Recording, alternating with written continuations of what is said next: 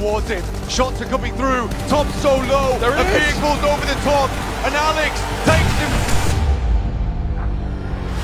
They enter the gladiatorial arena of combat. There are only two words, and those are simply and epic. Suppression. And Dino gets a second. He looks for three. This competition in this arena has been one of the most incredible experiences. A whole year of competitive PUBG Mobile play comes down to this. It's time to find out who can be the one. Hello adventurers, welcome to Sky High Spectacle. The ginormous Nimbus Island is located above the map. You can parachute your way in as if diving into a mirage. The Nimbus Island consists of day and night islands, gigantic in scale and with massive buildings. The day island offers a wide field of view, while the night island is enshrouded in mist. When players are eliminated on the isle for the first time, they'll get another chance to jump and enter again, so battle it out to your heart's content. Of course, if you're strong enough to defeat all the enemies on Nimbus Island, you can summon the genie in the magic lamp to get awesome supplies and a respawn card. Don't fret if you're unable to enter Nimbus Island, as you can go on a treasure hunt on the battleground. Follow the hints on the treasure map to search for crates and get bonus supplies. At the same time, a sky treasure ship will also appear in the sky. It will travel along a fixed route and descend at specific points on the ground for a period of time. You can board the sky treasure ship to get supplies, as well as discover other interesting gameplay. When the sky treasure ship reaches its final destination, the adventurer who unlocks the final crate will get rare supplies. In Sky High Spectacle, be sure not to miss the brand new vehicle, Flying Carpet. This cute vehicle lets you and your teammates take flight at high speed and attack enemies when close to the ground. Furthermore, you can also use the Portal Staff to teleport within the battleground, or prank enemies and allies alike with the Grooving Grenade. What's a 6th anniversary without a cake? You can play the instrument to create a cake for our 6th anniversary. Take part together with your teammates for more rewards. If you love sports and music, we have you covered, with various challenges on the map besides combat. This includes the Genie's Javelin competition, or playing a tune with your weapon. Who knows, there might be another surprise waiting for you.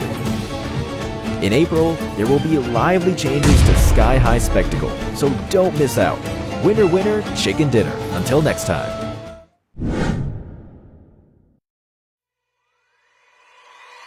PUBG Mobile version 3.1 is here. This time, World of Wonder has loads of surprises in store for all players. Not only are there all new environments and gameplay, there are also loads of improvements. Let's check them out.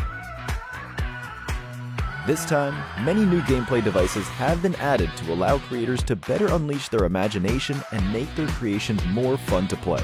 When a player touches a music tile, it will sound with music. Color and tones can be edited. Use your creations to make music with your friends. Spawn UH-60 helicopters in your creations. Seize a UH-60 helicopter and rain down powerful attacks on enemies from the air. For storing and retrieving items during gameplay, placed items will be uploaded to the cloud and stored for next game.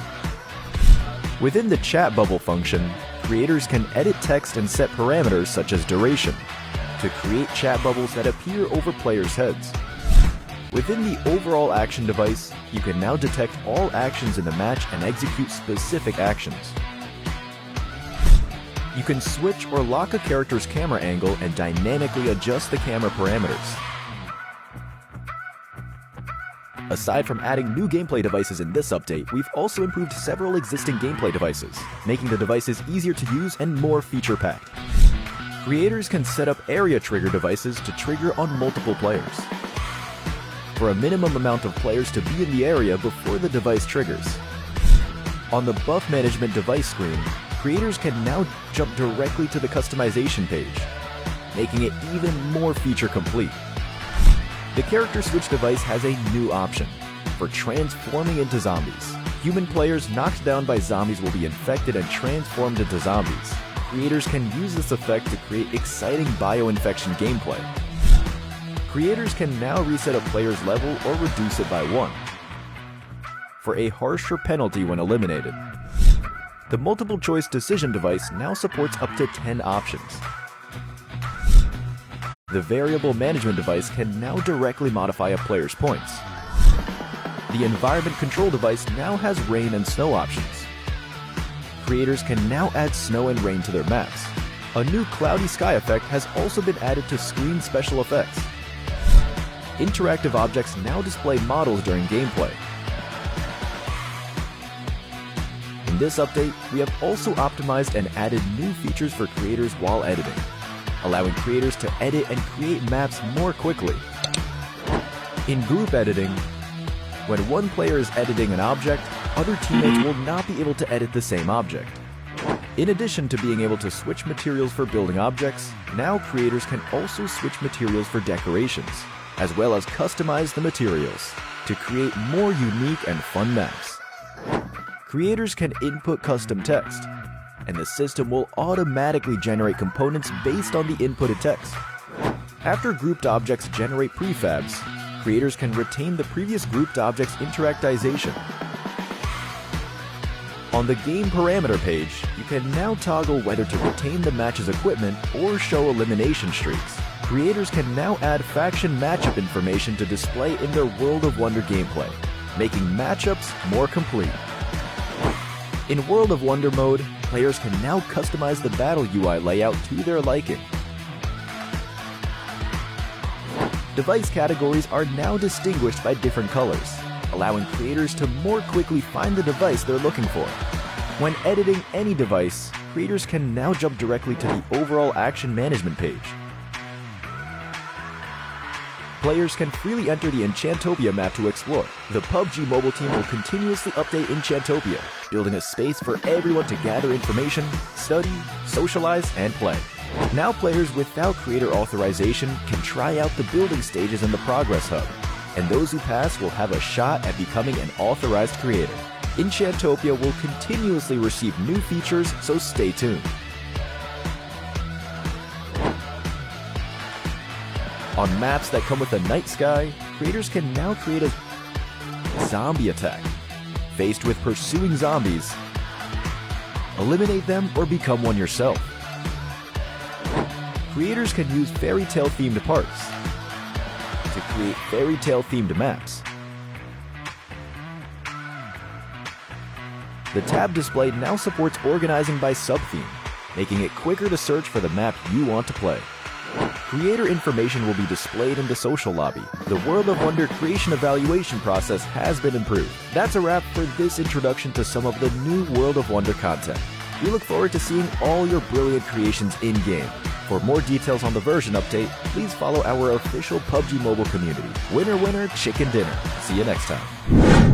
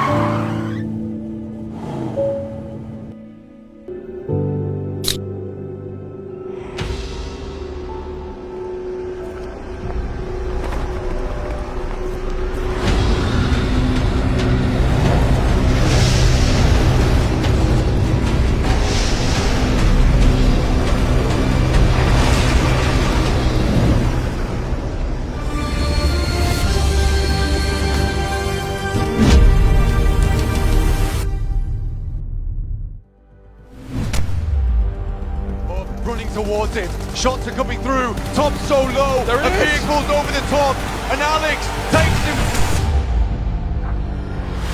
They enter enter the gladiatorial arena of combat, there are only two words, and those are simply and epic.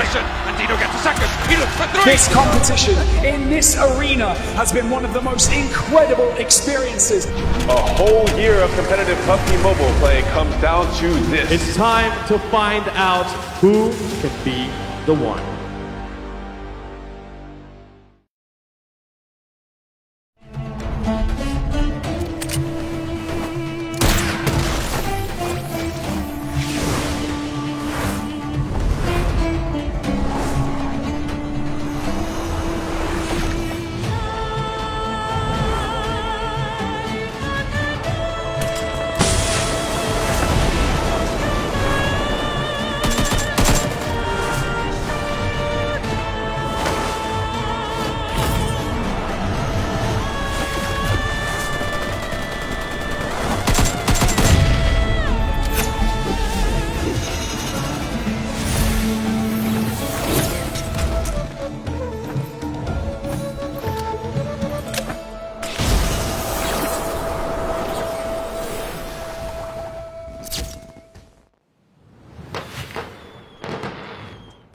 Ladies and gentlemen, it is time for the PUBG Mobile 6th Anniversary World Tour.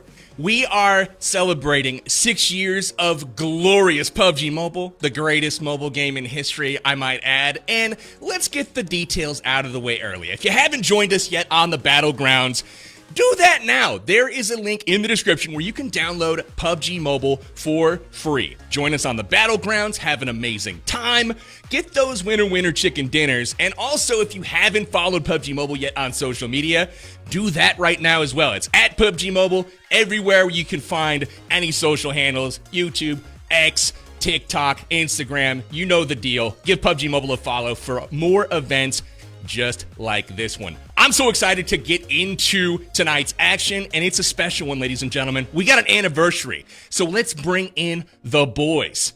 We got Tim the Tat Man, and we've got Courage JD joining us. Tim comes in, I believe, Tim, correct me if I'm wrong. Are you celebrating 10 years of streaming? It's actually 10 years of full-time streaming today. Yeah, today. Actually in an hour, technically. Wow. If we're going to get really 10 years full-time, technically 11, 12 years in it to begin with. But, 10 years full-time, it's a great day, man. Obviously, very happy to be here as well, so. Obviously, just a small dent after 10 years on the forehead. Maybe after 20, who knows? Just saying. But Tim, great to have you with us, man. Your legend precedes you. And Courage, welcome back once again. I hear you had such a grand time at the 4th anniversary that you're joining us here for the 6th. Courage, welcome back to the big stage, man. Man, we've casted PUBG Mobile events. We've played in them. I played in, I think, 2. I still haven't gotten a single kill or elimination. So, here I am. Excited for more, excited maybe I'll learn something that'll help me get my first elimination next time I play. That's all right. We got your butt in the seat today. You're going to watch some of the pros that are coming today. We got some surprises for you coming up in just a second, but I'm sure if you're watching this in the audience, you're wondering who's playing today. What are we playing? What are we playing for? And the good news is we got some of those answers right now.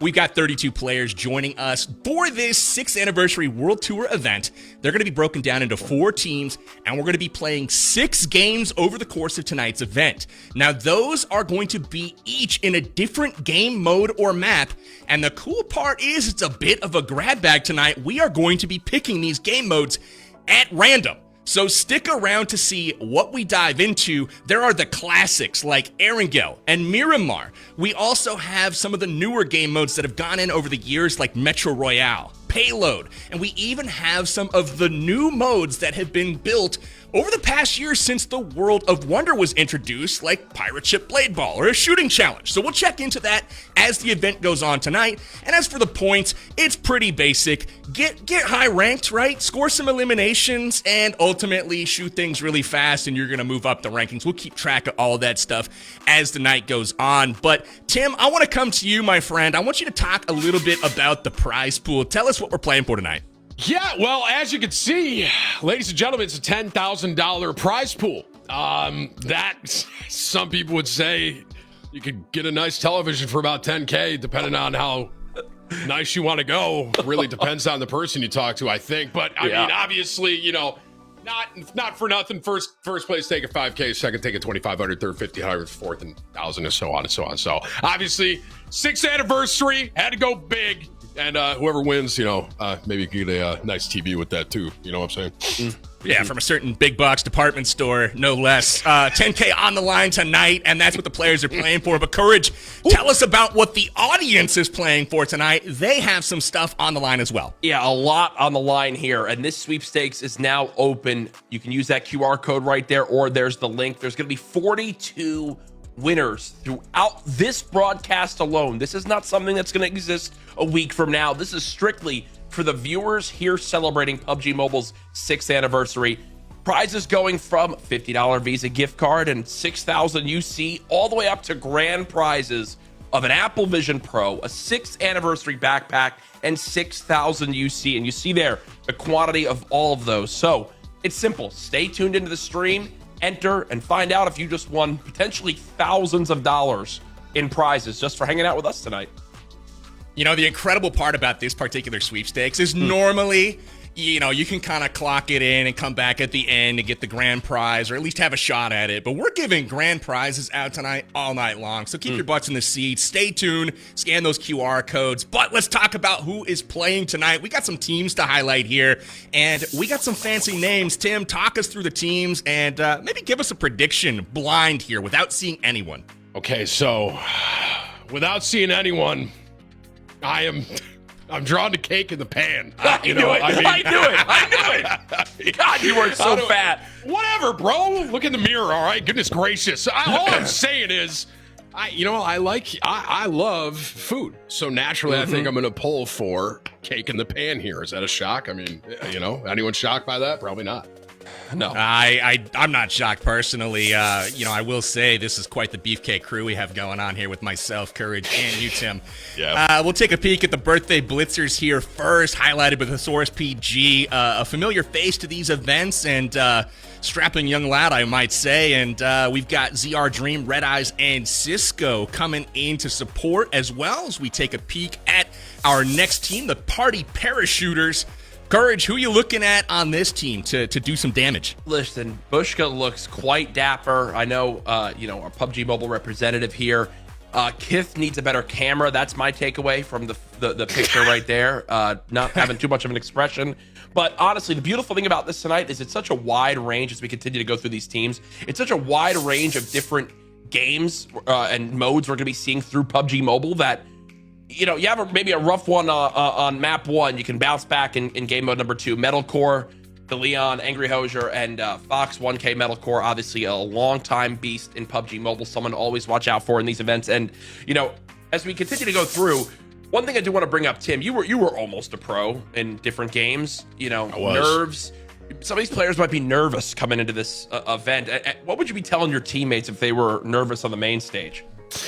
At the end of the day, you just got to remember what got you there. You know what I mean? Yeah. Especially someone like me, being as good as I am at some of the games I've played over the years. I think a lot of people can attest that. Obviously, the nerves are going to be there. It's a matter of being able to, I don't know why you're laughing, Howard. It's a matter of being able to It was a cough, Tim. Oh, sorry. It's a matter of being able to control your emotions in the middle of it. You know what I mean? And I know, Jack, you wouldn't know too much about that considering your competitive background, but it's just obviously it's going to be fun to watch here.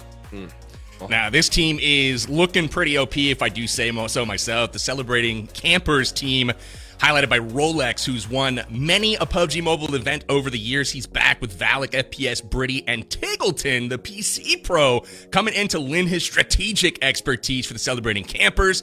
And then obviously we've got the Confetti Rushers as well, highlighted by Farouk Ahmad, no stranger to these events. He's got Shifu, WPGN, and Godsley backing him up. Courage, take us through our final team before we hop into picking tonight's mode. Final team, Winsanity, Bella Fox, who was my previous teammate, T-Mags, and Squamp?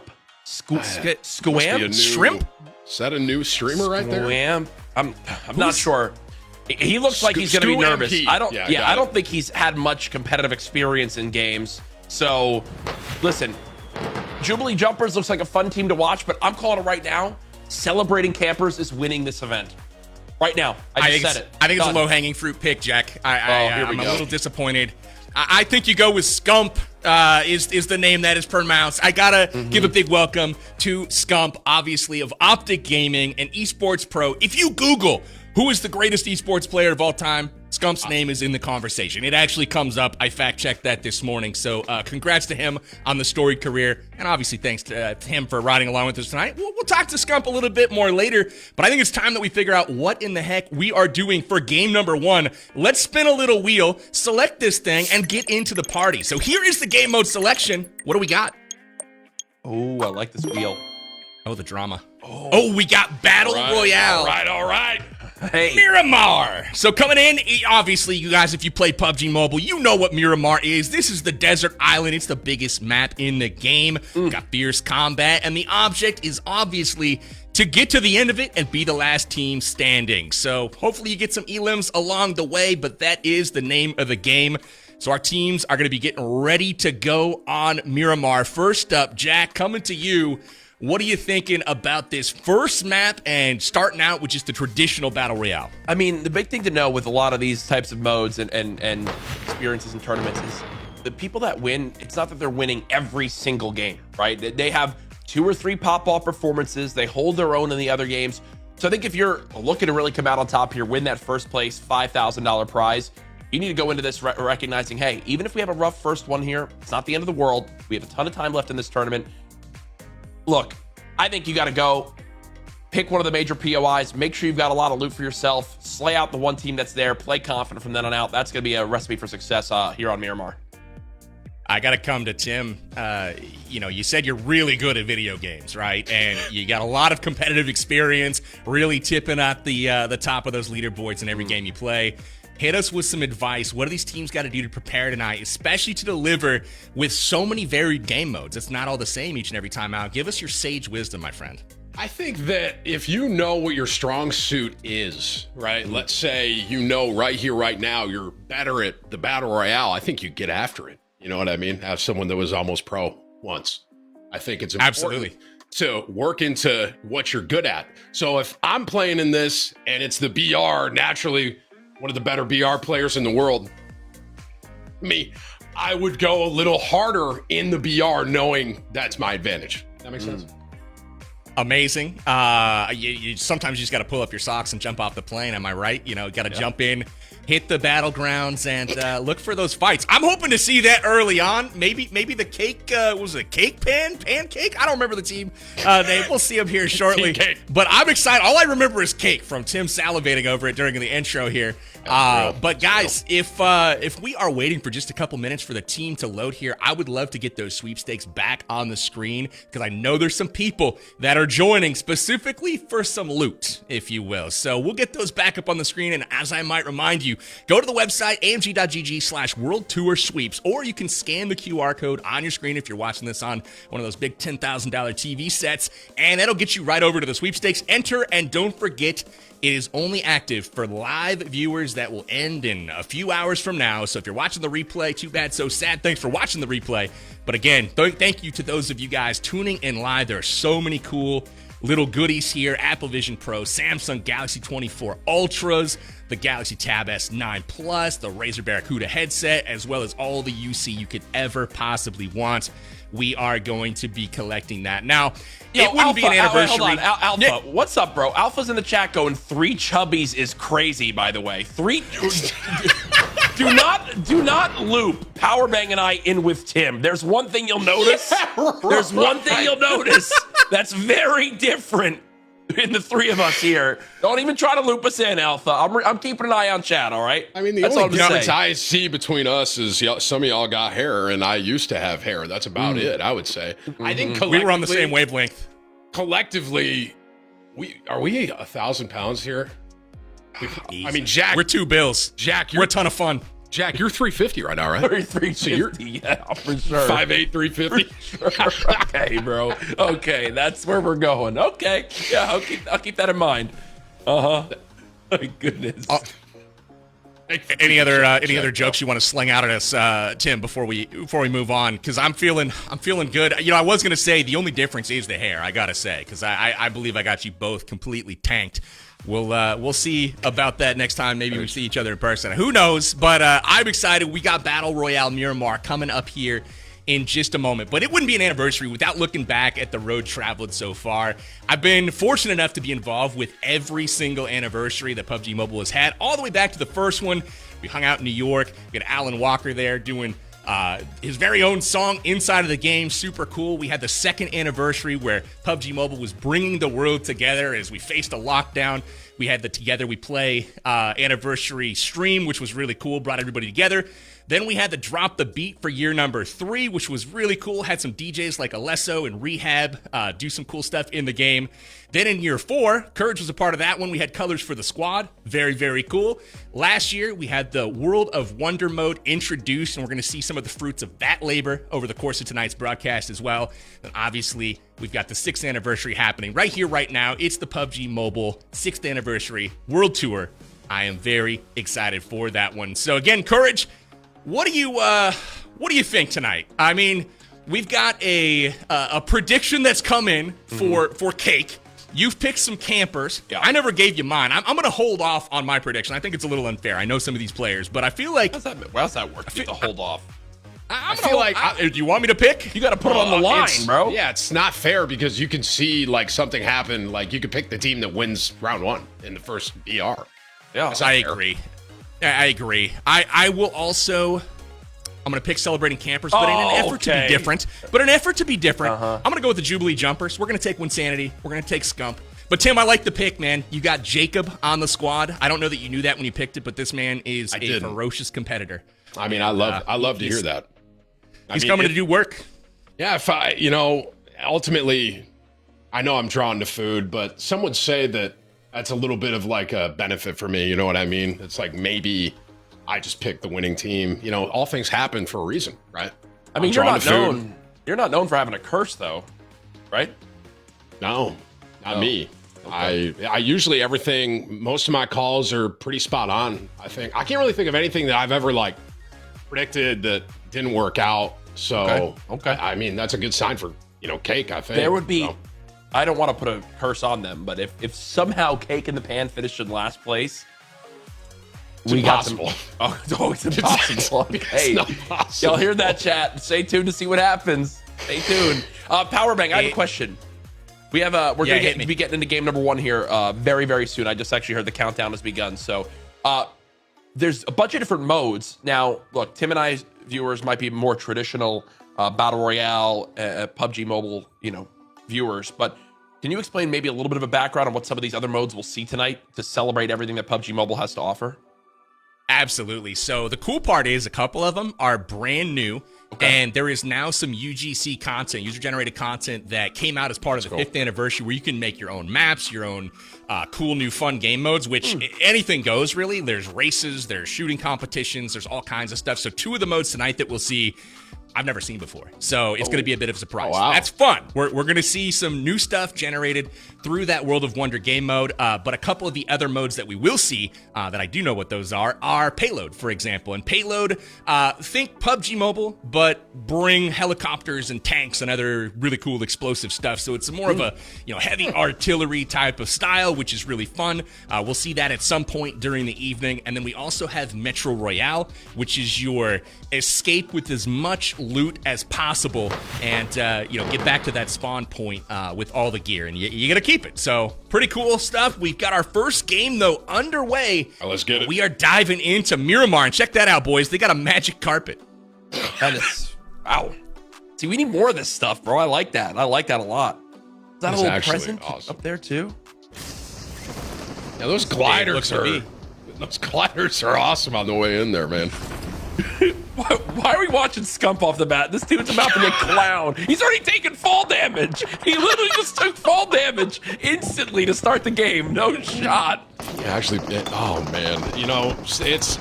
If someone was gonna just randomly be really good at this, though, I hate to admit it, I think it is Scump. So, I mean, he's just a natural gamer. You know what I mean? So, very true. You don't got to tell him the basics, that's for sure. He's picking up the loot. Moving around, he does not look incredibly new, which is great. So Scump getting off to a quick start here. The bad news for him Because I see a lot of other colors on that screen. Now, he doesn't have visibility of those people, but my guess is he's probably got some footsteps and some sounds maybe indicating that there. You see the grenades out from T-Mags. They definitely know that they have some competition there. So this is going to get hairy very early on for Scump. We'll see if he's able to hold in. Power, do you mind if I ask you, is it like right here, there's 3 teams right next to each other. Am I seeing that right, basically? Is this common in PUBG Mobile? Like having 3 people hot drop in one spot, 3 different teams? It is the beauty of the anniversary game modes. You're seeing kind of a specialized map right now, which is not like the typical, I guess, point of interest, if you will. On Miramar, we've got a new battle zone. We have the new Nimbus Islands that you're able to jump into. These have drastically increased loot. So it becomes very much a hot drop. You're going to see 3-4 teams almost every game drop into these locations and try to battle it out for this increased loot. So it is fairly normal through the anniversary modes, but maybe a little aggressive for typical PUBG Mobile. And then probably some people are pretty darn confident on wanting to land here, but it looks like already a knock coming on through. Metalcore gonna try to rotate back with his teammates. Oh man, I mean, 3 people landing here already. There's like 32 people in these lobbies. I'm surprised they're playing so aggressive off spawn as Rolex comes on through, who I think it's safe to say, correct me if I'm wrong, Powerman, is probably one of the top 5 players in this lobby. He's got to be higher than that, Courage. Okay. He's got to be higher than that. I'd say he's 3? top 2, top 3. Okay, yeah. So he's dancing very solid already. What is he even doing? I was about to say, was he just dancing? Was that like an emote, or is that like an effect that was happening in that moment? I believe he was emoting on top of somebody's. I mean, the disrespect is real. I'm not going to lie. They're already coming out a little spicy.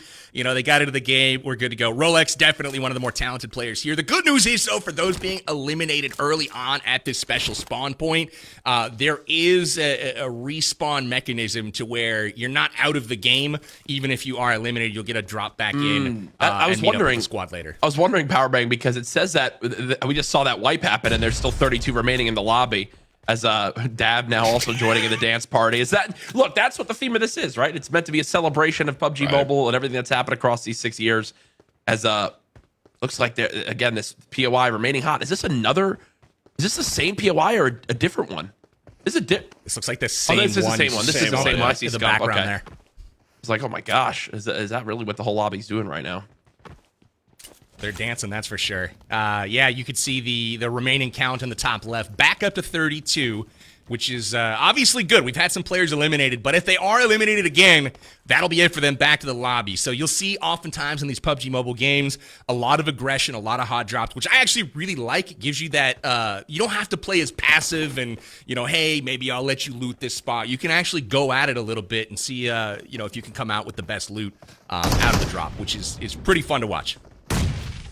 That grenade was insane. That by Rolex right there. He just got a knock He's just immediately. chucking more. He's just chucking more. He didn't even. That's incredible, dude. What? I mean, You see that whole team just backing off like, dude, Rolex is on the prowl. We are out of here. They know the deal. So nice Valak gets caught. Dropping on down. You see Brady now, players just in front. Nice hip fire there. Able to cut down one. Potentially looking for the res here on the teammate. Another player pushing up Brady again. That's 2. Back to back, playing this high ground so well. Continuing to protect Rolex. And this is one of those moments that is absolutely game changing. Brady last alive on the team. Will they be able to res one of the best players in the lobby? No, as pressure's now coming in. Gonna have to try to win another 1v1. Brady peeking over the corner, gonna head him back on up because look at this health bar at the moment. Not much remaining. Shots down low, bouncing on up. Oh, what? Brady down to just 10% HP. What is this right now? Is this low gravity? Brady goes down. What did I just watch? Oh my goodness. Courage, I believe there's a trampoline down there. That seems awkward, but I think that's what just happened. All of a sudden, you can see it in the corner. Do you see on the left side of the screen? Yeah. From a high five, there is a trampoline down there, and he used that to his advantage and actually snuck up on Brady. I can't blame her here. She clutched the heck out of that play, and I will say it was nice of this team not to wipe her immediately, because if all 4 players go down and are not respawned in time, they are wiped. But somebody's got to be alive. So, impressive play here from High Five. That might have been one of the plays of the day, and it happened in the very first game. Just to that kick was us off. incredible. That's insane. I don't know about you guys. I was not expecting that at all. I was just, she got to hold him off. And then all of a sudden, just levitates up, does his business, and that was that. All right, hold up. We're on Cake in the Pan. Come on, Cake. Oh, That's here what you I'm talking go. about. Oh, wait. Hang on a minute. Oh, wait. They're fighting. Is that Scump's team?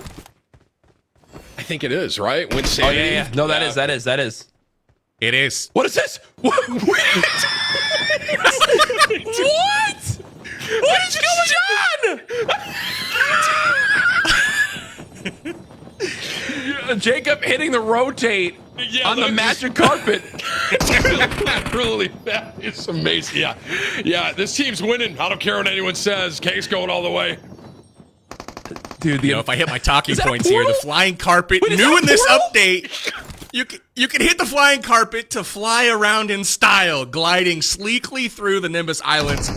Impressively shown off there by Jacob. Oh, the Interesting nade! strats. Wow! Wow! I think it got Scump low and it knocked Win Sanity just like with one grenade. That was insane.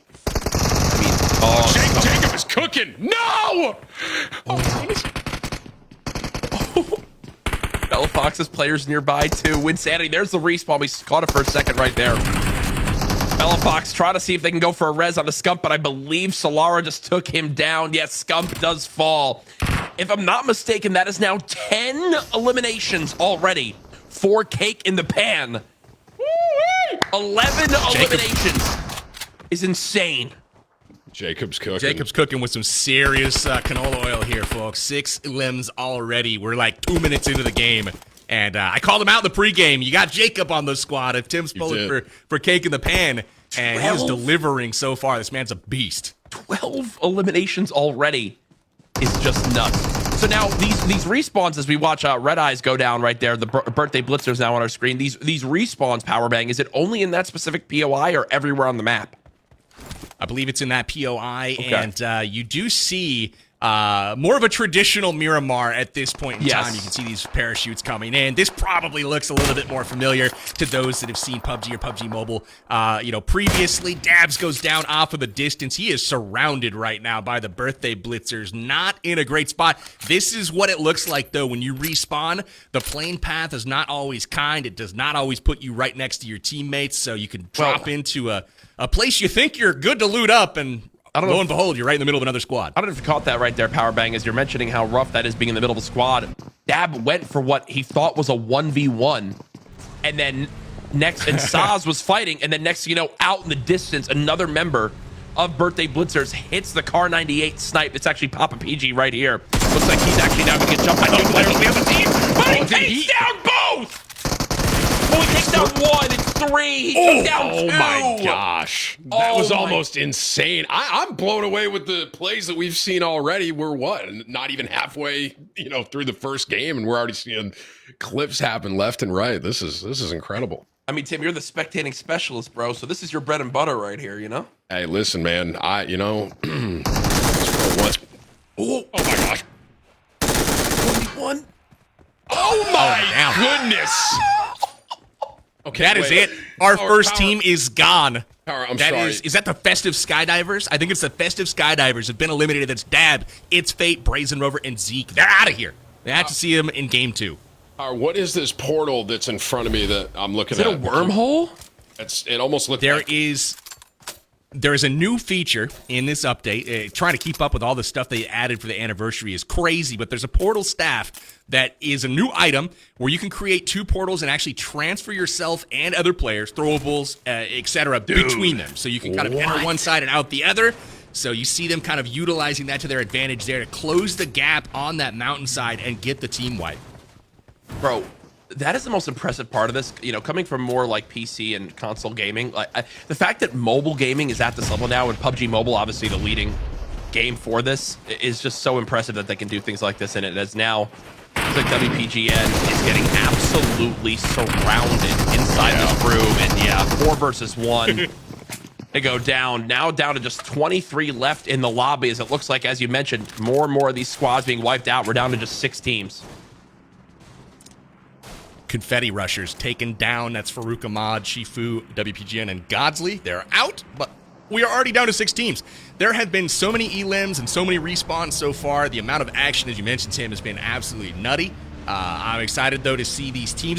We should have maybe a little bit of a breather here as these teams start to circle up. After all, Miramar is a gigantic map, and the zone has got to close. But we take a peek here at monster trucks in rotation. Pretty sweet. Now that's a vehicle right there. Jack, you wouldn't know how to handle a vehicle like that if I had to guess. What are you talking about, bro? There's my car right there. Ain't that a Urus? Yeah, that literally is your car, Jack. When you said that, I was like, no shot. Hey, Tim, what the heck it is? My truck kind of looks like this a little bit. Go ahead, you take this one, bro. I'll take the other one. I got it. Maybe not this, large of tires, but it's close. It's close. Well, you use the step stool to get up, huh? That's probably how you get up in the car. Short stuff. Okay, dude. Is this? right. Wait, what is? Are they on a ship in the air? That's right, Jack. Thanks for asking. That is going the on? brand new What is Sky going Treasure on? ship from PUBG Mobile. It's always visible on the map. It has massive rewards. So if teams are willing to take the risk and actually go up there, the final destination for this is an ultimate crate, and it gives you absolutely massive rewards. So really, really hot POI, and you're going to see teams head up there when Sanity already at the top. You can see Scump just about to join them. Dude, there's cooler things in this than I could have ever imagined. I'm actually mind blown right now. Yeah, I feel like I'm just really taking it all in, like the amount of things that I've seen on the screen, like the portal, the floating pirate ship. It's the flying carpet. Flying carpet. It's incredible. I would like to note here that Cake is still alive, right? I'm seeing that bottom left, kind of rotating in there, right? Yep. They absolutely are, Timmy. Oh. I like my pick. I'm liking my pick more and more as this game goes on, to be honest with you. Absolutely. We see the food truck roll up here to the compound. I don't know what they're cooking. Some heroes or something, Jack. Maybe some Greek food. Oh my God! Don't even get me started right now. A little avgolemino soup, some tzatziki, maybe. Oh man. Whew. Sorry, I got to refocus here. As you can see already, Campers actually is in a really good spot, in my opinion, for this game to last a long time. With this zone pulls, oh yeah, Campers in a great spot. Wow. If they get towards Cruz Del Val right now, probably just butchered that. That'll be the complete dead side of the zone, and it does not surprise me at all to see Rolex immediately hopping in the car to rotate on over. That's a sign of a great player recognizing, hey, there's no one on this north side of this zone. Let's get there early on. Now looking at Metalcore and team as present airdroppers doing the same exact thing. Everyone rotating towards this new zone, and everyone's going to be coming from the south side of the map, Tim. And if we know one thing, because we both competed in different VR tournaments before, it's going to get hectic there as people are fighting for individual buildings for cover. Yeah, I mean, if you end up on that south side, like you said, it's going to be kind of tough as far as everyone kind of going into the zone at the same time. So yeah, you're absolutely right. If with that rotation getting up there early, if they can get control up there on the north side of the map there, it'd be huge for them. This could definitely get a little crazy. This could get crazy here in a minute. Dude, these paint job on some of these vehicles. I know, right? I'm watching monster trucks with wings and sparkles and stuff. I gotta say, I am fascinated with some of the weapon cosmetics and vehicle cosmetics I'm seeing in this game. This is incredible. Look at this car. At one point, Power, maybe I was gonna ask about it in the moment. It was kind of crazy, but I think I saw like a little dog or something next to somebody. Did I see that right? You did indeed. There are some, those are typically cosmetics. They don't serve a real purpose, but okay, you have a little pet follow you around, right? Like what I use in game is a little miniature triceratops that's a skeleton, and it just follows me around everywhere I go. And more often than not, it confuses me. I see movement, I shoot it, and then I give my position away, and it's like, oh, awesome. I'm glad I equipped that pet. Your own pet. Like right there, a little panda. Look at him talk. He's like dancing and stuff. That's the same height as me. Can we go ahead and pull up the map by chance and just take a look at what is going? Oh, so it is like a big dance bomb. So is this like a dance aura kind of thing? Goodness. Like, it's like a dance. Yeah. I think your guys' guess is as good as mine here. Yeah, this awesome. does appear to be, I mean, if you just look at the evidence, you know, the big dance floor, the music notes, this appears to be a dance party. And if I want to see just how these teams have rotated on in if we get a chance production, just to keep the storyline going of now, Because that was this gets from the second half. The start, yeah, it was sweaty. Yeah, look at this. Look at all the teams in that southwest side. So I said exactly. I knew Rolex would have the foresight to go towards that north side of zone and play towards the more, it's called dead side, where you have the highest chance of surviving is when Sanity now down to one shot will pop that med kit. But look at that. On the bottom left of the map, if you're in there right now, it's going to get extremely mixy.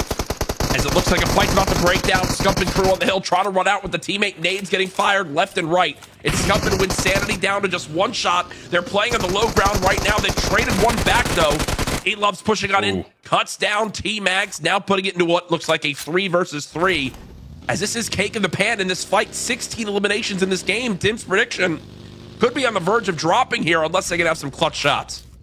Great angles, though, here from Solara on the off angle on the other side of this ridge, holding down that suppressive fire. And I gotta say, once we went to the map, Courage, and we saw all of those teams in close proximity, that dance party actually could have been the grooving grenade. It's a brand new item, a new throwable that actually suppresses enemies with the power of dance, obviously. You know, you force them to dance. It's great crowd control, and I think we just saw that on full display.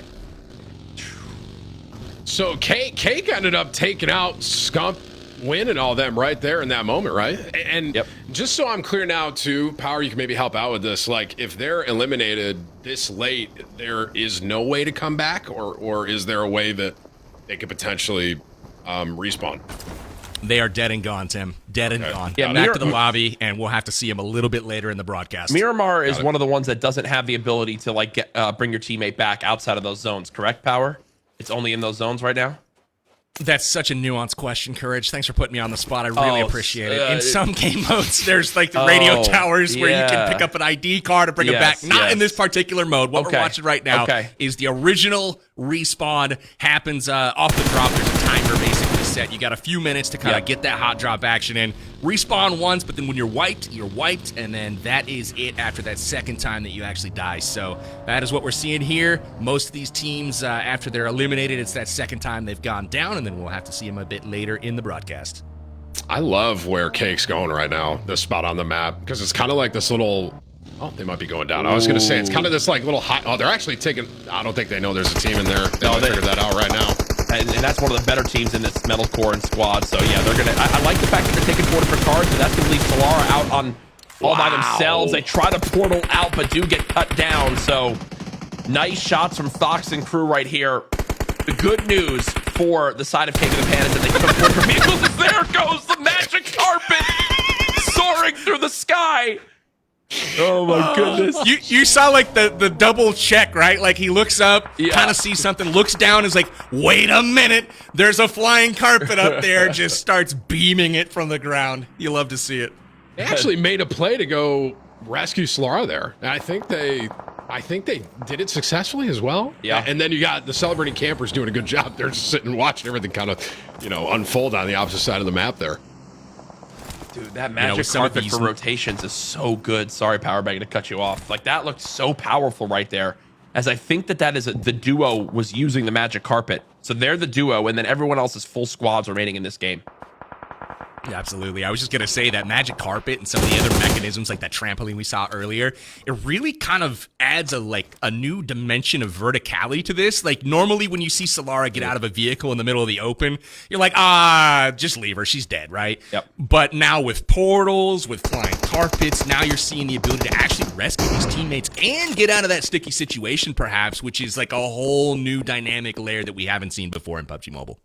I don't know if you guys just saw, but that zone closed, and I think the campers have an elite position, if I'm seeing that right, on that map. Well, maybe not. They got a team behind them, but they're up on that hill. But, I mean, for my team, that is Cake. This is going to be... Yeah. I hope they got some magic carpets, because they're going to need it. Oh, yeah. No, they're in a rough spot, as this is actually celebrating campers we're watching right now. You can see they're trying to keep a priority on watching these players on the outside of zone, continue to just hold them, but then also they have a player who's more in the middle, whose only job is to show presence and call out for the rest of their team if there's a threat coming from behind. So it's really well executed. Again, with Rolex shot calling for this squad, not surprised at all to see them playing the advantage and rotating early, which I think is so key, especially in a battle royale like PUBG Mobile, where yes, you can rotate with vehicles, but once you're kind of on the ground outside of these special 6th anniversary type of movement things, it's all about being a soldier on foot. So now with this zone beginning to close, we are about to see a lot of action in these next couple minutes to see who comes out on top in game number 1. It looks like Cake's kind of sticking with that original plan. They're just splitting up into, 3 different cars, and they're just like, all right, try and get across. Okay, it looks like Campers are taking a fight to... Oh, yeah. They've already got 1 knock. They want to clear out this side of the zone. So they had one player get knocked. They know there's others on this opposite side of the hill. Already 8 eliminations so far in this game, and right now they've got by far the best positioning. They've got these buildings, and they're showing presence on this hill just to make sure they can ensure they don't get flanked, as now it's Cake in the pan, using the magic carpet and going for it, Tim. They're going for it. They got 2 of them. They got 2 flying carpets. Oh my gosh. Bring the cavalry. And they're using, it looks like they're using healing and stuff too on the carpets as well. This is so good. I actually love what I'm seeing. This is absolutely bananas. I love how Rolex and Birdie took position on that hillside, really trying to stay aggressive. But man, just when you think you've got a good, solid defensive wall, you've got dual flying carpets headed overhead. Tiggleton chooses to hold his fire and focus on the ridge out in front of him. Jacob goes down. That is a big loss for his squad, but we'll see if they can land with the flying carpets. Not in time. And that's a squad that is now in trouble. Unfortunately, Cake in the pan dwindling in numbers, Tim. I'm hoping they can pull it through here. You guys have both had pretty solid hits. I think what they just tried to do was find a spot that was safe, and it kind of is, but it might be too little too late. Come on, stay alive, you got it! You got 1 player left, 1 player remaining. They are just in the zone, and 3 squads are fully outside of it. So right now, I think this is 100% Campers' game to lose. They are in best position. They have the smoke set up for endgame. Rolex in this 1v1 versus Saz. Shots coming in. Rolex now with the health advantage, trying to play this close range shotgun. This is where Tim the Tatman would excel. As Saz going to reset with the portal. Wow. Molly does come in, will back on up, but nicely done holding that ridge line, as I talked about earlier. That was the player staying up top, as now pushing on in is Birthday Blitzers, I believe, just from the outskirts, about to move on through. Saw Rolex there on that push, and I thought for sure he's got his prey in his sights. That man is a goner, and whoop, portal, he's out of there. And just goes to show you the usefulness of some of these new items in the game. As can we go back to this brand new 6th anniversary update? What do you want to see, Jack? Call it out. Can we go back to Tim's player on Cake in the Pan? I was about to say, I think he's getting rolled up on right now. They're in a building. Oh, they just died to a nade. He just died to a nade. I think I saw what you saw, Jack. Yeah, he was like hiding in a corner in the building that the other team was in. And now here it is. Campers just completely wiping Birthday Blitzers. This is what they get for rotating on early. Now 3 teams remaining, only 10 players. Some good nades coming in. Wow. Rolex down to just 1 shot, but will not get knocked. And by not getting knocked right there, that stops Metalcore and Crew from rushing. I guarantee if Metalcore and Crew get that knock with the nade, they send the 4v3 knowing it's their best chance to win. They're playing from the low ground. Even though this team on the outskirts, which I believe is Party Parachuters, are down to just, I believe, a duo. They're the only ones in zone right now, so they can hold. Yes, as we see right now, great swap production. Yes, that's Party Parachuters with these long-range sights, knowing everyone left in the game has to run at them. Even though they're a duo, they have a chance here. Sometimes you get that positioning, and like end zone right here, and especially with shots like this, I mean they have a really good chance of actually pulling this out, even though there's only 2 versus technically 8 left total right there, I think. Yeah, it looks like. Yeah, there really is. If you take a peek at the map in the upper right, you can see the circle. Only the Party Parachuters actually in that at the moment, so everyone else has to rotate in, and they're going to do it with flying carpets into the zone. Metalcore, where are you going? Oh, he's just trying to get intel. He just sacrificed himself to get intel. I don't know if that was the move, but, he tried to be a hero. We'll see if it pans out for him. Maybe he was trying to see how many people were left on. Well, it looks like this team is going to, despite having the zone, might be in trouble here. Yeah, they have so many nades being thrown at them now as Campers beginning to shoot down towards the players on present airdroppers. 8 players left in this game. The only full squad left is Campers, but one does go down to High Man. DeLeon now takes down Rolex as well, and just like that, it ends with Prison Aircrafters taking it. You see the celebration from Metalcore. Oh my, that dropped so fast. That ended so fast. That was unbelievable. I thought that I thought all 4 were up on the Campers, and then all of a sudden it was like I looked away for 1 second, and that was insane. I gotta tip the cap to Metalcore. We're gonna give it all to the flying carpet scout at the end. His team pulled it off. I mean, I gotta say, they absolutely crushed it there at the end. Rolex and the Celebrating Campers squad. This alliteration and all of these names is killing me. I'm calling them Porky Paratroopers and all kinds of things. That's not their names, but it's all good. Impressive stuff there at the end from the present airdroppers, Metalcore and squad, getting the dub. Can't wait to take a look at all of the action from that one. But first, Tim, give me the reaction, man. First time you've seen PUBG Mobile probably in a bit. I mean, any key takeaways for you in game number 1? I gotta say that was just incredible to watch as a viewing experience, right? And we'll see some replays of that here. But just like the amount of outplayability, obviously the 6-year celebration here, it was incredible to see just all the like stuff like this. Like I was like, what's happening in the middle of the game? That was amazing. Oh, man. Lots of great nades on display here, Courage. We saw some good tosses back and forth, and then obviously the trampoline play. What'd you make of this? I had no idea this was a thing. Sauce takes height. You see completely breaks Birdie's ankles, and then just goes to the full eliminations right there. This is when we began to watch Cake in the Pan, and we just saw how powerful Jacob was. Jacob, I believe, ended that game at 8 eliminations, which was either the most in the lobby or tied for the most. This is Papa PG going for the 1v3. And just not able to get it in the final moments.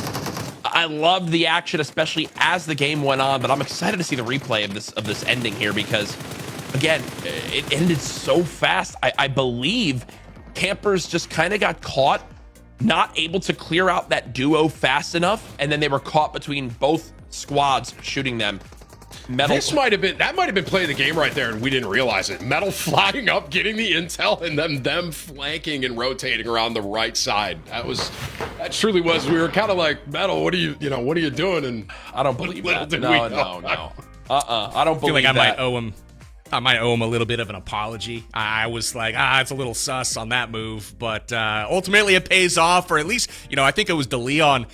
Looked like he took a bathroom break right at the end there, just was standing out in the middle of the open, got the teams to turn around. It was chaos, man. Some trades going back and forth, but ultimately one player only left standing at the end of that one, and we got it. So why don't we go ahead and pull up some of the leaderboards. Here's the scores after one game, and despite not winning, we're still seeing Celebrating Campers on the top of the standings because of the support from those elims. So again, Jack, that's your pick, man. What do you got to say about that?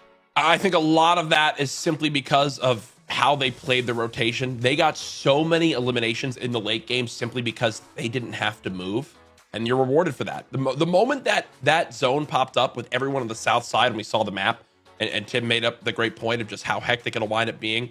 They got in the car, immediately booked it to center, got to the buildings to start at the end of that game. And guess what? Even if they got there and they had 2 eliminations, they get 12 at the end of that game simply because of positioning. So makes all the difference. They really did. Cake in the Pan tried to stay in that shack and just hang out. They really wanted to stay alive for you, Tim. Just couldn't quite get it done. But yeah, feel free to chime in. I was going to say, 16 elims and, being in third place, I feel like that's a good game 1, right? I mean, we got 5 more left, different game modes on top of that. For them, I consider that a dub, even though they didn't, win the entire thing. I think that's a powerful position to be in. I mean, Jack, you said you think Jacob had 8, maybe 9 by himself. I mean, that is unbelievable. So I feel pretty confident with my pick right now. I can't lie to you. I call it a dub. I think we had a successful game 1, lots of action packed in. We got to figure out what's going on for game number 2, though. We had 6 game modes and maps that are going to be played tonight. We're spinning it at random, and it's time for another one of those spins. First map was Miramar. What are we doing next, though? Let's see. I wouldn't mind seeing that again, to be honest. Payload. All right. Okay. So this is the one you were saying with the tanks and there's a description right there. Tim, would you look at that? Oh, well, hey, Tim, do you want to read that out for us? Oh, This is power. You shouldn't ask him to read. I can't. Not very well. In PUBG Mobile's payload game mode, are 8 squads engaged in high-octane battles, use advanced weaponry of vehicles, including helicopters and airstrikes, as they vie for final victory across the map, earning points through both placement and eliminations. I'm impressed. That was fantastic. I'm giving you a round of applause. Slow clap here. Standing ovation. Chat, join in. Give Tim a round of applause for that description. But you nailed it, my friend. We got helicopters. We got tanks coming to you live in just a moment. It is payload coming up for our next map. And the good news is while we're waiting and getting the teams loaded in, we promised you guys some rewards for tuning in tonight. And I think now's a good chance, to do that. So when we get those winners queued up, let's put them on the screen. There we go. Grand prize, USSAFG Enjoy, the new Apple Vision Pro, along with the 6th anniversary backpack. That backpack's kind of dope. I'm not going to lie. What do you think, Courage? No, that's a super cool backpack. I love the fact that it's something that's unique that not everyone's going to have. You see Chowder 1822 walking away with a Samsung Galaxy S24 Ultra. Why Roughneck? You got Seth and Shof getting the headset and the Visa gift card, and you see Brand Muffin Man's I prefer a blueberry muffin, whatever, Wraith, and finally Prettykin. Congratulations, our first sweepstakes winner. You might be sitting there going, "Oh no, I didn't win. This my night is ruined." That's the first of 6 draws we're gonna do. So stay tuned in. You still have a very big chance of winning. Right now, QR code, scan it right below Tim's belly. Right there, just right there. That's the one. Just give that a snap, and you'll end up right there on that sweepstakes website. Again, sign up tonight. The sweepstakes is live throughout the live broadcast. If you're watching this, a week from now, a month from now, I'm sorry, but you should have been here live. And if you want to follow PUBG Mobile everywhere on social media, you'll get notifications as to when we are live. So there's always that as well. Again, thank you guys so much for tuning in tonight. We are just getting started with this 6th anniversary action. The first game was a banger, not gonna lie, and I gotta say, I feel like going and signing up for the sweepstakes. I'm probably not eligible to win, but I'm really jealous. I'm not gonna lie, of all this cool gear going out to you guys, the fans. So again, good on you for being here tonight, bro. You know what I just thought, Tim? You should sell a QR code right on your forehead, right there, and it just updates to different sponsors you have. Like, you should have a QR code right there on your forehead. Like right now, plugging this PUBG Mobile event. I don't know, man. Talk to your agents. I'm helping you out here. That's gonna be a money maker. Do you think that would be scannable, Jack, or would the glare be too much?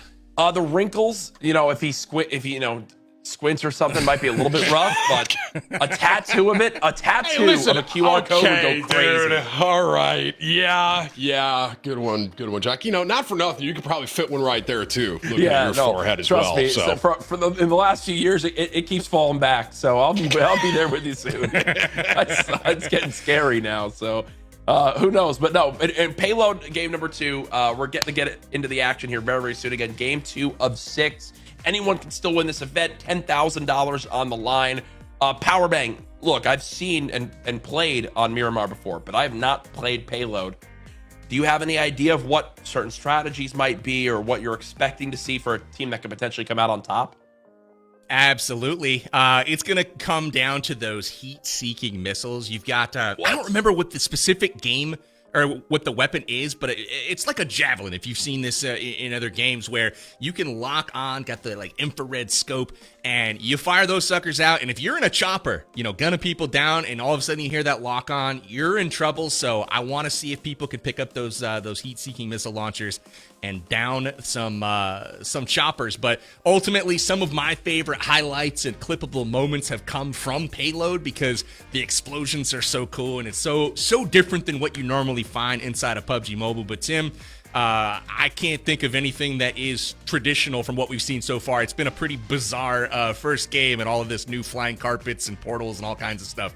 Again, what do you think? We got Payload coming up next. Are you sticking with your cake in the pan pick, or are you going to switch it up, go with somebody else? Now, if anything, I'm leaning more into the cake in the pan. I mean, I think that they got it. I mean, even just based off that first game, just watching them play. Now I understand there's, different games and different game modes coming up, but off that one game, Jacob just not obviously the whole team together, but Jacob watching that moment where he was fighting against Winsanity and Scump's team there. I know I got the winning team right there. I'm not even worried about it, to be honest with you. I think both y'all should probably switch up to Cake in the Pan, to be honest. My team is literally in first place. Why would I switch? You should switch it up, though, Jack. Yeah, you're up by 3. Jack, here by we go. 3. Here we go. Listen, just because I breed victories, okay, and that's what I live day in and day out. My team now is excelling because of that. I take full credit, honestly, for their success. Oh, yeah, as you should. Yeah, You picked them exactly. first. You gotta, charge yourself responsible for that victory. Thank Again, you. even though they didn't win, they got enough points to stand on top of the leaderboard. We are going to head into game now. We have Payload loaded up, ready to go. Let's talk scores really quickly before we drop in. How are we scoring Payload? Well, it is your standard placement, obviously. Rank first, get a lot of points. And also, we've got normal elim points here as well. 1 per elim, so not too shabby on the scoring. Pretty straightforward as normal, but figured I'd call that out here for Payload. Game number 2 live, coming to you hot over Erangel. Oh, so this just takes place on Erangel. This is like the original PUBG Mobile map. Okay, cool. I wasn't sure if it was going to be a different map or setting, but come on, I've landed Pachinki too many times. Lipovka, man. I would always. That was my spot. I loved Lipovka. I don't. Dude, A better host would have set you guys up. Yeah, I would have explained that better. It's okay. A better host. It's okay. Well, Power, you said that Miramar was the biggest map, right? So Miramar is actually larger than this. It is. This is an 8x8 kilometer map. You can see on the grid there, if you count horizontally and vertically, you'll count 8 squares there, Tim. Pretty cool stuff. I don't know about that, Power. And Miramar, 10x10. Not gonna lie, it's a little bit bigger. 20%. Some would say 25%. But yeah, Erangel has a lot of playable surface area. It's the OG battle royale map in my eyes. You got the Pachinkis, you got the schools. This is where it's all started. And for me, I always like the military base drop. You can see a couple of teams down south there. We've got Farouk Ahmad. Yeah, what is he doing? He just got run over. Bro. Scum, come on, man.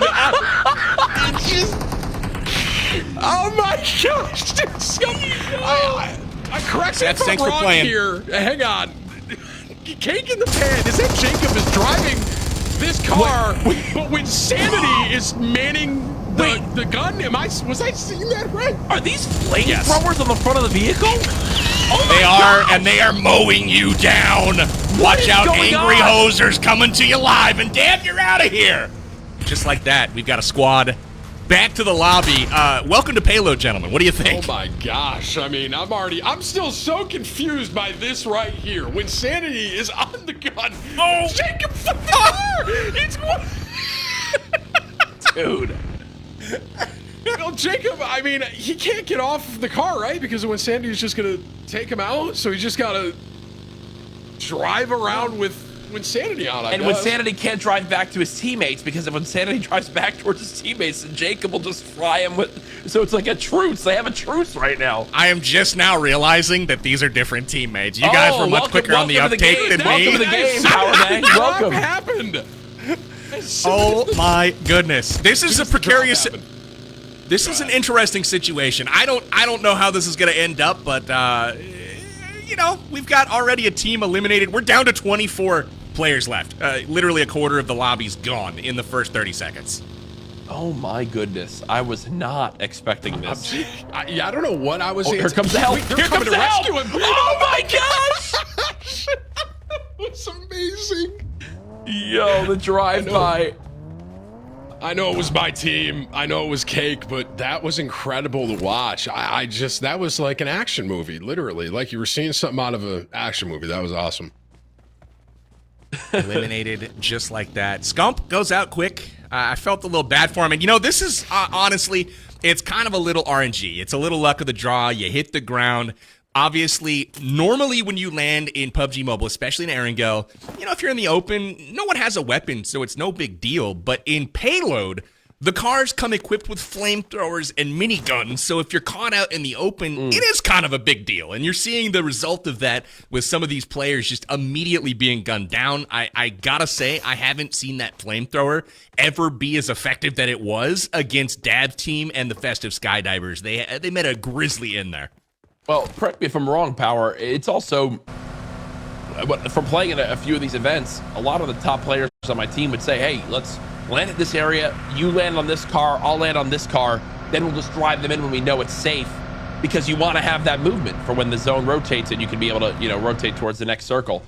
Whereas in this, there's even more incentive, I guess, because of all the weaponry, but sadly, somehow on this massive map, 3 teams landed on 2 vehicles. Yeah. That's a game of musical chairs that I'm not trying to play, but unfortunately... Oh, hey, what do we got here? Whoa. We get like free food or something?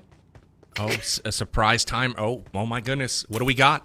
Now I'm excited. I want to know what is going to happen at the end of 10 seconds here. I'm sure we'll find out shortly. Waiting with bated breath here. What? Oh, it's the 6th anniversary. Thanks. What are you guys? We didn't even know that. I had no idea what was happening. Thank you. This was not in my run of show. What is going on here? Either. Production coming through clutch with an animated Happy 10 Years asset for Tim the Tap Man. Tim, once again, man, that's an incredible achievement. I know from doing content for a heck of a long time that it could be a grind, and to still be around, still be doing it after that long, it's a real testament to not only your charisma and your ability to entertain, but just your dedication to the craft, man. So congrats again. Thanks, man. Yeah, I owe it to all the community and everyone that's supported me over the years, man. Can't do it without everyone watching. So appreciate you all as well. So thanks. Thank you very much. I appreciate it, guys. Still can't get a better camera though.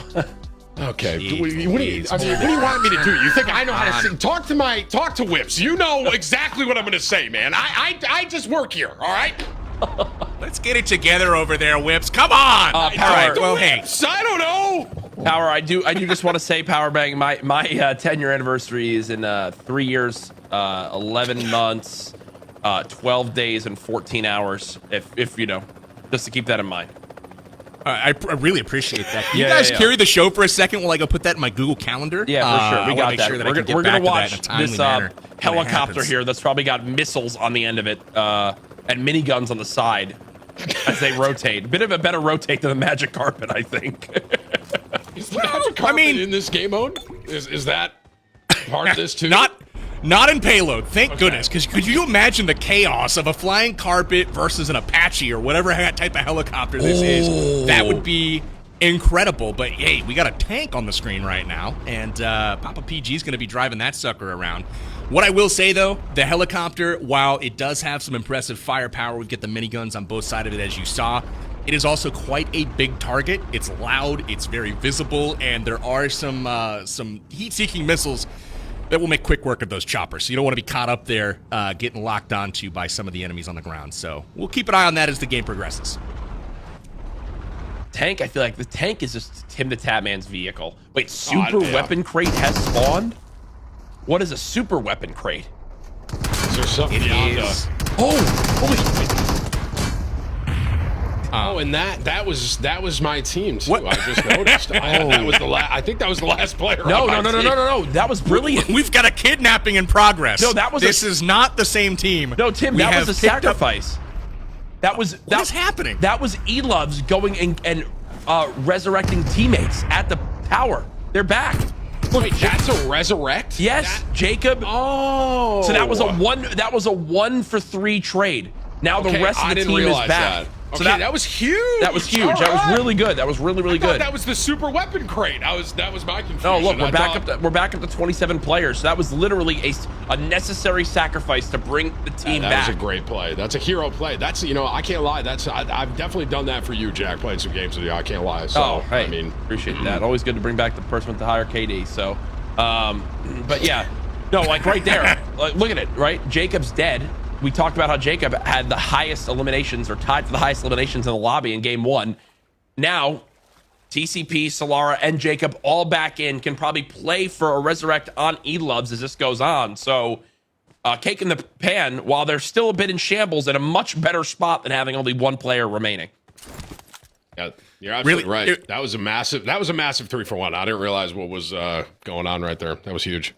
It took me a minute. I was more stumped about what were they doing with Elov's the body. Like they took her and said, hey, cool sacrifice, but we're going to pick you up and take you over here and just kind of lay you in front of this tank and we're going to run you over. Or whatever was going on. I didn't know what kind of weird shenanigans were happening on that squad, but in the meantime, whatever it was worth it because she got her 3 fighters back into the fight, and that's what you want to do, and hopefully they can return the favor for her. We'll see. I don't know if that was her first or second death. We'll see as the game goes on, but maybe they can get her a revive. We'll see. But tanks are now rolling through the battlegrounds, rolling heavy here. Powerbang, if you can clarify for me, if your teammate does get eliminated, do you have to go back to their body to grab their ID, whatever the certain thing is to bring them back? This car driving. Once again, I really appreciate this question, Jack. I don't know. Okay, that's fine. Jeez, Jack. I haven't played Payload in a bit. Sorry, I'm just asking, Tim. No, and I appreciate this. Again, a better host would know the answer to this question. It varies based on the game mode. He's never going to have me back. You're never going to have me back. That's crazy. I would never put you on the spot like that. Just, let's make note of that. Okay, So, Muhammad in my chat says no, so I'm going to trust Muhammad in my chat. All right, well, I expect it every game. Typically, it's an automatic, hey, just get to the station, but there are certain game modes that have ID cards that you go pick up and loot off the corpse. I don't believe it's one of them. But again, I haven't played Payload in a bit specifically. This is one that, again, I always love it when we play these, especially as part of these events when you get a bunch of friends together and just kind of jam out on the mode. There's something fun about playing this with a squad. Wait, I don't know if you see what Insanity and them are doing right now. They are literally taking, I'm assuming, in production, I don't know if you can show the map. Is this max, height on the map right now? It's got to be, right? It is.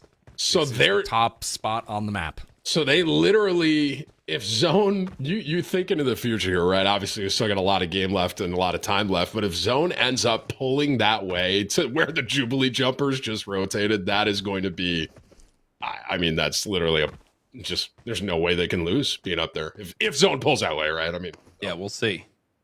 Just the only thing that worries me is it looked like a couple of the teammates there didn't have great long-range weapons. I saw Scump at least had a shotgun and an SMG, and being on the top of a mountain with 2 close-range items doesn't seem ideal.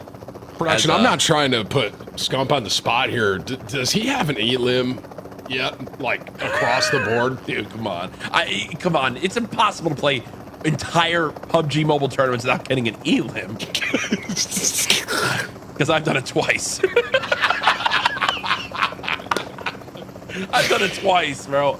I love you, Scump. And hey, not for nothing, that Zone updated and they're still in up there. So right now, that's a great spot for them to be in. But this is my team right here. So, Power, I'm gonna put you on the spot. I don't mean to. Is this heli different from the other heli that Scump and team was in? This one looks different. It looks more durable. It does look a bit more beefy. green. Yeah, beefy. Yeah. I don't know. They got turrets on the side and stuff. My team does. It does indeed. I would have to think. I don't remember. I didn't memorize the helicopter that was in before. No, Tim. But if we do cut back to it, I will let you know if there is a difference between these 2 helicopters. Asking Powerbang the most obscure questions as possible. Power. The trees have different levels here. Is there a difference in the trees right here? It does seem that there are a few, taller than some of the others and perhaps a bit more leafy. I saw a really cool skin on Winsanity earlier. Courage, do you remember what color that was? It was really, really impressive. What did you think of the color? Yeah, I'll get to that in a second. We got a big battle coming on right now as looks like Winsanity and crew got off their mountain and are now fighting a 1v1 versus a tank. RPGs out the window. Bella Fox shooting down range. It looks like potentially that super weapon crate can be landing there, which is why these 2 teams are fighting for it as it's getting absolutely juicy. Cisco down low. T-Max does get cut down by the literal tank that they decided to 1v1. Still quite surprised at the shot call. What? Wait, was he in an airstrike? there is an ability to call in a remote airstrike. You can actually laze the target and call in an airstrike. I didn't see if that's what actually happened here, but payload is absolutely bananas. I will say, though, these guys have one of the best spots to actually try to get picked up and revived. They've got the cover of that little stairwell that they're in. If they get hit from the other angle, though, they got to get out of here soon. Yeah, what about the RPG? Rotated on. Yeah, like if exactly. this RPG comes up these stairs, they're going to be in trouble, man. I think we got to... Well, speak of the devil, would you look at that? Up the stairs, the RPG comes. Wow, what do you know? Yeah, I saw that one coming a little bit. This is going to be an interesting little situation kind of unfolding right here. Look, the tank is shelling from the roof, and the other three are pushing from down low. I am going to put my entire bank account on Jubilee Jumpers being dead right here. There's 0% chance of surviving. Well, thankfully, they've got Scump up there trying to revive the team. Unfortunately, it just doesn't pan out. That is going to do it for Scump, Winsanity, and the Jubilee Jumpers. You're going to be able to keep the bank account for now, Courage. A good call, maybe a little bit of a softball there. That's all right. We'll take it. Winsanity. Where else, though? What is the shot call we're doing? Landing on a tank. They landed to 1v1 a literal tank, and they lost. This super weapon crate, is the weapon that good that like someone would risk everything for it, risk the whole team? The Jubilee Jumpers would say so, yes. They showed up in force. And, I got to point this out. How often in CQB, close quarter combat, do you see three people charging with RPGs in close range proximity in a stairwell, just yeeting them up the stairwell, covered by a tank? That is just, where are the guns in this game? What has happened? You have not played enough games with Legion, because I'll tell you right now, Legion has done that a lot of times in my experience. Legion, basically I do work. That's their whole repertoire. So honestly, me and Jack too. If you ask Ninja, it's probably every game. Tim was so quick to call that would be the strat, because that's what Tim would have done. Is just gone up with the RPG. I'm not saying it's bad. It worked. It worked. It did work. That would have been my strat. Yeah, that's not wrong there. They made the right play. It's just that's why you were so quick to say it. Oh my goodness! I did notice he was very quick on that call. He was like immediately RPG up the stairs. Obviously, as we got another fight breaking out. It looks like the party parachuters crashing right now onto the birthday blitzers. We'll see if the birthday blitzers can do it again, or if they're in trouble. The machine gun mounted on the top of this bad boy is putting out some serious volume of lead. Just a reminder. Looks like do they have two tanks? Am I seeing this right? So party parachuters. I think there's a second tank. Yes. That they have. So this is like it's a literal tank battle that we're watching right now. This is awesome. This is one of those things to remember. This is a mobile game. This is PUBG Mobile. You literally have a grand scale Erangel map with tank versus tank combat. It's just mind-blowing to think about, as now Papa PG going on the offensive with this tank. They've already taken out one squad. You see 4 eliminations, as we saw Jubilee Jumpers get cut down by this exact tank as one shell does connect. Looks like it took off about a 20% HP. Irene missing with that tank shot, as now they've taken another from all the way up top as well. I believe that's Sauce on ultimate height with an RPG. And if there's one rule in tank combat, it's don't sit still and get shelled on, as finally they start moving. Yeah, definitely don't want to show them the side, just be like, hey, let me show you the most surface area possible. Oh, a third to party! actually connect with. A third party showing up. It's celebrating campers. It's now the showing campers! Up. Oh my gosh. It's insane. Everyone just probably hears what's going on in the center of the map. They're like, yeah, let's figure this out then. All right, oh my gosh, the shell just flew over the head of Celebrating Campers tank. That was insane.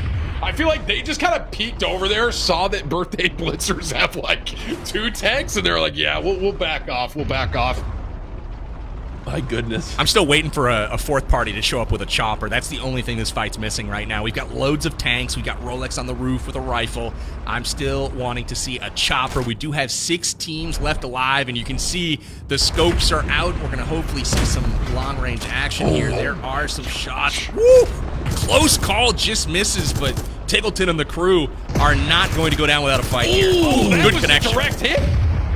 Oh! How's he alive? Hit this one shot. I think if one more shot from that, I think they're done. At least these two. Yeah, somehow Kith is sitting in the wrong seat. You can see Irene's shell, full HP in the same tank, and Kith, poor guy, he's literal 1 HP. You know he's calling it out. 1 HP, he's actually telling the truth, so he's getting patched up here, though, it looks like. So that wasn't the health of the tank. Okay. Is there a health of a tank somewhere, Power? Not to put you on the spot. There is. It's not. It's I appreciate that. Just keep peppering me. It's all good. Yeah. That's what I'm here for. You'll see eventually some smoke and some flames start to emanate a bit. You can't disable these vehicles, but there's no health bar, so to speak, that you can actually see. It's more. You can see how it's smoking in the back there. Yeah. That gives you a good indicator. You can maybe take a couple more shots, but you don't want to sit around in it too long. I think I see a heli. There's your heli right there in the center. I'm assuming is that the campers? That might be the campers. Because the party of parachuters are taking shots at them down there, and based on the minimap, I would assume it's them. It looks like Ahmad, Farouk Ahmad is in the pink, is cruising pretty fast over the terrain, so it could be him as well. Yeah, you can see right there we switched over to their Confetti Rusher squad, and they do believe to be flying here. So I would like to give credit. I'd like to give some credit to Cake in the Pan right now. I don't know if y'all saw it back when we were looking at the minimap, but I think all 4 players are back. And they are like bottom right side of the zone right now. So that's what I love to see. Okay. Yeah, every team gotta is tip the cap to all of them. Yeah, every team Courage, is a full go ahead. squad. You're gonna hit the same point I am. Every team is a full squad right now, so everyone's fully reset. Now I think as this goes on, it's gonna really come down to protecting your vehicles as much as you can for the end game, and then seeing who has potentially the strongest, long range weapons. You see a couple 4X sights for this side of Confetti Rushers, and for those watching at home, this is a 6-game format that we're going to be playing across all different modes in PUBG Mobile in celebration of the 6-year anniversary. So Confetti Rushers in game 1 had a rough start to this tournament. They need a big game 2 to get brought back in the overall leaderboards, and to be alive with tier 3 armor on multiple players, long range sights, a vehicle to rotate. They're in a pretty decent spot. I want to pause and just say again to PUBG Mobile, like just the quality of the skins in the game look incredible. Like for me, like just a viewing perspective, me just watching this and seeing like how Metal looks here, like how dope he looks is awesome. Now, are you talking real life or in the game? I'm both, bro. Both. You know what I mean? Just double whammy compliment. You know what I'm saying? 100%. Now, hey, we got some action coming out here from Farouk. He's loading up that rocket launcher here, and this thing should lock on to targets. Hopefully, we can catch a view of that as the game goes on. You will see all of these teams, Courage, as you so adeptly pointed out, they're at full strength, which is cool. And I've noticed in Payload that oftentimes when you get a knock in traditional game modes, you see the initial push and people crashing compounds and, really taking the fight to the other squads. In Payload, you're seeing people kind of like hang out a lot more and fire rockets from range because it's not something you get to do all the time in the game. Yeah. So I really feel like people kind of gravitate towards staying back, firing these rockets. You can see here he's locked on and just that direct hit on that tank. Didn't seem to do much, though. No, this is that Confetti squad having to watch as multiple vehicles are beginning to crest their hill. I think they're trying to circle him. They're actually They're going to make this an actual fight. Okay. Well, they have the pinch. Because they have the pinch from the tank. So they rushed a vehicle up to the front, had the tank from Papa PG flank, and now they're getting pushed from both sides. This could drop fast, but it looks like Shifu Sir with a quick knocks down on the Red Eyes. So it's now a 4 versus 3. Beautiful job by Confetti Rushers to hold off this push for the moment. Yeah, the tank on the flank there coming in. I mean, they basically invited them to do your worst, and they are actually doing that. Papa PG taking a beating, all kinds of missiles and rockets headed in, connecting with the tank, forces him to retreat, and they're going to hit him from the other side here. You can see the birthday blitzers on both sides getting the pinch, but unfortunately for them, they're out. Yeah, they left. I think they thought they had it because they didn't think Confetti Rushers, I mean, you looked at it, they didn't really have a vehicle, and they had their tank. So I think they thought they had the advantage, and if they pinched them, they would win that. But Confetti Rushers, the amount of firepower they have without having a vehicle was mind-blowing right there. That was an incredible fight and an incredible way to hold them off. Yeah, I think it's a good withdrawal though. Check that out, Jack. The zone hard shifted all the way to the southeast here, and you see Papa PG and Hi-Fi there. Definitely, probably don't want to continue this fight on the circle's edge as it's closing in. So they withdraw, they retreat, and probably the smart play get in the zone. And I think the big thing for Confetti Rushers is not only that they all stay alive, they actually don't use much there, and their helicopter is still full HP, so they're going to be able to fly on in and rotate. Now, everyone getting in towards Pachinki, this is where our game is going to end. So, one duo, as we saw, Papa PG and Squad from Birthday Blitzers, and now the rest of this team, they're going to have to find out how they can make the most of this. It looks like a lock-on from Metal. Going to just begin to charge down on these vehicles. I had a little bit of PTSD there. I've done exactly this where I kind of strafed a bit early and fired a rocket directly into the wall. Yeah, that would definitely, that'd be me for sure if I was. It's not a good day when that happens. I'm actually very impressed with the amount of damage that the weaponry does to the vehicles as well. Because you think, like that last fight, you thought that the Confetti Crushers, that they would lose that because they didn't have a vehicle, but they were able to hold them off really well. As I'm saying that tank takes them out. I think they're fighting again. I just saw it in the kill feed, so. Yeah, they just said, hey, let's pause this for a moment, guys. We're going to get to zone. We'll pick this back up in a few. And you see the result of that.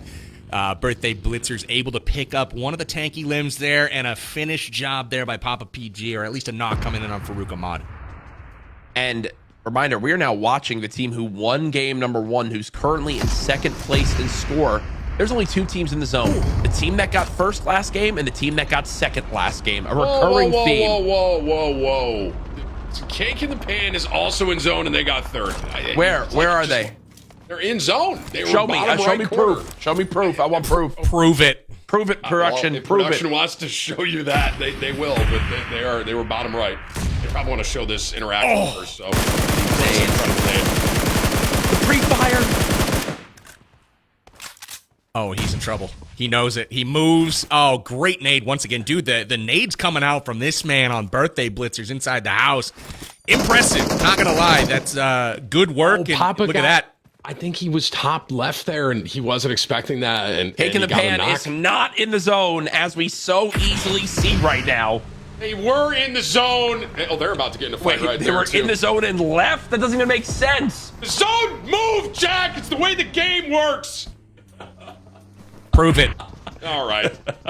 Hey, I'll take the extra points right there. I just want to say there's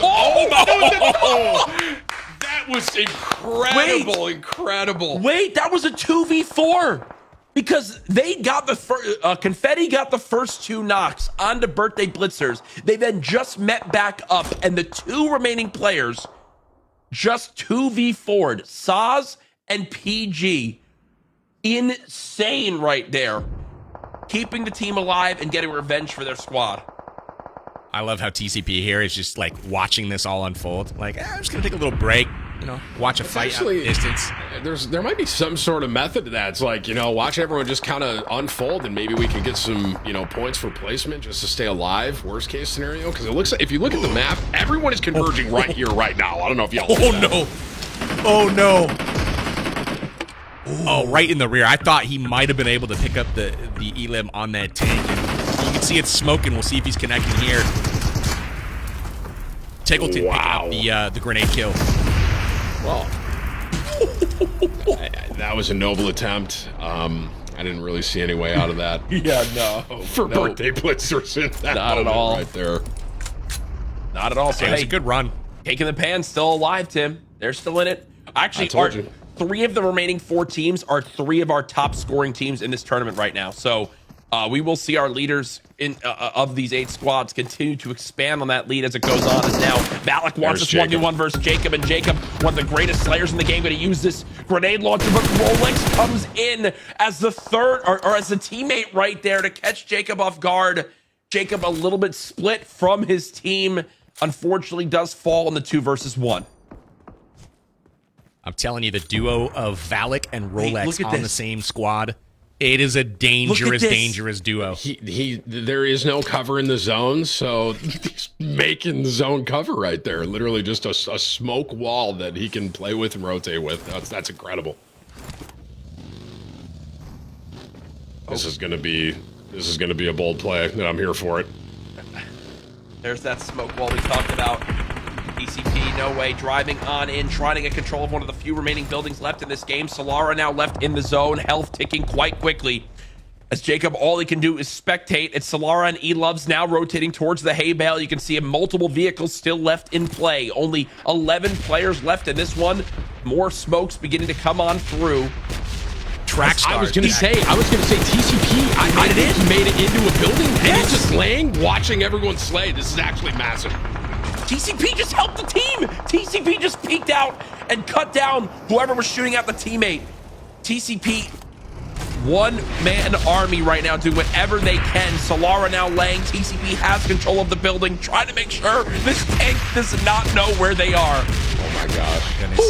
This is scary. TCP, more like MVP so far. Oh, what? Knock. Who is there? Tim, this is your team.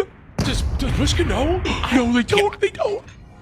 Is he trying to shoot through the window and can't get the angle? I don't know what's happening. I don't think he knows. I think TCP. Wait, he's making a move. Wait, what? Well, he knows now.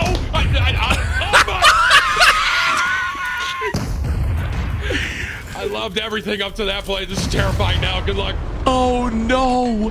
Did TCP think they could get in the gunner seat of the tank? Is that what it was? It had to have been something like that. I think they tried to get in the gunner seat, and now their location's been given away. But look at Solara being a slithery little snake. I don't. Oh! I thought he got the heal off just in time, but the tank does more than 75 damage. Man, I thought for sure he went up to that tank and pulled on the hatch, and it was just locked. He's like, dang it! This always happens. Look at this rotate, though. So Bushka a solo. TCP now, I believe, Solara a solo. Yep. And then 2 other squads remaining, I believe a 3 versus 2. It is celebrating campers with, I believe, the largest squad size left in this game. Rolex, Tiggleton, Britty, still alive in the zone, playing in this ravine. Beautiful cover here and putting all the shots downrange on the metal. Bushka does drop. Gosh. Rolex now with 1. It's the Leon all by themselves, the last alive on this team. And then Tim, it's actually your player, Solara Lang, just staying alive, trying to play this placement. It's a brilliant job. I would be shocked if Solara pokes up here and kind of third parties this a little bit, to be honest with you. I love the way that it's being played out, but with all the shots raining out, this might be the moment. I don't know.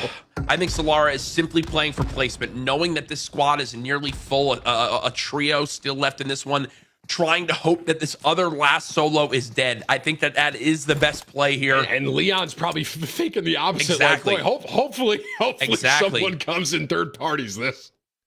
And I'm wondering how much this is Jacob calling out, trying to make sure that, hey, stay down, let the other solo die first, as these players still in the ravine. Rolex trying to spot where Solara is actually right now. That is exactly what Rolex is doing. Solara needs to stay down. Here's the smoke wall from DeLeon.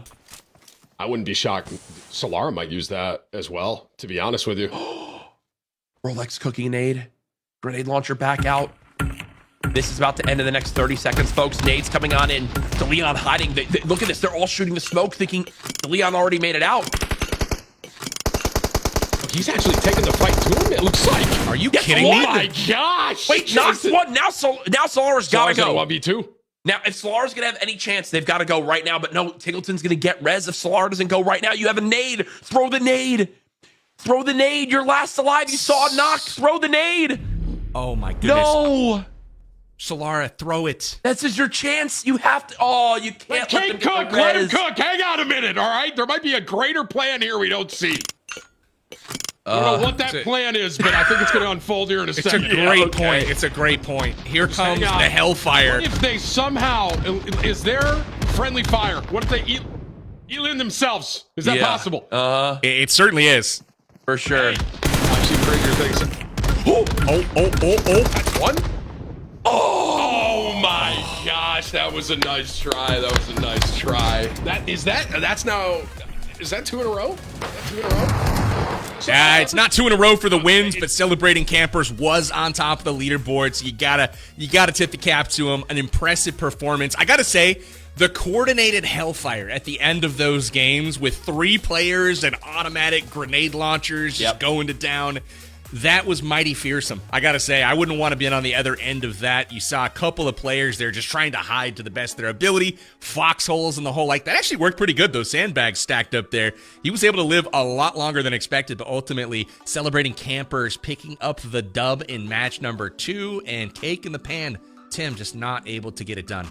That was really well played, though. I think that, they were in 3rd place the first game, and after that, I wouldn't be shocked to see them in 2nd now for getting 2nd place in that, and I definitely know they got a decent amount of elims, too. And think about how they started as well at the very beginning of that game, right? They had 3 eliminated, and they had 1 left, and they got the res. Everyone was able to come back, and they ended up getting 2nd place in the game, so...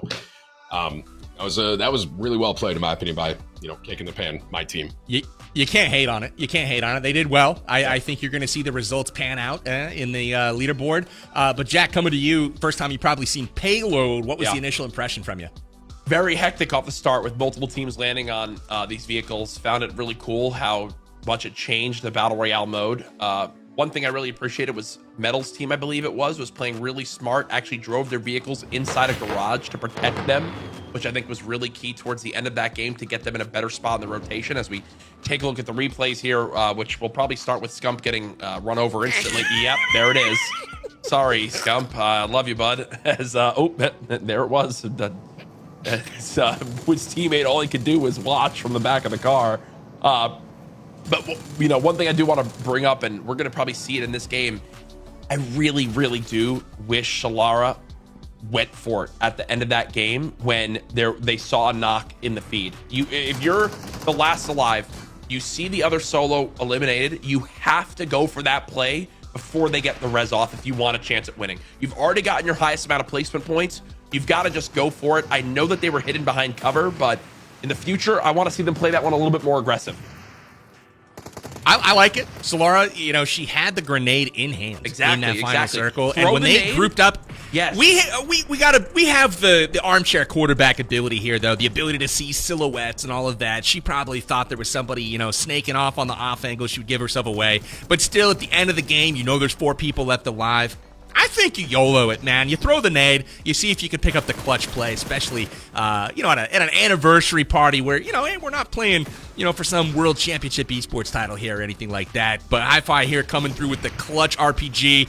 Ultimately, the favor is returned a moment later, and he's going to go out in this one. But lots of action for this first game of Payload. We got a chance to see 2 different game modes. Now we had Miramar and traditional Battle Royale first. We had Payload on Erangel next. I can't wait to see what we're up for in game number 3 tonight. Remember, for those of you guys watching, we have 6 different game modes, but we have the leaderboards ready. After the second game, this is the second game only, Celebrating Campers putting up 22, and Tim, Cake of the Pan coming in clutch with 16 points. That ties them with the present airdroppers in 2nd and 3rd there. I love it, man. Like I said, the play, I know, we're saying that could have went for the win by the end of it, but even to get 2nd in that and get those placement points, in my opinion, was huge. The way they rebounded off that was incredible. But Celebrating Campers, man, I got to tell you, Jack, was that the team you picked? That was the team I picked. That was I'd played with Rolex before, and I just knew Rolex was going to be insane. So here's the overall leaderboard. And okay. Yeah. Celebrating Campers in first place, present airdroppers right there, but Tim totally still in the running with Cake in the Pan in 3rd, then Birthday Blitzers at 36. Then a bit of a jump towards Party Parachuters, then 6th, Winsanity, Scump, Bellafox, and T-Mags with 9 points, Confetti Rushers at 8, and finally Festive Skydivers, who right now is led by Dab, struggling the most at 3. But hey, 4 games still left in this. Honestly, you pop off for a couple games, you could be right back in the running. Not for nothing, I'm sure there's some nerves going on at the very beginning, right? Now you're 2 games in. Some of the nerves are probably getting flushed out a little bit, so I wouldn't be shocked if you could see some of the people that are more at the bottom of the leaderboard in these next couple games potentially, make their way up. So I'm looking at the Jubilee jumpers. I'm looking at Scump. I'm looking for him to make it past 16 seconds into the next match. That's for sure. But what I will say is there's a big jump, right? That bottom 3 right now is a fair bit behind the rest of the group. So if they're going to be making a move, it's got to happen starting now. So we'll keep an eye on that. And as we have concluded our second game of play, I'm sure a lot of you guys are looking forward for some sweepstakes winners.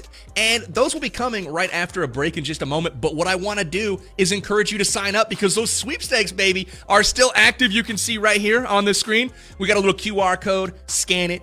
Get over there. It's on my belly this time, but get yourself to the website. Sign up for the sweepstakes. Again, all kinds of amazing prizes going out while the stream tonight is live, again, in celebration of PUBG Mobile's 6th anniversary World Tour. Again, big thank you to them for putting forward all these prizes and supporting the community the way they always have.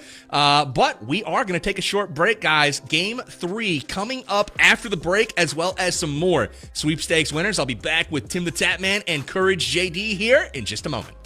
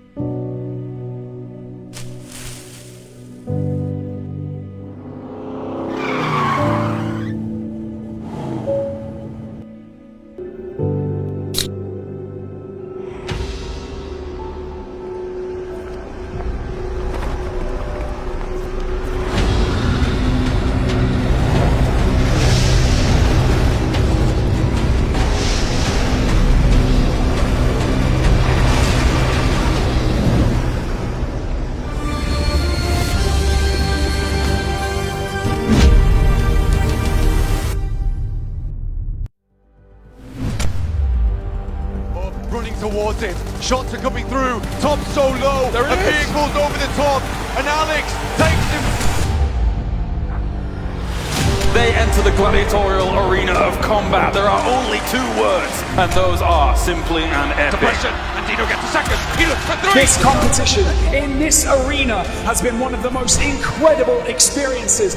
A whole year of competitive PUBG Mobile play comes down to this. It's time to find out who can be the one.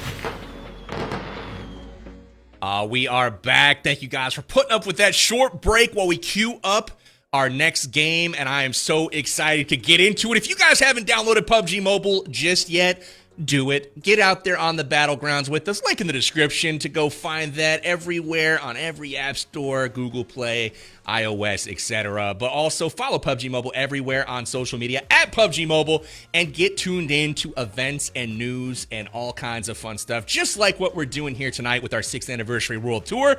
That being said, it's time to get back into more action. We need to welcome back Tim. We need to welcome back Courage, and we're going to get into our game number 3. And I don't know about you boys, but I'm excited to figure out what game number 3 is. It's been chaos so far. But why don't we spin the wheel, Courage? Tell us what we're playing. It looks like it will be Metro Royale. Now, if you're sitting there going, well, what is Metro Royale? I've got great news for you. In PUBG Mobile's Metro Royale game mode, our 8 squads delve into the dark underground, maneuvering through dimly lit tunnels while scavenging for crucial resources. The ultimate objective is to outlast the other teams and secure loot before converting that loot into valuable points. Ooh. It was really impressive, Jack. you. I'm not going to lie. I mean, that was well done. Not a single stumble there. I'm going to submit you for reader of the stream. Thank you. Battle Royale Miramar has already been taken care of. Payload we just saw. Now we're stepping into Metro Royale next, as Courage so eloquently put it. The object of the match is to get out with as much loot as possible, and the way this will be scored is just the same. We're looking at accrued loot value, and then also elims will be important as this goes on. But here are the sweepstakes round 2 winners. Those of you that have signed up on the sweepstakes website during this stream, well, it's time to get rewarded. There's 7 new winners. The grand prize, again, of Apple Vision Pro, the 6th anniversary backpack, 6,000 UC to spend on all your favorite in-game gear. It goes out to Not Lit. Congratulations. We've got 6 other prize winners as well. Tim, what do you think about these prizes, man? I think we mentioned it earlier, but I'm going to circle back to it. That backpack, in my opinion, like that, obviously everything is incredible, but that backpack is something that it's like I got the 6th anniversary World Tour PUBG Mobile backpack. You know what I mean? That's if I want something like that, that'd definitely be something I'd probably like put up into, a little bit of a glass container, something like that. You know what I mean? Yeah. It's a little shadow box. Yeah. It's like a nice little memorabilia piece. So congrats to all the winners though, man. That's awesome. For me, I'm leaving that backpack out and I'm stuffing my brand new loot in it. That Apple Vision Pro is going right in that backpack and probably get thrown next to the bed or something crazy. But anyways, all kinds of great sweepstakes have been given out for the 2nd time tonight. But the good news is, if you missed those, hey, there's 5 more opportunities. What? Like, you can still get involved. Click the QR code on top of Jack's big head. Can we move that? I mean, there we go. I believe that QR code. Like, that's perfect. That looks perfect. Scan that sucker, get to the website, ladies and gentlemen. Get yourself entered for the man. sweepstakes because we have some more stuff to give out tonight. But we are almost ready here for game number 3. All that you can see is my double chin. Royale. What are you talking about? It was covering all you could see was my double chin right there, bro. Come on. Well, take it up with production, Courage. I got nothing to say on that. Well, hey, we've got perhaps maybe a little bit of a reminder as to the current standings. I'd love to see where the teams sit as we head into Metro Royale, our 3rd game of the night. Remember, we still have multiple other modes to get to, but this is the story so far. Celebrating Campers. This is Courage and I's pick to win it all, sitting on top with 48 points. Tim, your pick sitting pretty solid as well. I'm not going to lie. Taking the pan, 38 points in 3rd place right now. The present airdroppers coming in clutch with a game number 1 dub. In 2nd place overall with 41. Got 36 for the birthday blitzers, 24 for the party parachuters. And then we've got work to do towards the bottom. The Jubilee Jumpers, Confetti Rushers, and Festive Skydivers need to show out in Metro Royale. But maybe since elims weren't weren't the name of the game, maybe looting is, and Metro Royale is a good change of pace for them. Jack, what do you think? Yeah, I mean, look, that's the beauty of this, right? Is you can go ahead and, all right, we're getting away maybe from a bit more of a traditional battle royale type mode, even though one had all sorts of crazy vehicles. It's like, let's get a little bit of a reset here if you're one of the lower teams. And I think one thing to keep in mind is, look, top 4 get paid out in this. There's only 8 teams, so you got to just at least push for fourth, for third. If maybe first gets out of reach, that's okay. You know, enter the giveaway. Maybe you can win that too. But listen, there's still a ton of games to be played. This night is just getting started, so I'm ready for more action. That's right. Buckle up. Metro Royale coming up here in just a moment. Again, we're going to see some pretty cool stuff. We might see some pretty sweet bandits, some bosses. We've got just a couple of players that we need to get in their positions and ready to drop into this one. But again, Metro Royale is always exciting. The amount of loot and the armor that you can get. I want to turn my focus to the armor and some of the differences in Metro Royale. Again, this was a mode that came out a few years back as kind of a follow-up to all of the new cool stuff that you can do in PUBG Mobile. But again, when Metro Royale came out, now all of a sudden that max level 3 gear that you normally hear about, well, you can get level 4 armor and level 5 armor and level 6 armor. And all of a sudden, you know, the time to kill, so to speak, it is lengthened a bit because, you know, people start to take a few more shots. But then on the offensive side, you've got incendiary rounds and all kinds of, you know, beefier guns that don't exist in the game normally, but on Metro Royale they do. So we'll see the teams as they build out their loadouts and try to escape as with as much loot as possible. So that is what's going on. We are just about to get into it, though. Metro Royale coming up here in just a moment. Tim, are you sticking with cake in the pan? 100%, man. At this point, I actually think they got.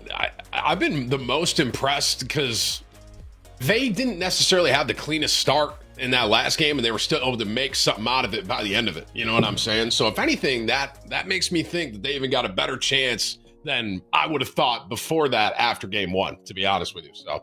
But like you said, this game mode being slightly different, I'll be curious to see. So, you know, curious to see how it folds out a little bit here. We'll see if some of these teams at the bottom can kind of pop up here. I'm expecting it. We've got $10,000 or the price of a TV on the line in prizes tonight. $5,000 to the first place team. And again, sitting in a great position right now, eyeballing that prize money are the Celebrating Campers. We'll see if they can get it done here in game number 3. We are underway. Metro Royale is active. So here we go, riding along with the Bushka and his squad. This is the party parachuters. They're going to be looting up.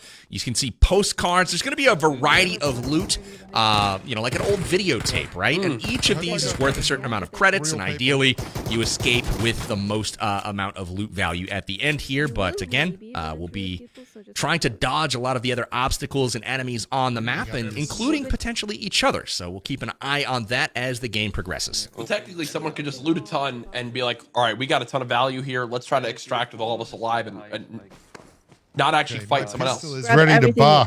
Oh, we hear them. The pistol is ready. Oh. We've got a little listening. Oh, my Let's gosh. take Bushka's the best. Let's listen in. I'm up to Let's go not much cash. Yes, Naya. Let's go. How can you Naya, tell? baby. Where is? I'm following Irene. Where's the? Make a mark and stuff. That sounds cool. Okay. Yeah, I mark it blue. I want I'd like Bushka to- to get agitated. I want somebody to make him mad because this man I was gonna loot is this stuff. he gets can make angry? you roll around on the ground. Okay. Yeah, Well, he's a funny lad. I don't have a gun yet. I don't know how you'll have it. Who are What you? in the heck? Oh my Not God. anymore. Damn, I don't have a gun, man. Who is This he? guy was yelling. He had no ammo. So as you guys can see, when they looted that man, each player that you down, they have a dog tag. And so those dog tags are actually worth a fair bit. So getting into fights and scraps with other teams could be advisable. Obviously, you want to emerge victorious from those, but those dog tags are worth a fair bit. Oh, so there's other people just from queuing into this game that are in this. It appears so. That's awesome. So there's even like community members that are in this lobby because they're just queuing publicly for this. So some of the people showing up are going to try to help Scump get his first kill, get his first elimination. Gotta have this stream snipers come up him out. Sniping. Seth needs for his first elim all the help he can get right now, as they will go for a res on the T-Mags. His outfit's giving me serious mermaid vibes. I gotta tell you. Hey, I got so scared. Seth would be a beautiful mermaid. Armor? That's insane.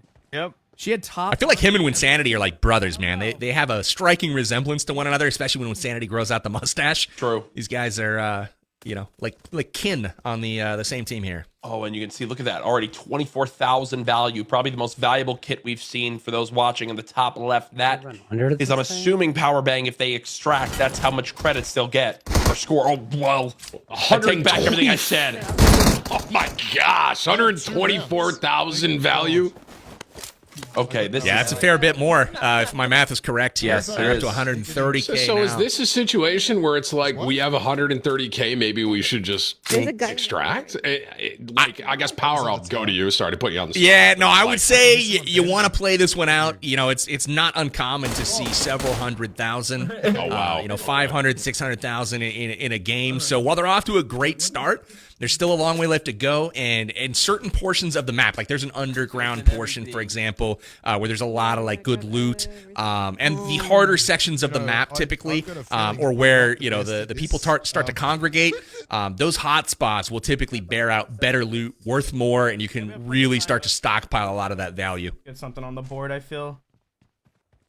Now this is Dab and crew, who I believe were currently in last place. So this is where they've got to begin to turn their tournament around here in game 3, because once you get towards the second half of our games, if you're not really within striking distance, you've got a tall order to try to find your way back into the money. They're about 500 meters from an extraction. Yeah, go ahead.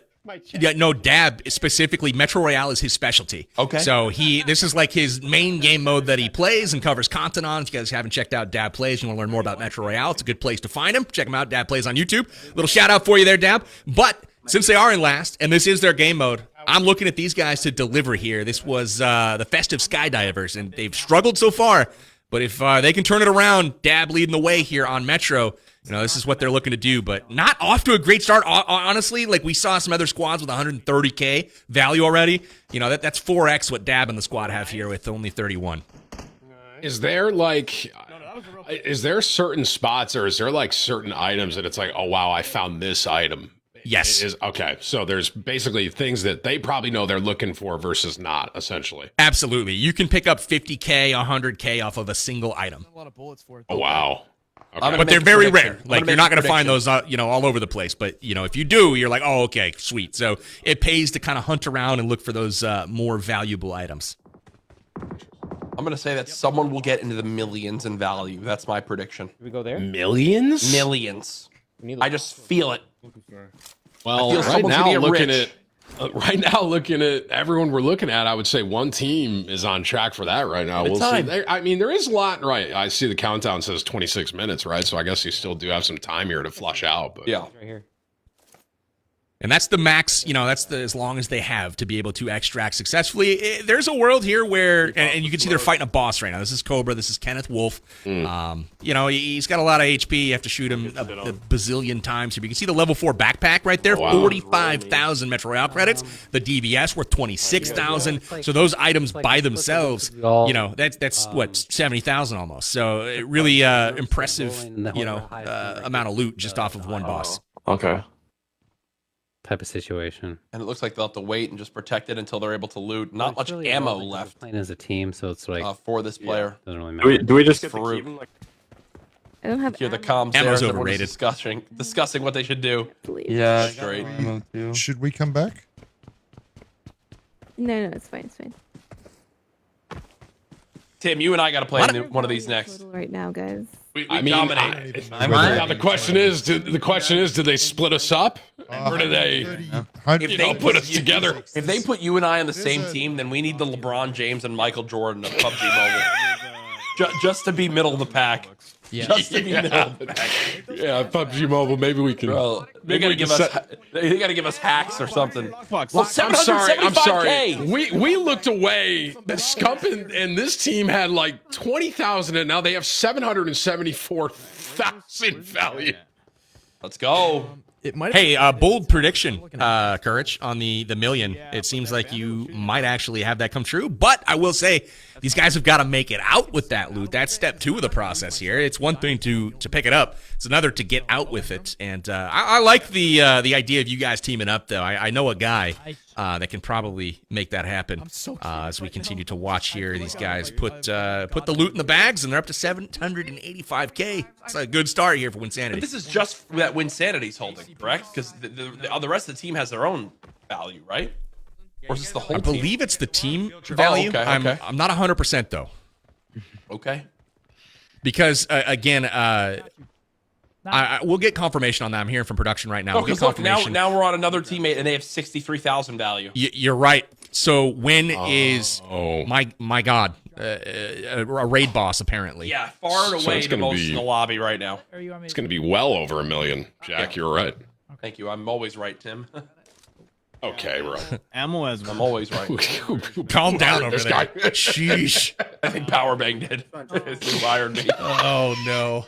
Wait, Dab's all God, by guilty as himself. charged again. Dab's You're all by right. himself. What happened? And this, He's extracting. oh, he's literally He's just cutting taping his it. losses. He says, "Forget you guys, bleed out. I'm taking the loot." 164K. Oh man, that is not the result that they were looking for. He's going to screenshot it. You can see he's frustrated listen in. too for a second in the cam. So the thing is, he could have that and just think, well, I mean, this is what we got, right? Or he could also, like, is there a world where he thinks, oh, this is a lot, I'm just going to get out with it? Is No, that you think? no, Okay. he's too seasoned to know or to think that that's a lot. He was, all three of his teammates are down. He's probably not going to be able to go 1v4 against whoever was taking them down from behind. He was just like, you know what, extraction point's right here. I'm out of here. It's not what I hoped for, but it's something. Hopefully that's going to get us off the bottom of this table. Oh man. Yeah, at that point you just kind of go for it. And see now it looks like this team is also beginning to beeline the birthday blitzers, beginning to move throughout this POI, potentially go towards some of these extracts. Big chests here are going to begin to open on up at airstrip. We have too much time left. 162,000 value, probably going to go up a little bit here, up to 180 about. There's still all 4 live, 6 eliminations already this game. If you are just tuning on in, this is the PUBG Mobile 6th Anniversary World Tour. $10,000 on the line here today. 32 players across 8 different teams, featuring some of the most popular PUBG Mobile creators in the world. Yeah. And also the one and only Optic Scump, who currently is having a Courage JD level performance at 0 eliminations through our first 2 games. Do you know that for sure? You're just putting him on the spot. No, I'm like 98% certain he's at 0. But what I'm hearing is that you're not certain and you're just putting him on blast. Yeah, I'm definitely doing that. Yeah.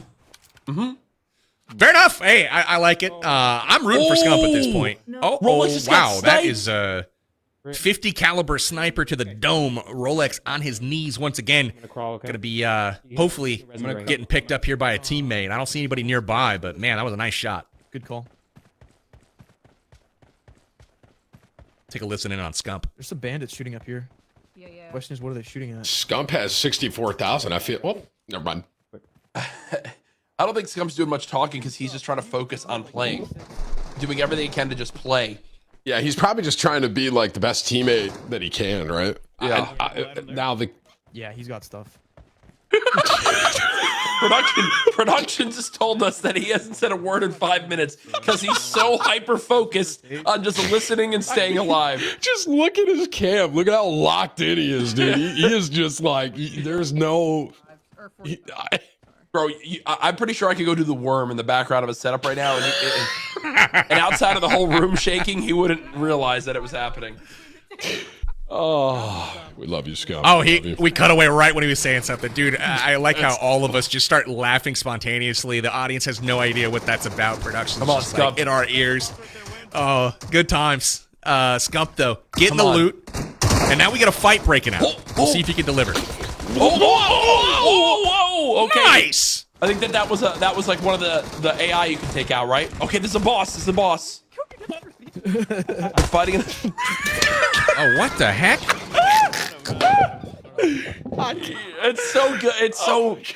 Oh, it feels so good to see Seth be so bad at a game. Nice. Okay. He's taking out a bot. Oh, you better move. That little indicator. He's Let's go. go. It's one of the. It's one. Hey, come on now. Come on. Hey, boys, that's 1 in a row. Scump, 1 in a row. He's on the board. We got it. He's on the board. That was. Now, Courage, I think, in just half of an event here, he's put up more kills than you and all of yours combined, sounds like. Did you guys pick up? Wow. Yeah, I gotta go. Peace. Weapons? Yep. All right, see you, man. I think you dropped an AUG. It's been real. I rolled for it. I think I won one of them. I rolled like a 90. Wow. That was First the QR code, now this. Okay. I think someone's with The disrespect is real. Tim, how do you pronounce this guy's name in the bottom left? You know what's funny? Production told me that you said I wouldn't be able to say his name. I want you to know that. And I'm going to admit I said it wrong when I was looking at his name. I think I said the sour or something, bro. It's just give it a whirl, Tim. It's not my strong suit, man. I've never been good at it. It's only what 2000. All right, It's all right. Thankfully, your own name's very simple. Got it. Yeah, Nice. thankfully. Thesaurus PG. Thankfully, Tim is not that complicated for me. So, you know. I'm pretty sure at some point in the broadcast we're meant to do an interview with Scump and just watch how quickly I change up my tune and I'm like nice to him and pretend like he's been popping off. Don't listen. Don't expose me when that happens. All right. First thing I'm gonna say is Scump, welcome to the cast. Jack's been talking trash this entire time. So. Oh no! I'm scared. No, I'm scared. Yeah, It's all right. I'm sure chat won't hold you accountable. They're not going to hold your feet to the fire. There's no way. They would Surely never do not. that to me. Surely not. Oh my goodness. What the heck's even happening? I've been enjoying the banter here, but we've got Bushka with 200,000 loot. I think if I'm not mistaken, isn't Winsanity the one that has the most that we have seen on individual? I think because yes. It seemed like 40 minutes ago he had 770,000 or whatever it was. He's up to 807,000 now. Oh, and it looks the underground. Oh, yeah. Yeah, is this one of the places where there's valuable stuff that you were talking about? Okay, so they're I mean, you could just tell, right? It's got that valuable loot vibe to it. Yeah, it's got that vibe for sure. But I think this is really smart from their team, right? Like they've obviously been struggling so far in the battle royale modes. Now you've got an opportunity in Metro Royale to potentially play a bit more of a kind of PvE style of game mode where you can go rack up a mega score and it might not be as, I guess, sweaty as some of these high-level players are in the like the Battle Royale modes. That now you come in here and, okay. You think we're going to get some extraction campers? Been looted. Oh, yeah. It's inevitable. It's going to happen. Okay. We'll see. That's something I was just thinking about, man. It's like, Dab, he had to extract with a couple 100,000, right? And Winsanity and team here, they have a ton, but open this weapon they could all get wiped and they could get out with nothing, right? So it's, it's a very interesting, thought. Just not only that, Tim, not only that, but all of the loot that you have picked up becomes lootable essentially by whoever takes you down. So it's in your crate on your body. You pick all that up. So if you got camped, if somebody's sitting on that extraction point, obviously you got to win the fight. Which if somebody's super kitted out as they're coming to the extraction, they're likely sitting on level 4, level 5, level 6 gear potentially, which makes them very, very difficult to take down. But if you do, that's quite the swing in your favor heading out of the battlegrounds here. Bro, you guys gotta stop paying attention to other things and only ours. Oh, that'll land on the law. Dude, is it battle line? Lock him in, bro. Lock him in. Yeah. Well, like, this is a weird one because this isn't like a lot of Metro players play endgame stuff, and this is not. Footsteps over here. Oh, people. That we were just talking about. That's literally what we were. Metal's got his head on a swivel. Yeah, he's expecting it. The difference that I just watched Metal take that person out versus Scump was that was like night and day, man. Wow. Okay. Yeah, I will say, that's a reaction that a lot of PC players and console players have when switching over to the mobile device for the first time. Sure. Intuitively, you think, it'd be easier if there was a controller or something like that. But, I've personally played on mobile for a long time, and the actual, once you get used to it, the control that you have is actually pretty crazy. And watching some of, the esports caliber players, it's like, how are you even doing this on a mobile device? It's absolutely bananas how good some of these players are. Why can't let me? Bananas. Level 1 helmet in here if anyone wants. Did I mention a food item? I'm sorry. That was a bad move with this crew. Yeah, with this casting crew, it's very distracting. Good Lord. At least it was a healthy food-ish, it wasn't cake. You said winner chicken dinner earlier, and my head turned around on a swivel. Seriously. Hey, come on, talking bro. Greek food, and here's winner chicken dinner, and all of a sudden I've ruined the whole broadcast. I'm sorry. I like how we're getting a little bit of a different pacing here. It's more of the story of each individual team. I know that a lot of these players are streaming on their own social media platforms as well, so their chats, I'm sure, are enjoying watching them kind of develop and not just get cut down early if you're viewing Scump, as now we're back on board with Scump. You got someone just below. Looks like it might be another kind of boss-type room with different NPCs to take out for more loot. As they're just being efficient. 811k now on Winsanity. I will say, Scump is showing that boss a lot of respect. Just kind of keeping his distance. That's great. No, that's True. Jacob, was it? Being safe. It really is. Look at his crate. It's Jacob. Wait, what? It is Jacob. Yo, grab his loot. Grab his loot. He has a lot of loot. Wait, so that's Jacob, like, from my team, like the cake Jacob? I think so. That's what they're saying. They seem to recognize this body, and they think it's Jacob. I'll just grab all this stuff. I'm not sure why. I'm not putting it. I'm not picking up what they're throwing down just yet. Well, it says Jacob's crate bottom right there where he was looting it. That's huge. That way. Well, that's dude. Maybe I've got the wrong reader of the stream. It might be you. I think. Oh yeah, this other Cobra. Wait, this is. So this is Ethel Noy's crate. I'm seeing it now. Where's our cake squad? Have they production? I think Can we see them? I literally think that's them. Are they dead? Can we get confirmation that they've been eliminated? Okay, they're working on it. Production's trying to figure it out. Got it. But if that is the case, that's really not good. And not for nothing, I haven't seen them. Yeah. This entire time, come to think of it, I haven't. I also haven't seen Rolex's crew campers as well. So. Yeah. That's a good point. It sounds like it's shaping up to have a little more parity in the standings after this game. The only exception being, unfortunately, Dab Squad. Who are they? Festive Skydivers. They were on the bottom of the tables, and ultimately they lost 3 of 4 very early on. Dab said, "I'm cutting bait. We're going to get out of here," with our fishing pole still intact. They took, I think, 164K loot, something like that, out of the game. Obviously, you can see here just one member, Bella Fox, here on her team, the Jubilee Jumpers, is sitting quite a bit more than that, and she's still loading in. Look at that, car key worth 5K. We got some parts, so she's racking in the loot all by herself here. She's opening up these gun crates. Hey, the big thing is, right, they still just need to be able to extract. And that, I mean, there's probably going to be some serious action here in the next 10 minutes, if I had to guess, right, as this kind of flushes out. Because you might have two squads that are both in this tournament run into each other on the way out at extraction. Yeah. That would honestly, if you get eliminated in that moment, that changes the trajectory of your entire event. Because now, if you don't get out with anything, you score on the bottom of the leaderboards, you just get a fat 0 on this, and the team that wins that fight, they get all the loot, right? Yep. You can technically pick up everything, and that could shoot you to #1 in the leaderboard on this this event. So a lot could change here in 10 minutes. Quite the value exchange, that's for sure. So we'll see if that happens. And absolutely right. We're here on Jacob's squad right now, and you can see he has, in fact, been eliminated. Kill confirmed, basically, here with the Winsanity squad finding his crate on the battlegrounds just a bit earlier. And unfortunate for his team that Jacob is eliminated out of all of them, because he is one of the most talented players here tonight. Unable to contribute further to his team. We'll see if Elevs can pick up the slack, though, as they move on throughout the game. Extraction, and then go back to your turn point. You're going to go here, and then back to your turn point. That's actually interesting to see. You hear him sort of like IGLing the entire time, even though he's eliminated, right? It's like, go here, then come back and, get out sort of thing. So it's cool that he's able to mark that on the map and kind of like visually, like he's whiteboarding it right now, basically. I could have figured that out when he was telling me that. You know what I'm saying? I'd be like, okay, got it. I'll go do that.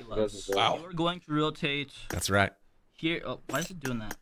Look at that. Here. He's and then go look back. at there's like a line. Yeah. You see that? What? It shows the exact arrows in the way they want you to Me go. and Jack could figure that out. I'd be like, all right, look at that. Here, and then back to the return point. He's mapped out everything to the inch. Explain Jacob it is like they're IGLing 5. like a boss from the sidelines right now. He's still adding value to the team, and that's what it's all about. IGL. It's my IGL right there. Oh, don't leave loot behind. Uh-oh.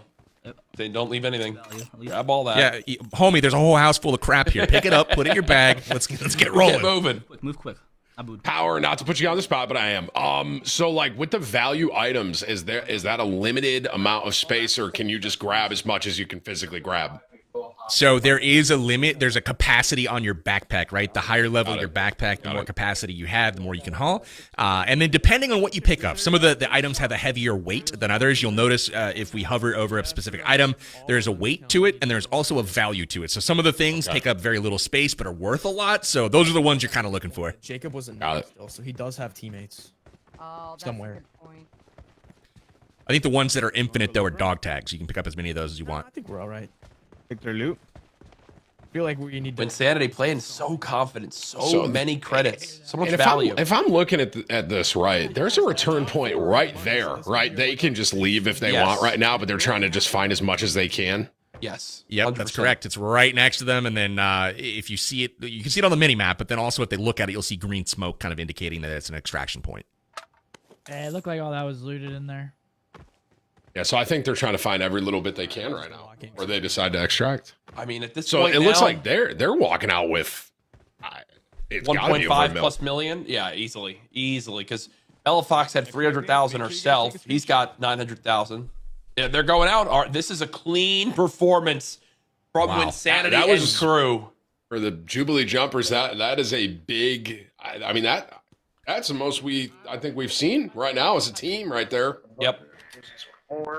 Man, I respect it. You know, it was a clean performance. They didn't get into a lot of danger with other squads, so able to cleanly get in. I'm still curious to know what Win picked up, because the first time we cut to him, he had like 700,000, and it was just like, he was holding on to that for 15 minutes. You know, he probably found a gold bar or something. There's a gold bar that's worth quite a lot, so maybe he found something that's pretty rare and was able to escape with it.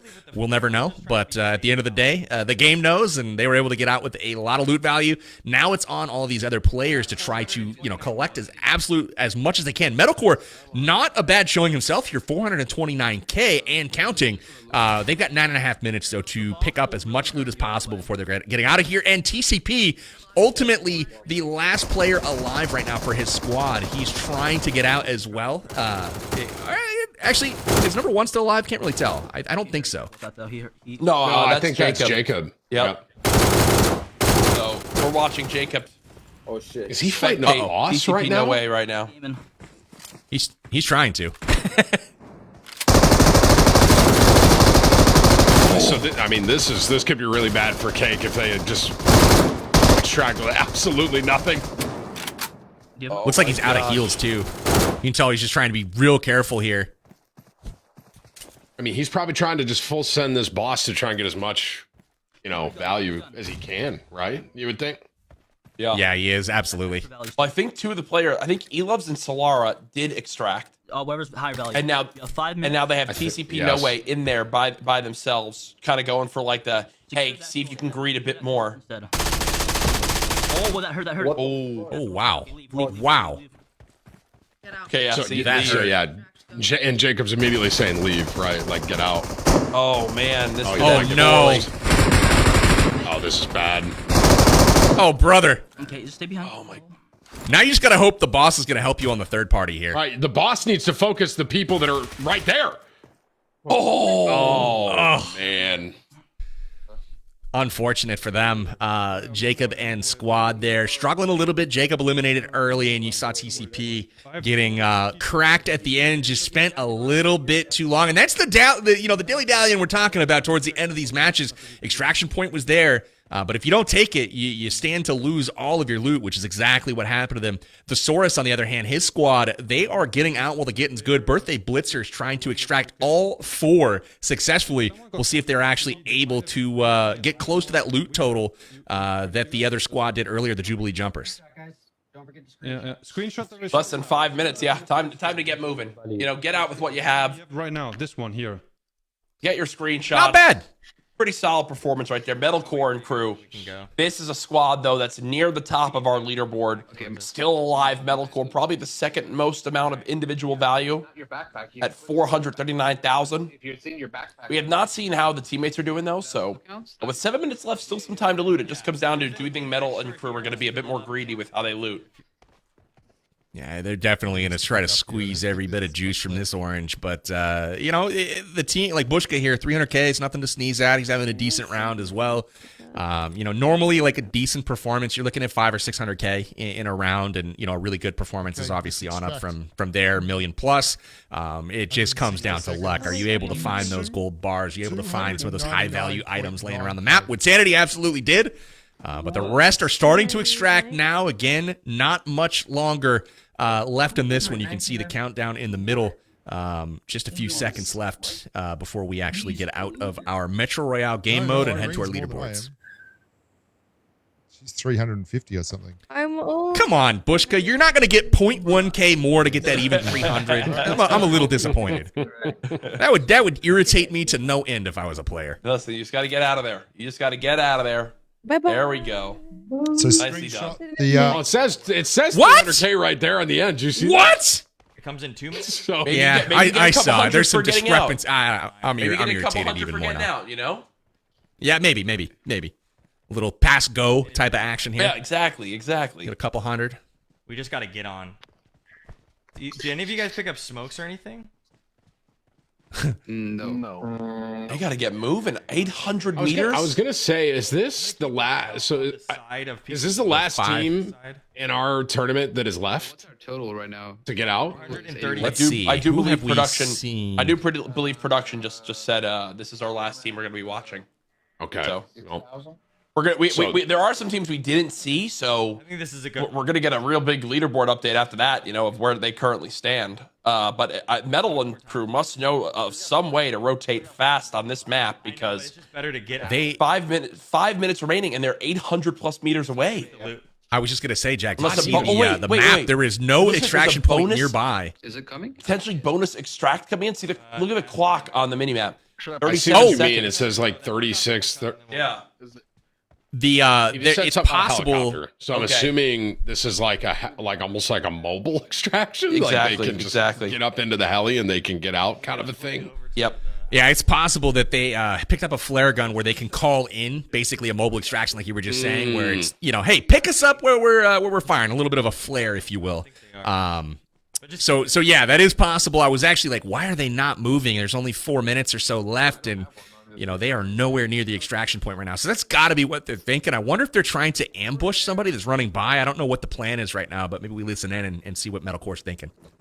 Oh, there is the mobile extraction. Just get out. Just get out. Good job, guys. Let's go. Solid run. That's the best we could do. It's all RNG based, and we did our best. See? Screen. That's a good team leader right there. Accurately summarized there by Metalcore. It's whatever. It's RNG. We did our best. Hey, at least we didn't die, right? So ultimately, Metro Royale comes to a close. I'm sure the team will be hard at work calculating all the loot totals. We'll have to get caught up on that here in a moment. But Tim, coming to you, my friend, how was the Metro Royale experience? I mean, different than some of the other game modes as well, but in my opinion, it's a cool change of pace for somebody that's looking for something a little bit different out of PUBG Mobile.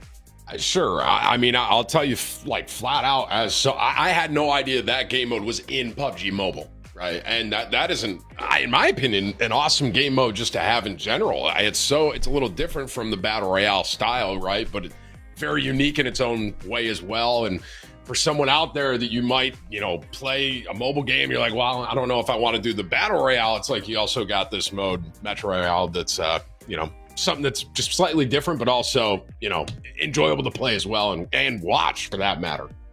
Absolutely. I don't even know if you can categorize PUBG Mobile as a battle royale anymore. Like it is. It's one of the most well-known battle royales ever, but with all the other stuff that you see in the game mode, it's like, man, we're going to see even more here shortly, but Courage, take us through some of what happened in this last game. Yeah, I mean, this is the first time I've ever got to experience Metro Royale, and this was some of the early on action of Bushka and crew when they were laughing at some of the players running nearby, talking in game. As look, it's key to recognize, and I think the smartest leaders here knew when to just cut their losses and get out. Like we saw Dab earlier on, you'd rather register a score than no score, and then at the same time, a little bit of greediness might have gone down where players potentially, you think of Cake, where they had one player left and they went to go try to 1v1 a boss, and he winds up going down. So saw a little bit of a mix of everything here with Scump's elimination that happened, and I know he was very excited to get on the board there. And Metalcore, 500,000 in value on the way out, was a monstrous performance there. And a little bit of a mention of how different the pacing was. This one was much more around, you might get lucky and find something big, and that's kind of what I'm enjoying is that, listen, you know, you got Scump in this tournament. He's probably not the best of everyone here with PUBG Mobile and the experience. That the fact that his squad has a chance to come in here, lower on the leaderboards, play Metro Royale, and now skyrocket back on up, maybe get closer towards the money. It's pretty cool to see. Absolutely. I'm excited to see where the leaderboards shake out on this one. Really impressive stuff from some of the teams, and ultimately for a few others. I know Dab really wanted to do better. You could just see it on his face, the angst, man. They were really hoping to place a bit higher in this one, especially being that it's kind of his home game mode. Yeah. Obviously, he extracted out successfully, but, you know, without the support of 3 other squad members, that is a bit tough, you know, for them to stomach. But, you know, we are going to have our Game 3 leaderboards here in just a moment, but first, we want to give some stuff away to you guys. So our sweepstakes, round 3 winners, baby. Well, God, the name here that's sticking out to me, I'm sure you guys too. Can you pick one name? McNuggets! McNuggets coming in with a hot second place. I'm glad you guys picked up on that as well, because McNuggets just jumped off the screen. I don't know if it's because I haven't eaten it yet, but hey, we'll lock it in there. Congrats to Mara the Dreamer coming in with a grand prize win here. And again, this is just round 3 of the sweepstakes. Jack, Tim, we are picking up 4 more of these throughout the night. Lots of winners. Keep it locked here the entire time. We've got grand prizes being flung and slung all over the place all night long. Tim, what do you think about the backpacks? Tell us about those. Well, I mean, I said it earlier, you know, and I not that it's not, I wouldn't say, I say it's the best thing. No, I mean, you know, Apple Vision Pro is a very big deal, but the backpack is just, it's a good memorabilia to be able to take from this, I think. You know, that's just for me personally. Also, the giveaway, just so everyone's aware as well, it's right here, right underneath me. So, you know, scan, you'll have a chance to win as well. Get an awesome backpack, you know what I'm saying? Maybe you can get one of those backpacks to cover the holes in your wall behind you, Tim. What's up, bro? Goodness gracious, man. All right. They add character. They've been with me for years. Oh, okay. It's been years, man. Hey, listen, PUBG Mobile, do me a favor. Send me a backpack. Cut to my camera, production. Cut to my camera. We don't want to see Tim anymore. That's his background. Look what I can do. I can put it right back here somewhere, PUBG Mobile. I need the backpack, please. Send it out over. And you know what? If you want to stuff an Apple Vision Pro in there and some gift cards and some UC, go for it. Sweepstakes is right here. Boom. Enter. Still got 3 more rounds of winners, I believe, as this show goes on. So, and well, I guess $10,000 in prizes for the winners of the tournament. So don't go anywhere. Action still to come. Lots of good stuff going out to the audience here tonight, as well as our contestants and players. Again, big shout out to PUBG Mobile. We are celebrating our 6th anniversary with the 6th anniversary World Tour tonight. Definitely get yourself logged on and download the game. Would love to see you guys out on the battlegrounds with us, but I'm hearing we have an interview to chat with somebody special, and it is one. Oh my gosh! What? I have one question. Kevin, what color are your feet? I got a question. Hey, Kevin. Yeah, good answer, buddy. When I chop you up and eat you for lunch, how long should I cook you for? 350 for 40 minutes? That looks like lunch right there, Kevin. You would never eat Kevin, man. He works so hard. Hey, Goodness happy gracious. feet. Goodness gracious. I think Put some Sweet Baby Ray's barbecue sauce on that. I'll be eating good. I've never realized it. I've never actually looked at Kevin's feet until you asked, and they are. Does he have any? They're gray, and he does have feet. They're little gray feet there. So there's a lot of debate about that between, you know, streamers and their companions having legs or feet. I mean, who even knows, right? But glad to hear Kevin is stacked with feet. So very cool. We are getting some scores tallied here in just a moment. Can't wait to go see those. I'm sure there are a lot of loots to manually count through. Now that I'm thinking about it, I saw wristwatches being picked up, fuel cans, all kinds of stuff. But while we're waiting for that to happen, why don't we figure out what the heck we're doing next? I know we have 2 different World of Wonder maps as well as Erangel still to play. Let's see what Game 4 is going to be. And we got magic carpets. Let's go. A shooting challenge festival coming up in game number 4. And Tim, we talked about this in the intro. I have no idea what this is because this is part of the new user-generated content that was introduced at the 5th anniversary with the World of Wonder game mode. Players are going to be able to find themselves in a unique solo map, racing against the clock to hit balloon targets as fast as possible. The goal is to be the team with the fastest combined times in order to earn the most points. The map code, guys, if you want to participate and play along, you can check out this shooting challenge by using map code 5293039 in the World of Wonder game mode inside of PUBG Mobile. I am intrigued. I'm not going to lie. Jack, what are you thinking from this description? What are we about to see? Listen, what you guys actually don't know is I secretly played this mode prior to this broadcast, and I set the world record on this mode. Can we get a fact check on this? I mean, I am the world record holder in timing here, so realistically, if anyone beats me, that is just, wow, they're the new world record holder. So I'm going to take a shot in the dark here and say that what you're saying is not true. Yeah, Jack. I just completely made that up. Yeah, I totally made that up. Yeah. And if it wasn't made up, that record is not going to stand for long, Jack. Let's be real. Metalcore and Rolex are going to get in there and set the fastest times here. Just wait and see. 100%. You're likely to be the 33rd top, record holder in the world after these guys go here in just a moment. So I am excited to see how this ends up. We've got a shooting challenge in the World of Wonder mode coming up here in just a moment. That leaves just 2 modes after this one to go. Another World of Wonder map that's Blade Ball, and there's Erangel. We'll see which order those actually pop up in. But this is what we've done so far tonight. A little recap for you. We had Battle Royale to start things off on Miramar. That's my personal favorite map. The action did not disappoint. We followed that up with Payload and some absolute chaos on the battlegrounds with tanks, helicopters, and missile launchers. Very cool stuff. Even super crates to spice up the action. That was great. We headed into a little bit more of a slow-paced loot fest in Metro Royale, but we'll see in just a moment how that's affected our overall leaderboards. But again, shooting challenge up next. I'm very curious to see what you guys in the community put together.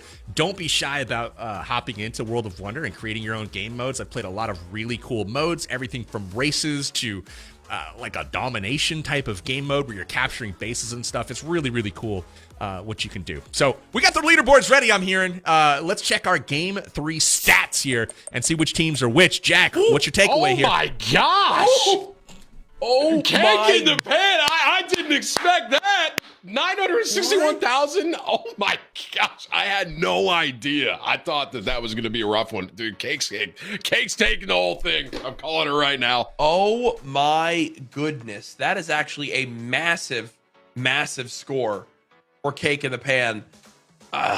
Celebrating Well, look Campers. at Celebrating Campers. Jack, they're down there in one. 7th place, only not 17 points. Rough one for Celebrating Campers. They got to bounce back here in game number 4. You know, the team that we're not talking about, though, is the present airdroppers. They've been lingering in the top 3, and they put up a respectable 31 points there. I like it, so let's see how things shape up. Tim! Cake in the Pan coming in with 82 points, but remember, it's a good pick for halftime. We're only halfway there, though. We've got 3 more contests to get through tonight, starting with the shooting gallery coming up next. But Cake in the Pan in the driver's seat so far. Tim, give us your reaction. I mean, I don't know if you heard me, but I was cheering. I did not anticipate that coming out of that. I thought that was going to be kind of rough for them, and not for nothing, Jack. I don't want to talk too much trash here a little bit, but that's not looking that great for your pick over there. Yeah, 3 games left, buddy. Keep yapping while you got time. All right.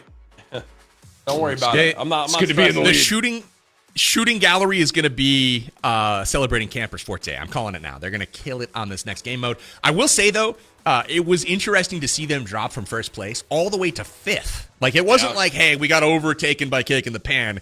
There was a number of teams leapfrogging them. That was a dismal performance, if you will, right? That Metro Royale. That is not what they wanted. That was a team that they got 2nd place in the first one, right? And then 1st place in the second one, correct? And now they dropped to 5th. That's a huge swing. We'll see what happens. See if they can bring it back. Okay, bro. I like it. Just shut up, bro. We are loading up our game number 4. We are going to be coming up on the shooting challenge in just a moment. But if you guys have not already signed up to the sweepstakes, I really hope you will, because PUBG Mobile is giving away all kinds of cool stuff tonight. I mean, just in Apple Vision Pros. I mean, what are those, $3,000 a piece, something like that? Probably more. I mean, we're giving 7 of them away, not to mention all of the other stuff. I mean, yeah, exactly, Jack. I mean, you know the deal. There's a lot of value going out to tonight's stream. So again, thank you to PUBG Mobile for hooking us up in the community, and it's time for the shooting challenge. Let's see what this is. The Source PG up first. Yeah, boy. Yeah. Okay. So we're gonna watch each competitor do this, or are they all gonna do it at once? Oh yes. We're watching the team captains. Okay. All right, here we go. Production. I don't know if it's possible, but could we please put Scump on here for just maybe? It's all good if you can. Just 20 seconds. I just got to see it. I would love to see it, but. There's pretty good shots here from the Source PG. I'm curious to see. We got an M24 that they're using, which is one of the sniper rifles, and this is actually my favorite weapon in the game, so I'm a little jealous right now. But as he's getting these connections, you can see the weapons are changing out. Round 6, shoot down all targets. We've got a UMP, and the cool thing is they've got unlimited ammo to get this done. But the weapons are cycling through. This is really interesting. You can see they're having to lead the target by quite some time. The Source making quick work of these balloons. Wait, though. That's so impressive. That was really impressive. He didn't miss one, if I'm not mistaken, right there. No, 57. All right. So you can see it in the top right. He got 57 seconds. The best ever on this mode was 56. So, I mean, that's pretty good. You know, it didn't say courage on the record holder there either. I did notice that. Yeah. But the Source PG coming in hot with a very good time, at least by our estimates here. We'll see how the other competitors stack up. But this is all about time. And if I check my notes on the scoring here, that is exactly how this will be scored. The shooting challenge is the fastest combined times for the squad. So we're going to take a peek at that, and basically whoever does it the fastest, everybody's obviously going to clear out these balloons in some way or another, but the fastest to do it will be getting the most points. So that's going to be really interesting. So he just almost broke the record on the main stage, basically, right there? Casually. Yeah. Oh my gosh. He curved the bullets. You know, it was good. I was really impressed with those pistol shots at the end. Courage, you called it out, but you know, he was literally leading those balloons at 200 meters with a pistol. Just one shot, it was all over with. So really impressive stuff from the Source PG. We'll be loading up our next player here to take a peek at in just a moment. Yeah, and like with 100% accuracy, which was super, super cool to see. Look, this is one where if you're putting up your team captain a score 57, I would be shaking in my boots if I was not confident in this mode, because you could totally just grief your whole team with a bad time on this one. And with money on the line, hey, people might be like, all right, I got to go, guys. I'm done after this. Good games. Hope to never see you again. You know? a ton of pressure. Absolutely. Yeah. I can empathize with that. You know, I want to call out one thing though. This is not like an official PUBG Mobile game mode. Like, this isn't like the shooting challenge isn't something that PUBG Mobile put in the game. This is something that a user or, you know, a community member decided, hey, I think this would be cool. And they built it, you know, out of their own imagination from scratch. You know, balloons in the background. They have the timers on there. Obviously, the guns changing as, you know, you clear out each round. So, again, a lot of ingenuity here going into these challenges and some pretty cool stuff. And we've still got another UGC type of content that's going to be Blade Ball at some point during tonight's broadcast. Obviously, with the games kind of winding down, it's going to be one of the next 2 matches. Yep. So very excited to see what someone else has come up with as well. But again, if you haven't tried the World of Wonder game mode just yet, go build a map, check it out, see what you can do. And once you come up with something awesome, share that code, and then anyone out there in the community can go play the game. Pretty cool.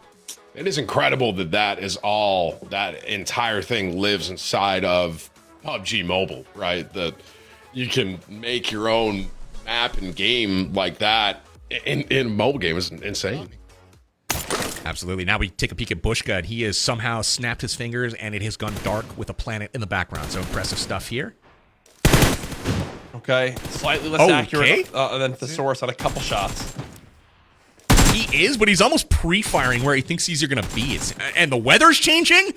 What kind of evil villain here is designing this. It's like, oh, we're just going to make it rain, and it's going to be daytime now. And, oh, we're going to put a planet out there. No big deal.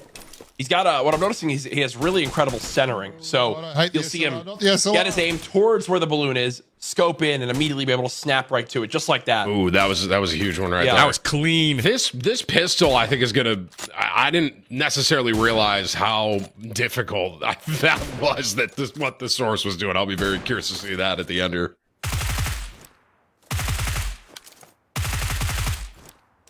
51 seconds in. Oh no! He's got to deal with the reload. Wait, what? Here's the pistol. All right. Oh, got it. Oh, he caught it. No. Oh no. No. Oh no. Oh. There's no. Let's see the time. What did he come up with? Not good. A minute and 8 seconds. I mean, Okay, so it's not the server best. His best is 104. best, So it looks okay. like they might have practiced a little bit here on the mode. But still, all I know is looking at 57 seconds versus a minute and 8. By my math, the Source PG crushed it. So very nice performance on the first one there. Bushka had a good start, but honestly, Tim, it seemed like he kind of fumbled on one shot and then had to deal with a reload, and then had the stress just kind of piles on, and it was just a kind of a cluster of events there at the end that led to a longer time. Well, it's really interesting that we watched the Source do that, and it was so. I don't want to say flawless, but I might use the word flawless, and we might have just seen potentially the best run at the very beginning. You don't necessarily know that for sure, but that was very impressive. And now, seeing someone else do it, I think that pistol could be like a make or break at the end for a lot of our competitors, to be honest with you. This reminds me of the Olympics, right? Where you tune in, you watch the first ski jump of the day, and somebody does some crazy jump, and you're like, that's cool, all right. Yeah. And then you don't realize that was the one, for the whole day. The Source PG might have just done that for us right here. Obviously, we'll see here in just a moment. But again, with an 11-second lead on second place right now in Bushka, this is impressive what I'm excited start. for. We'll say that. Okay, Metalcore though. Jack, what's Metalcore going to give us? See, look, watch how fast he snaps his aim over. Boom. Stays in hip fire. Boom. Scopes in. That centering is so impressive. Already in towards round number 3, looking really solid to start. Oh my. Okay, goodness. this might be the Source. Ooh, oh my he's gosh, quick, man. Yo! Quick scoping in the works. Metal is doing work. The confidence to go for the quick scopes on this is crazy. Gotta Taking watch his the time ammo. with UMP. Yeah, he's conserving that ammo. You don't want to get the reload if you can help it. And he doesn't, so... No. He's cruising. No! Bro, no! So hard. I literally called it. No! He got it. Default sensitivity. Oh my Oh, gosh. 54? Did I see a 54? I think I saw a 54. 54, 31. Yes. Wow. That's his best too? That's huge, Yeah. actually. Bruh, look, Dab now saying bruh. Oh no, Dab's already over a minute. Dab's over a minute 30. Or a minute 20. Oh no. This is what I mean with this pistol. I don't think we understood how impressive it was to see what we did. Right? Wow. 133, struggling with the pistol a little bit is Dab. I can't blame him. Again, I think we're spoiled by a couple of those early runs. But here we go, Rolex. This is going to be an interesting one. This is the fastest Twitch player in PUBG Mobile, one of them. So Twitch, I'm assuming, is the type of aim he has. Yeah, I mean, just watch it, how jittery he is. Yeah. Like, almost makes you nauseous to watch him, how quickly he moves. Oh my gosh. 54-31 is the time to beat right now. No, the missed shot. But again, Metalcore did miss him with the pistol, so. I think the SMG also, that reload, you commented on that, Power, that could actually really slow you down too. Yeah. If you have to reload this. Yeah, I feel like being really efficient with your early shots. He's gonna need to reload. Oh. He's gonna need to reload. Oh no. Oh, it's a disaster. It's a disaster. He knows it too. He's so sad right now. Sad panda. The pistol brought him back. Was it enough? 3 or something. 54-31? He say 50. Oh, 58. Look at his best, though. His best is 49-46. Good Lord. So you know he's capable of it. He just didn't deliver when the pressure was on. Rolex coming up a little bit short to Metalcore there, but Metal's got to be happy with that one. Let's take a peek at Farouk now. Farouk's going to go crazy. We'll see if he can get it done. Just a little bit of lead on that. Now here to the SMG. Again, it's the bullets. You have to have at least like 8 shots left for this final one. The last bullet. Wow. The last bullet. Last bullet, man. That's not enough? That's not enough? Okay, you got it. You really got to lead it with those pistol, huh? Yeah. Yep. Only has 1 bullet left. He has to reload. Good. He got it. That was good. 105. 105. Not bad. It's like middle of the pack from what we've seen so far. Uh-oh. Bella's Bella. She's just sending them down range. I'm relating with this. This is me and Jack's POV trying to do this. Look at her. She's like, is this for real? Someone tell her there's bullet drop, please. She's got her cursor on that sucker. Oh, no. Mathematically, if you put enough down there, it's eventually got a lock, you know? But you got to remember, this is the panic that comes in when you realize your whole team is also counting on you. You can tell she's nervous. Oh, no. Look at her right now. She's freaking panicking. out. Just start shooting above it. There we go. She got it. All right, 1 in a row. Here we go. Next one. Oh, thank God, let me out. This is I want another game. 216. Not enough. Her best was 117 as well. So, like, obviously. Oh, wait. Here we go. Oh, here's Seth. Scump. Come on. This is it. This is going to be a big one. Come on, Seth. Come on, Oh, Seth. you got this. Come on. There we go. He's so locked in. There we go. Look at how locked in he is. He's doing better than I thought, to be honest. There we go. Hey, slow and steady wins the race. Maybe. He's getting confident right now. I will say, I do think that Jubilee, while they might have popped off first, they are going to be struggling on this one because Bella Fox got, 216? Now Seth's already at 1:30. That's a good point. So it's the combined times. Oh, yes. Okay. But I didn't even think about that. I was just admiring the individual play. Seth's doing better than some of the dedicated PUBG creators, PUBG Mobile creators. Because I think he understands bullet drop pretty well. Yeah, that's got to be a fact. I mean, you could tell. Yeah, a couple shots for a seasoned, PC console player. You kind of understand. Okay, I gotta aim a little differently. You can see the delay on those shots there. This pistol, let's see. He'll probably be able to figure this out pretty quick. I think. Line it up. Okay. Oh yeah, Seth. Okay. Yeah, dead center. Okay. Oh my gosh! That was impressive. This guy's a natural. Was impressive.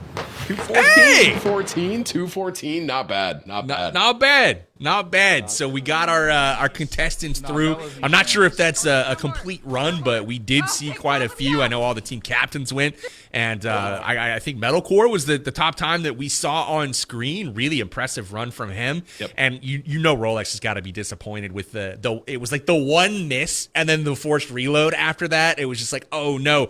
But the best time of 49 seconds? Like what kind of...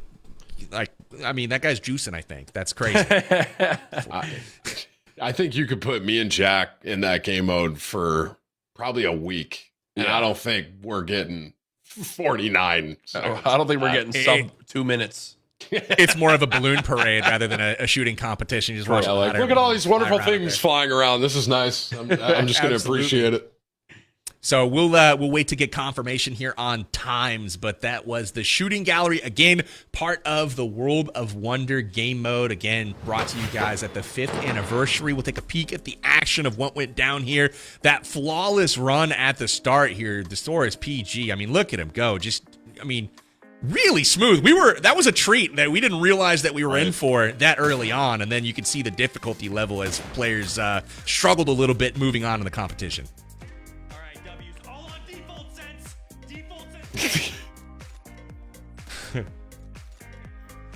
Yeah, Rolex was looking really good until he yanked one of his shots, and that one shot was really what kind of started the spiral. Once you mentioned his twitchy That's the term you used, aim. I see what you're saying now compared to some of the other players. It's very interesting what you pointed out. I couldn't unsee it almost. So Fox is gonna have nightmares, by the way, of this pistol tonight. Oh, she's gonna dream about this tonight. Yeah. She's gonna wake up at 4 a.m. like screaming, like what the heck did I just go through? And it's gonna play in her head repeatedly. But speaking of Rolex, he is somebody. Back when I was creating like regular stream content, Rolex was my duo. Like this was my guy back in the day. Yeah. So way back when, before he was a creator, I plucked him out of my stream chat, and I was like, play with some rando, and I'm like, dude, you're good. Let's play again. And so we started to play pretty regularly. And so, about the time I would die every single, game, and I'd watch this guy that I plucked from my chat just carry, I wanted to vomit every time I watched him play, because you're watching in first person your teammate, and his screen is just all over the place. So that's kind of how I became to realize that Rolex was very twitchy. So, hey, we got some more sweepstakes to give away. Any names sticking out this time? I mean, I see one maybe, but Tim, what do you got? Mandalorian. Congrats! Yes, on that's place. the one. Yeah, was it? That was. I don't know. That was the one that I was drawn to. But congratulations! Yeah. To all the winners. Hey, congratulations! Grand prize, first place, second place, and big round of applause for PUBG Mobile for also doing all these giveaways on top of hosting the 6th anniversary tournament as well. So. I would love absolutely one of those backpacks just so I could fit Tim in there from carrying him in all the games that we play. So okay, bro. You really think Tim would fit in one of those suckers? Right. I mean, how big is that backpack, man? I know it's in a little thumbnail. Yeah. But... Okay. I mean, let's see, one. 5'6" for Tim, 412 pounds. So carry the two. Yeah, it would need to be a bit bigger. I haven't been 5'6" since 5th grade, bro. I was last week. So. I hear. Ooh. That's true. Fact checked it, and it's true. We accessed it on Google this morning. Well, guys, we're gonna get the scores tallied from game number 4. That was our shooting gallery competition. We still have 2 game modes coming up here in just a moment, but we're gonna take a quick break, and we'll be back to the action here momentarily. So stay tuned.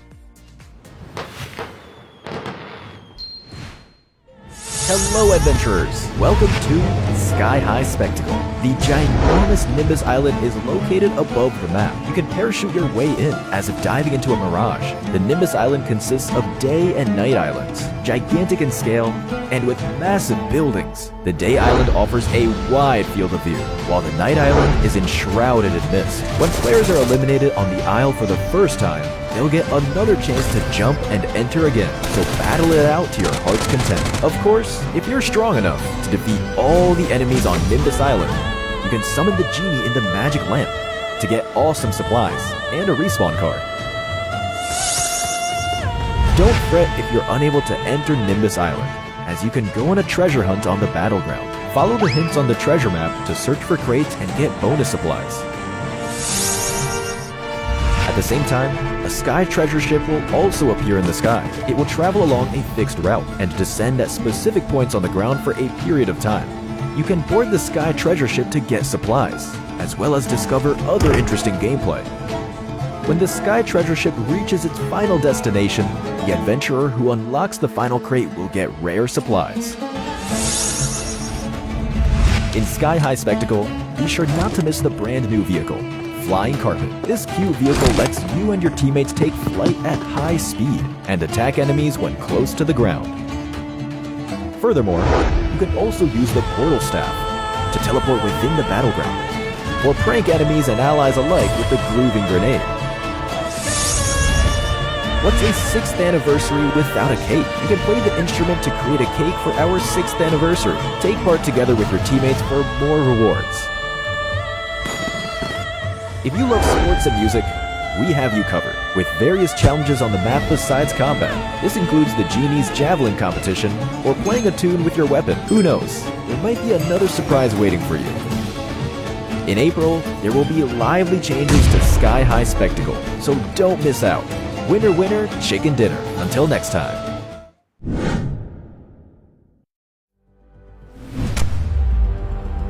Running towards him. Shots are coming through. Top so low. A vehicle's over the top. And Alex takes him. They enter the gladiatorial arena of combat. There are only 2 words, and those are simply and epic. And Dino gets a second. He looks for 3. This competition in this arena has been one of the most incredible experiences. A whole year of competitive PUBG Mobile play comes down to this. It's time to find out who can be the one.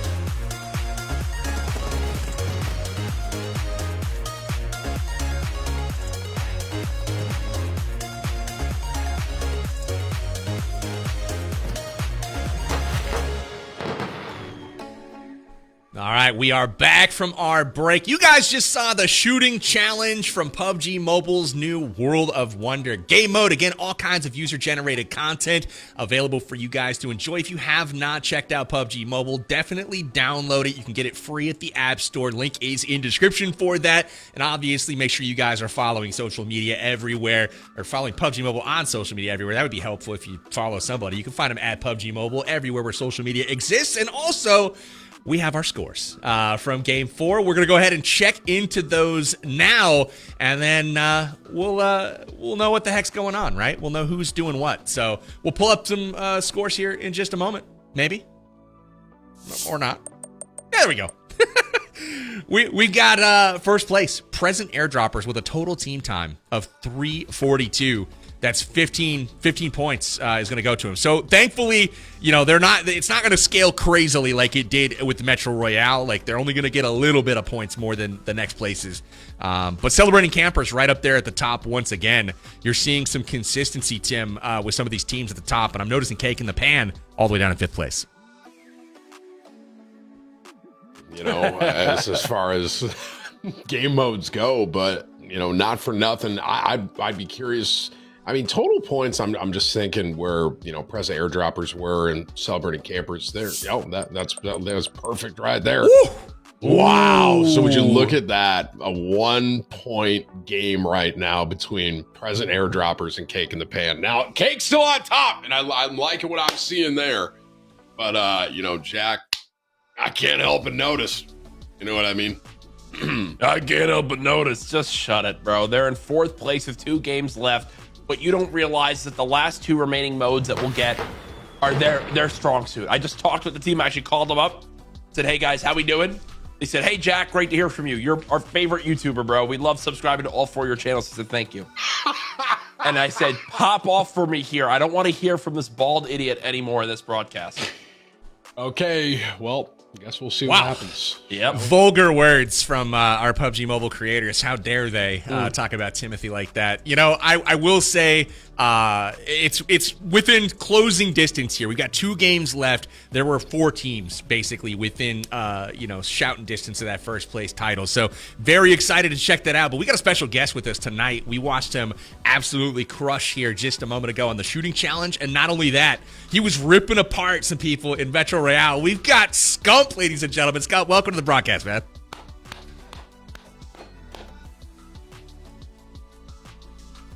Scump, I gotta say right now, Jack's talking crazy, bro. Jack's talking. No, I'm not, man. I'm not talking crazy, Tim. Calm down. Tim, tell us some of the things Jack was saying. He basically said at one point, can you put Scump on the screen to see if he has 1 elim?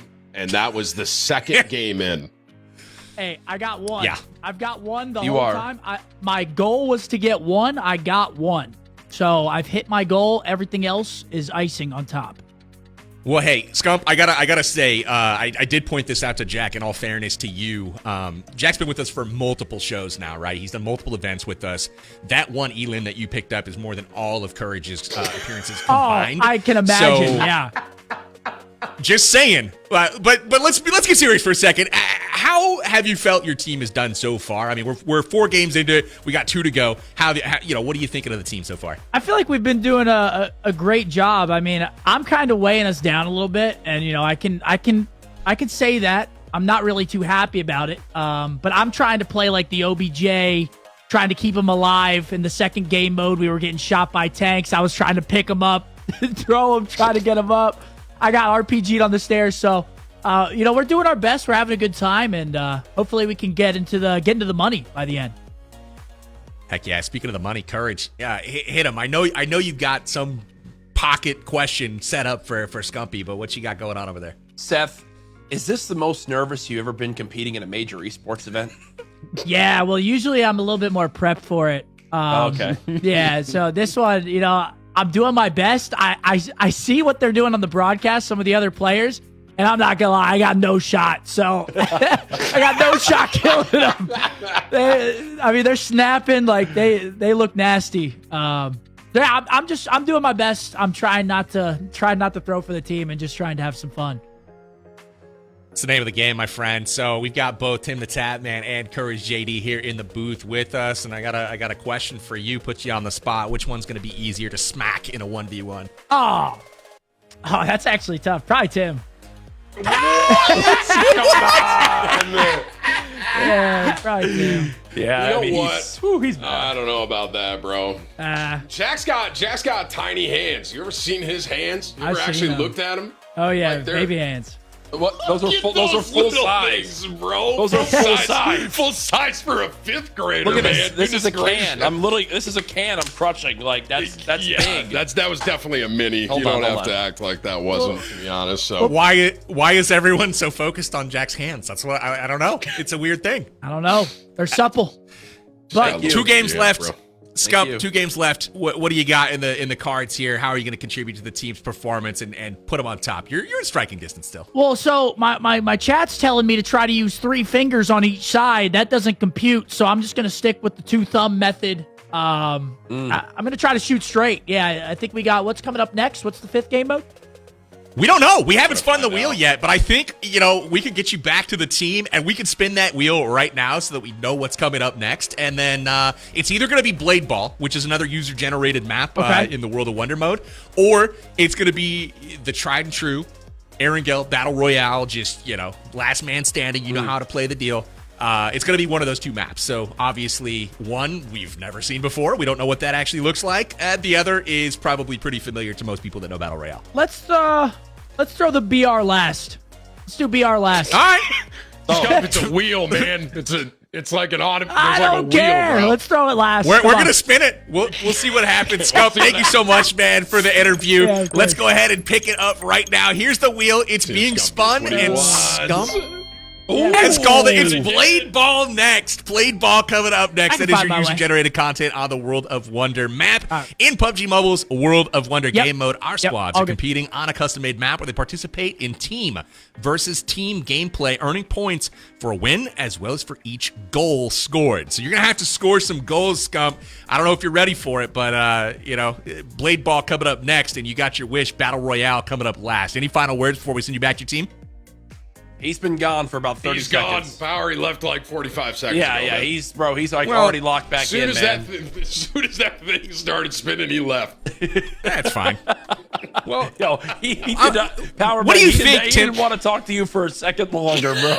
Dude, he's on the clock over there, my friend. Tim, what do you think Scump's words would have been as we take a look at it? I think if I had to guess, he would be happy because he wanted that BR last. So, I mean, and we're just right into it, dude. Immediately. Like, I'm just immediately. So this is like, heck? So based on what I'm looking at here, I feel like you need to time your hits. Yes. Am I seeing that right? And basically bounce this ball sort of, oh my goodness. And oh, I see. There's there's lives remaining as well. Okay. Absolutely. There's scoreboard at the top. You can see Team 2 has got 2 points now. And they are hitting that ball back and forth, and it looks like you can get elams for points. There's another one to even the score. And it looks like so. This is here. Celebrating Campers, and I'm sorry, the other team I didn't catch it was I'm not 100% sure. It was Festive Skydivers. Okay, gotcha. Yep. So that's Dab's 4-2 team, right now. who has been struggling in this one.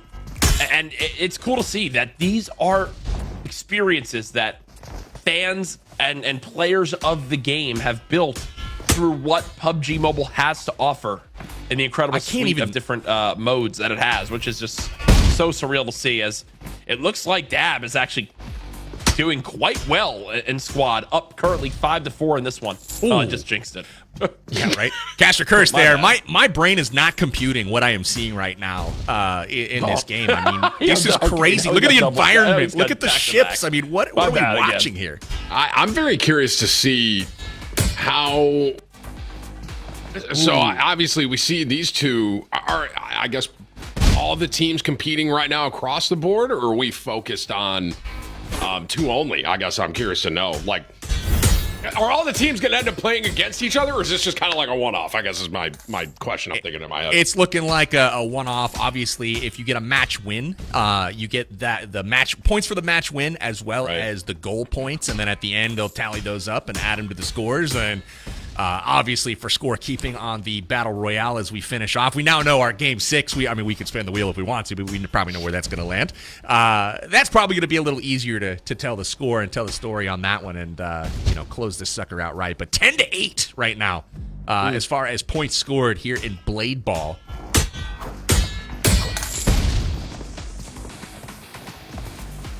All right, let's keep it Seems going. like a good thing to do. All right, well, we've got the... Oh, I just noticed, too, that the ball is changing color based on the team that hits it last. That's kind of cool. The little details that you're picking up on, as you're watching.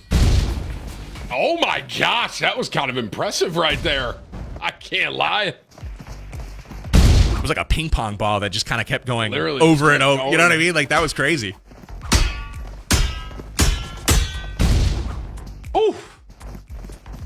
The sound effects, yeah, it seems like it just starts to go faster and faster. That's funny because I was going to make a comment on the music and how, like, I'm messing with the music. I like it. Oh. It is still very impressive to me that this entire thing, right, is PUBG Mobile and someone, from the community, right, made this game mode, and now here it is on a main stage. In a pretty close game, not for nothing, 14-11 here. So I'll be curious to see 14-12 as I'm saying that. Got 4 minutes left on this one. We'll see if all the other teams are having similar close games. Brazen over, getting a double shot. I saw Brittany get a triple shot a moment ago. What the heck? Ooh, was that midair? Dad's got hops. Hey, it's 14-14 right now. Dad, the he's found the strat. They need this, bro, and they need this. They need this win. Dab's kind of getting amped. Do you see him bottom left? Do you see him down there? Yo, his whole camera's shaking. Yo, Dab! 6 in a row! 6 in a row! He just brought the heat on that one. Brazen Rover coming in with the fastball. Right down the pipe. Gosh. Look at the little teddy bear standing out there just so innocently. 8 in a row. Yeah, he's got the method. Dude. They figured it out. Celebrating campers, I don't think they're going to be able to, unless they have, I was about to say, the comeback of the century. I think that's going to be it, ladies and gentlemen. Oh, no, my squad. They just got clowned. That's a tough one to see. They were up 14-10 and 10 straight. They had the strat at the end of that one. They really did. How's Cake looking? We don't know. We're about to find out, I have a feeling, but all I know is Dab and Festive Skydivers, they found a strat towards the end. They really needed that one. They have been lagging behind a little bit today, but that was an impressive showing. The second half of that Blade Ball game, you could see the disappointment on Rolex's face as we kind of cut away at the end. He was just like, man, well, what do you do, right? When you're a competitive player, Scump can probably relate to this, right? It's like you're really good at something, but it's just kind of new, and it doesn't go the way you hope for. All you can do is have fun, At the end of the day, man, that's really what it's about. And it's very interesting because you have, PUBG Mobile, the Battle Royale, the way the game plays, that's something completely different, right? Even different from the forgive me, what was the name of the shooting balloons one? Shooting Gallery. Shooting gallery. I almost had it. Very complex title. Yeah, right. But it's like that. Even that was very different from what we just saw, right? But it's still, and so you might have someone like me, right? If I'm in a tournament like this and I see that game mode, I might have a little bit of an advantage because I'm not going to win versus Rolex in the battle royale, right? So yeah, maybe not. Yeah, maybe not. Yeah, maybe not. I don't know. It could be close, but I think it's high time we send it to the next game. I don't know. I feel like I'm missing some blade ball action. So the sooner we can get over to that blade ball action, the better. I'm excited to see if we get cake in the pan or if it's somebody else. But, you know, Tim, I honestly, when you pick cake in the pan today, you know, Jack and I talked this morning when we were kind of, you know, game planning everything. And we saw the list of team names for the first time. And we're like, you know, I'm going to ask Tim for some predictions. Like, he's going to pick cake in the pan. Like, you know, he's going to pick it. And that was the first thing you said. So, you know, there were some little giggles from us for sure. But I didn't expect him to actually win. Yeah, I mean, look at they're this. sitting in first place. Now they're making a run. You know what I mean? Maybe you are a curse. I'm not. If anything, you might be based on what I'm looking at here. So no. It's what I like is storylines, and my team knows storylines. Celebrating Campers wants to be down and out. They had a lead. They went through their bumpy times, and now they're gonna pull it out in the end on the final match. The good news is I think we're going to be in for a crazy final game because Rolex is always very situationally aware. And he's going to know that they need a bazillion points to catch up. And he does not, second place is the first loser to him, right? So they are going to go absolutely crazy in the final game, which means just more excitement for all of us. So I'm excited for that. We'll take our attention here to Scump as he leads the way in Blade Ball. We'll see if he can get it done here for his team. This might showcase exactly. Never mind. I was going to say this might showcase Scump as an example, right? He's probably not going to beat Jacob, but he might be able to, bounce it back and forth a little bit. What is going on with that ball? The ball. I think they're just missing. They're just eternally missing. They need to hit the train. Look at Winsanity going over there. I mean, let me show you how it's done. I think I just saw TCP fall off the map. I know. TCP, I think, jumped accidentally off the back of the boat, and the ball was trying to reach him at the back of the boat. he somehow took fall damage in Blade Ball. I'm impressed. The best part about that is, as a user or a community member, making this map, you don't always think about the dumb things people are going to do. So who knows if it was coded for it properly? Who knows? We'd love to take a listen in though and take a peek into Scump's team and see what the strategy is actually like.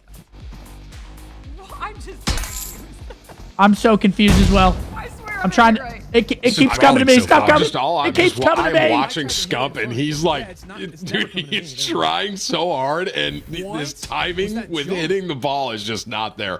Now, what's the score? I'm happy about this. It's like 10-2. Right? Because this is my team. This is cake, Nice, okay. right? Scump's going for a flank right now. I don't. Oh wait, I got invincibility. Yo, pick up the power up. Bro's trying to rotate to the next boat. Yep. This doesn't speak to his gun skills, but maybe don't put him on the baseball diamond. I don't know. Yeah. Okay, we have to Gosh, hit it. that was so funny. 11-3. This is a comfortable lead. There's no way my team's losing. We win. Winsanity just threw his arms up as he got hit right there. Wow. You got to Scump. I don't think Scump. I'm gonna be. I don't think he got one. I was literally about to say I don't think he's bounced the ball one time. Okay. There he goes. Wait, don't let him go. Oh. I was gonna say don't let him cook. Don't let him cook. I don't get it. I'm trying to find it. Jacob and Crew. Too early? They are kind of frying. 13-4. Okay. Too late. Yeah, just use the one tried they don't touch for practice. That looks so funny. Maybe I'm too. I mean, it's easy for me to laugh here. I'd be doing the same thing, but oh my gosh. That looked so funny. Listen, if I'm Jacob and company here, I'm we go. hitting this ball at Scump. A quintuple shot. Random hits whoever's Jacob is dominating the game. 17-4 right now. What is happening? This is crazy. Yeah, so they can really mess with it. Yeah, literally. Bro. Let's see. Yeah, I'm just gonna stand back here. Y'all go. Jacob's movement even looks Nice. crazy. Nice. Bang, bang. Wow. My bad. Return shot there. Yeah, I didn't Hold on a know it was minute here. close. Hang on a minute. Okay. Winsanity's got something to say about it. He's not going to go down without a fight. All good. Now they're just getting scrappy. Now they're just The, getting right the into power it. up in the middle gives you no damage, so I think you can just hit it. This would be an epic comeback if they're able to make it. Oh, like now right there, 18 to 7. Tim, your squad, they're no joke. I'm telling you, man, I'm not, am I always drawn to food? Yeah, but I think there's a reason for that, right? Is there a score limit? And right now, that reason is they're 1 point away from, winning another game. There it is. And just like that. Wow. Winner, chicken dinner goes to Jacob and the Cake in the Pan squad.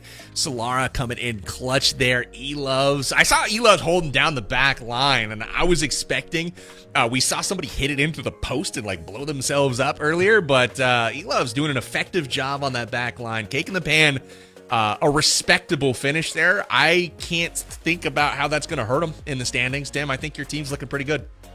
Like I said, man, I don't think this is coincidence, right? And Jack, me and Jack, we go way back, obviously, and he thinks that I have some sort of ability to choose a team, and then that team genuinely does not perform well. A curse, right? Like the Cowboys?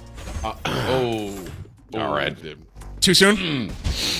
You know what's crazy? I gotta go. I've been alive for 30 years. I think they've made as many playoffs as or NFC championships as I've been alive. Stop! You're not allowed to do this, Jack. You don't even watch football. All right, stop it, dude. I love. Actually, I can't even lie. Oh, Red Eyes gets sniped. Oh, see, you just can't miss that, Bushka. You can't miss. No, because you know what? Someone jumped off the boat again. Who keeps jumping off the boat? I don't think. No one's jumped off the boat. Bro, I'm telling you, one of the players is under the water. They jumped off the boat accidentally, and now they're under the water. Look at them all trying to go for it. 3. They've got a. Yeah, you can see it's High Man. Look at High Man's health bar. He's slow. Is he slowly dying? Yeah, slowly. Yes, he's under the water. Oh, they made it work. That's great. Okay, there we go. He's back up now. Finally. Now we're good. He's drowned. You can see the little icon. He was in the water. Yep. So we found a workaround. I wonder if any teams will take advantage of that from a strategy perspective. Get a little bit of a lead and then just all jump in the water. Imagine that. That's when it gets real sweaty. Do you guys remember off top of your head who was in second place? It was wasn't it Metalcore's team?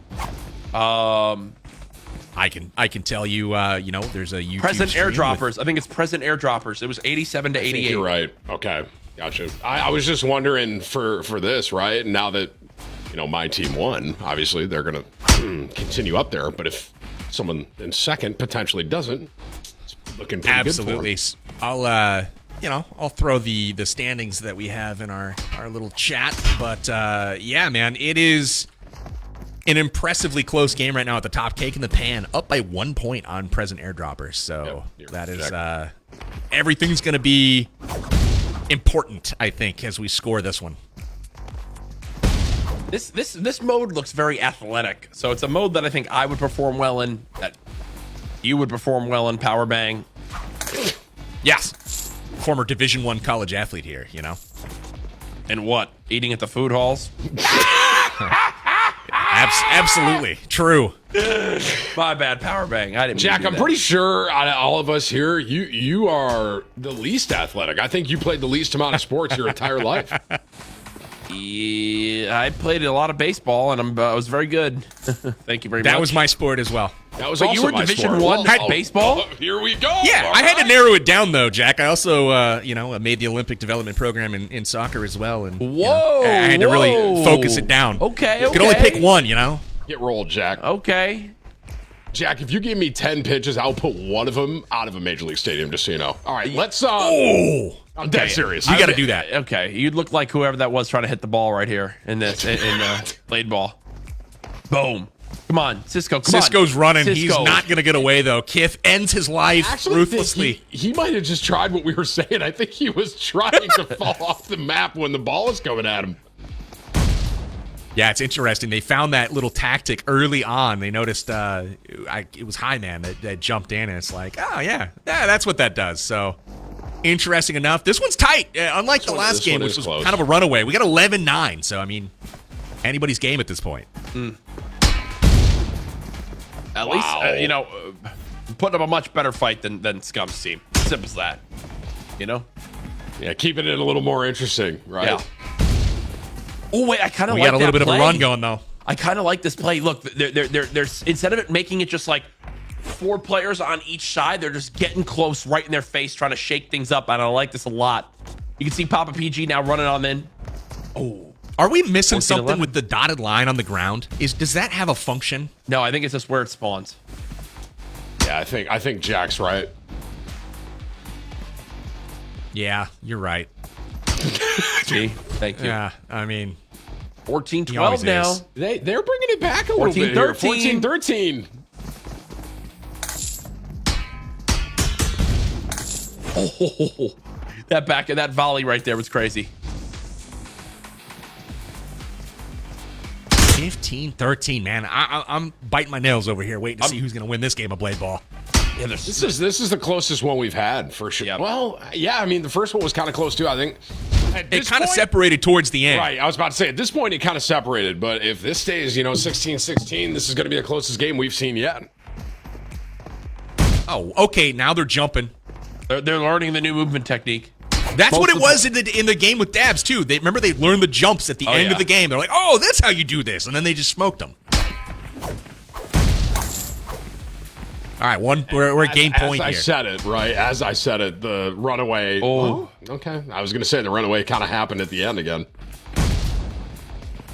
Ooh, there it is. Right there. A double shot for the victory. Winner, chicken dinner. It's going to go to Red Eyes and Papa PG. Birthday Blitzers. That is an impressive game. Birthday Blitzers coming in with a victory. So they're going to love to see that. They're going to add up those points into the win column. Yep. So we're going to wait on one more game here. Jack, we got to be getting down to the end of it. We've had 3 games so far. That's going to leave just one left. And, Sub me in. I want to play this. I want to play this so bad. Watching this, now that I know all the movement techniques, let me jump, slam, put Tim on the other team. We'll see who wins. Come on. Someone scared? But do you know how to swim? I feel like that's the name of the game. They call me the Michael Phelps of the swimming pool. You probably have the opposite body of anyone that would be a swimmer. Come on, bro. Tim, look at this. It's like, let me show you my webbed feet. Oh my god! Come on, bro.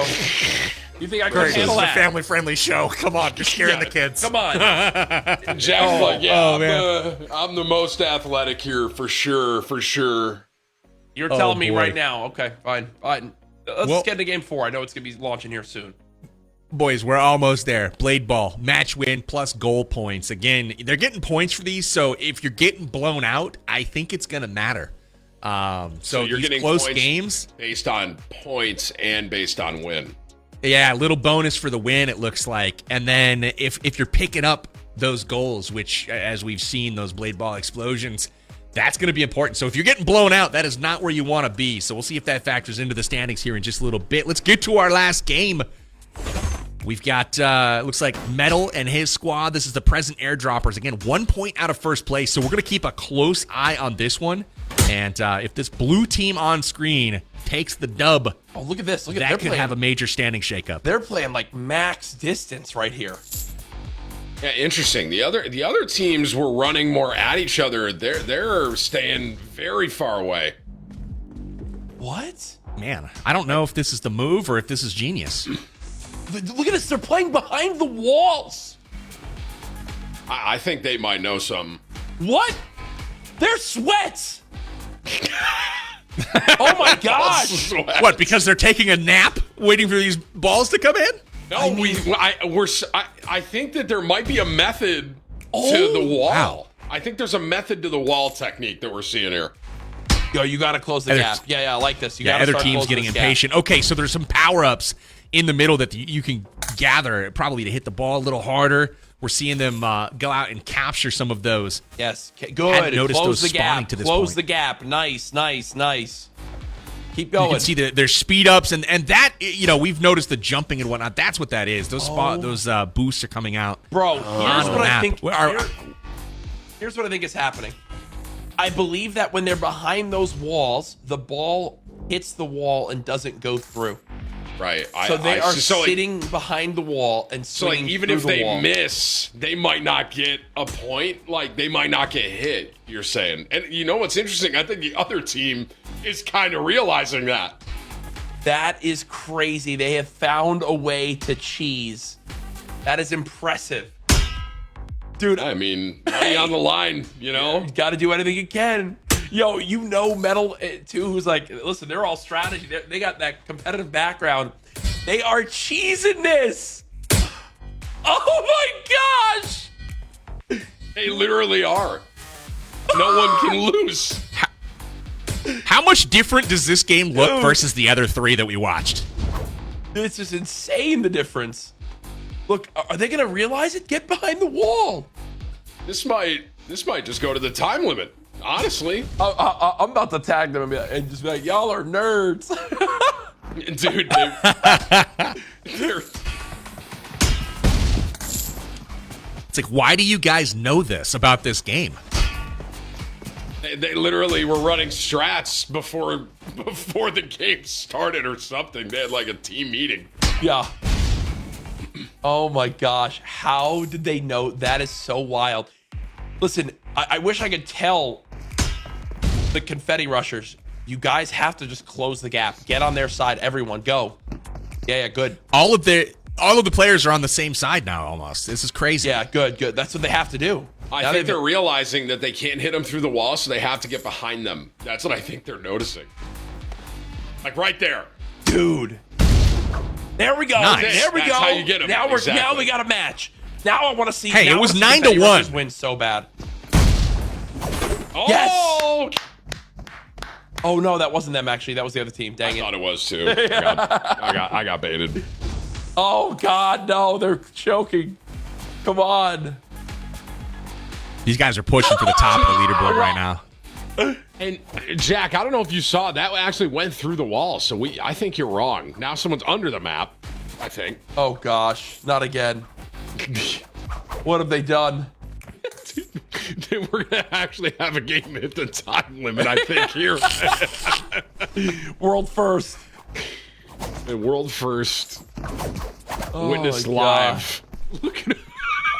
All right, who needs to drown on the other team? I want to see some health bars. This is crazy. Power bang is just losing power. Losing power potentially. That audio is just going out the window. But don't worry. If power bang never returns, guys, they're leaving the broadcast in great hands. Yeah, you guys are in good hands. Two PUBG Mobile experts right here, ladies and gentlemen. PUBG. If power bang's gone, PUBG Mobile's getting scared now. 15-6, as still they have not been able to crack this code. Angry Hosier has not moved once from behind this wall. You've got to be kidding me. You're right. There is something with the wall that is. It's like it's cheesing. There's something. Like Angry, you're right. Has not. I don't think he's gotten hit once. Has not moved. Boom! Another one. 18-7. This is Angry must have. I bet Angry loaded up and played this and just sweat on this mode for days leading up to this event. For days. You guys have really, really done well in my brief absence. Hey, welcome Thanks, back, man. We were fully prepared to just run the whole thing, you know, if we had to, I guess. I don't know if it would have went well, but we would have tried. You know what I mean? Angry Hosier, 12 points alone. Yeah, he figured it out, bro. You got to figure he was the guy giving him the intel. You know, Angry Hoser was slipping the goods to the rest of the squad there. They obviously had a strat. It worked out well on Blade Ball. We'll see if their strats actually hold up into Battle Royale, which we'll be coming to next. But that was Blade Ball, ladies and gentlemen. Definitely different. Don't know if it's what I expected, but Tim, what'd you think of the game mode? I mean, I thought, so like I keep saying, right, these last two that we've seen, if you would have told me this is PUBG Mobile, I would have had no idea, right? So I think it's very cool that you have these different types of game modes that is inside of PUBG Mobile, and then on top of that, B, it's also a community-made thing, right? It's someone in the PUBG Mobile community made this game, and now it got so much, you know, love and stuff, that now here it is on a main stage as well. So I think it's an awesome thing, man. Love me some love and stuff. I wish we could read the TV screens that are in the spawns. I wonder if those like have instructions for the players or something. Whatever. Well, bygones, right? But the swimming was interesting. We saw a couple people in the water, and I don't know if that was purposeful, but I'd like to think that there was some strategy. You can see Cisco trying to jump in there, sniped from behind, unable to get into the water. Power, but you're victory. losing. Power, you're losing. No! We're losing He's you, man. going to the upside down. Oh, no. No. All right, Tim, it's on us, bro. It's on us. All right, let's carry it on. Here goes nothing. We got this. We got this. Yeah, go ahead, Jack. Listen, I think it's so impressive that these are modes, again, for everyone watching, that are made in PUBG Mobile. Get on, make your own great experience, make your own great, map and mode like that. As right, it's cool and such a great change of pace. Some days you want to go full sweat mode, play the big battle royale. Then you want to hop back in, play a mode like that. You got all those options in PUBG Mobile. 100%. So, guys, can you hear me? I can hear you now. Yes, we hear you. Heck yeah, it's a Discord thing. I think I'm coming through fine on program, but hey, it is what it is. I mean, I can see my video return feed. You see what I'm saying? So anyway, we're all good here. I'm giving you the signal. We're fine. But yeah, we've got the standings coming up here in just a moment for our game number 5. We've got just one more, but we also have some sweepstakes to give away. I don't see any names to jump out on this one, but I am just very, very excited to give away more stuff from PUBG Mobile to you guys. So again, congratulations to all of our winners, and we still got more to give away, Courage, throughout the rest of the stream. We have a lot more to still give away. A full another one. Wait, did PUBG won? That was what I was looking at down there. I was like, PUBG won the PUBG Mobile giveaway. That's crazy. A-Train92, congratulations. You got a brand new Apple Vision Pro 6th anniversary backpack, 6,000 UC. All of our winners throughout the night. We've now had 36 winners with still another drawing yet to go. So really, really cool to see. Or 35 winners with another drawing yet to go. I have no idea. I wasn't going to say anything, Courage, but I appreciate the self-correct. I missed it for what it's worth. I missed it. So listen, all I want to do right now is see that plane take off on Erangel and get into what will be the tournament deciding game 6. I want to see what the leaderboard is after that before we do that, because I want to know if my team is still in first place. Before we do that, let's go sign up to the sweepstakes if you haven't already. You guys should be trained by now. We're giving loads of stuff away. But go sign up at the sweepstakes if you haven't already. Again, amg.gg/World Tour Sweeps, or whip out that mobile device, scan that code, and get yourself to the site. Sign up. Again, only good throughout the duration of this live stream. If you're watching the replay on this a week, a month, a year from now, unfortunately, you're a little too late, but that is okay. That is okay. Catch the next one. Follow PUBG Mobile everywhere on social media to get clued in to when events like this one are happening. And we are just about ready to line it up for our 6th and final game. I don't think we need to spin the wheel because, again, we know what it's going to be. It's Erangel. It's the traditional battle royale. This is where it all started. Courage, what can we expect from this final match? What you can expect, I think, is a bit of a slower start. I don't think we'll see teams landing on each other when the map is this large. There's no need to share, different POIs, in my opinion. So you don't want to be the first ones out of the final game, right? You don't want your tournament just end like that. You want to be in the mix towards the end. You want to have that big culminating moment. Even if you're not necessarily in the money, it's just fun because the nerves are going to be at their highest right here. So I'm expecting a bit of a slower start, a hectic ending. I think, whatever team is able to find the most smoke grenades for late game from a lot of the PUBG Mobile that I've watched is actually a team to watch out for, because then they can give themselves the best opportunity to rotate freely. And honestly, I'm going to be the one laughing when Rolex and the camping squad winds up winning game 6 and moves up that leaderboard. We'll see.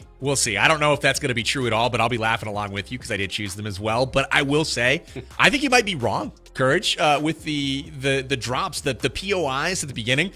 We got an anniversary game mode. I didn't slip that in. I didn't arm you with all of the necessary it's info. Anniversary mode? Oh, yeah, we got some POIs in there. We might see some hot drops similar to that first game, but let's take a peek at our scores and who is adding to their total. And who is not necessarily, but cake in the pan. They did what they needed to hang even with some of the other squads. Right. Present airdroppers also coming in with 30, so we should see a very, very tight score at the top, but notably Celebrating Campers down in 6th place with 14.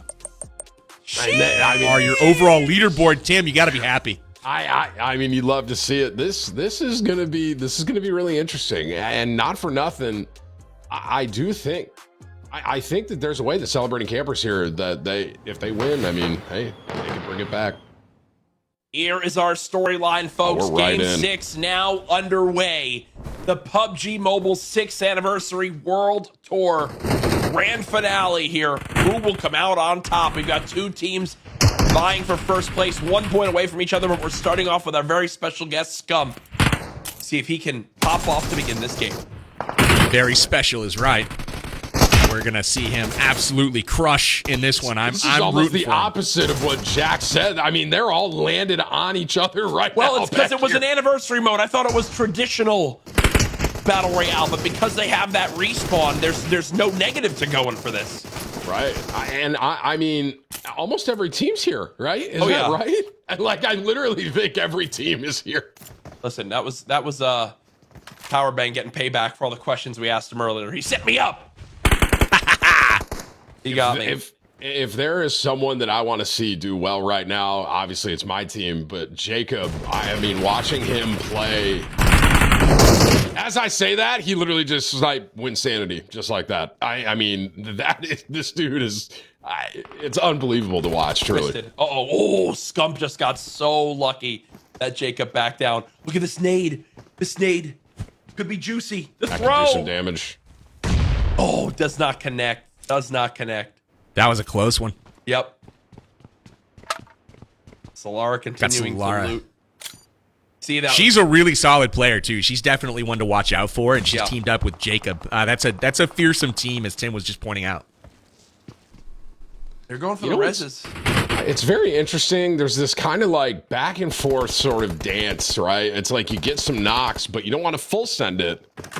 As I'm saying that, Metal decided that he's going to go for it, and he kind of paid for it. Oh, they pinched. They went with the pinch. That's all 4 knocked.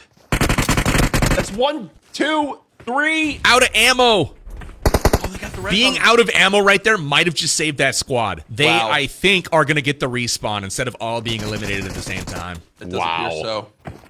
Now remember, the last two of these teams here are the 2 teams fighting for first. They're fighting each other right now, taking the pan and present airdroppers. Wow. They were just Those for trading were- eliminations. Those shots were insane. Britty coming in clutch. That was some really nice M4 work from across the pond here. And they're Taking going down to jump at TCP. this. And this is you guys versus me right now, man. I come on, Cake! Come on, campers! Don't camp! Rush them! If there's someone that can turn this around and turn the tide of this fight, it's Jacob, man. Oh, look at this angle. Look at the angle. And just like that. Oh my gosh. The accuracy. Jacob with 2. Oh no. He's on fire. Can he survive? No. Oh, that's huge. That's huge for campers. It's massive right for there. campers. Rolex was the one to get him too. You know Jacob's got to be chapped about that.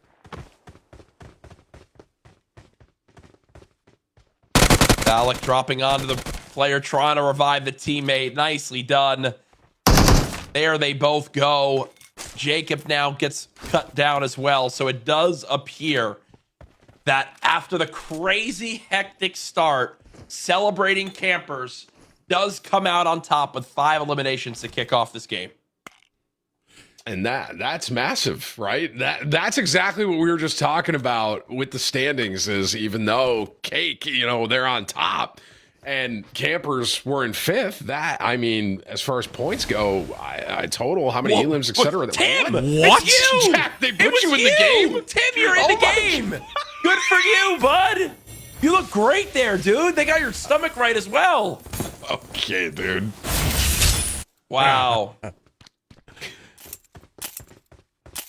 That's incredible. Well, congratulations on making an appearance. I got a voice pack in the game. You can play as Powerbang and issue commands to all of your teammates in my voice, and that is really weird when you're playing and your own voice is yelling back at you, I will say. I could believe that, man. I could see that. That's got to be what like the- you yelling at yourself kind of vibe. Yeah. No, for real. And it was strange because it happened to me when I was the first time ever. I was playing with randoms, and they knew me they owned my voice pack. So all of a sudden they shouted out, and I was like, that's odd. You know how as creators, like you hear yourself in your ears all the time. Yeah, and, sure. I heard it, and I was like, wait, I didn't just move my mouth to say those words. Very strange. Pretty cool though. It's funny you mentioned that too, because I didn't realize that there are casters, content creators out there that don't hear themselves.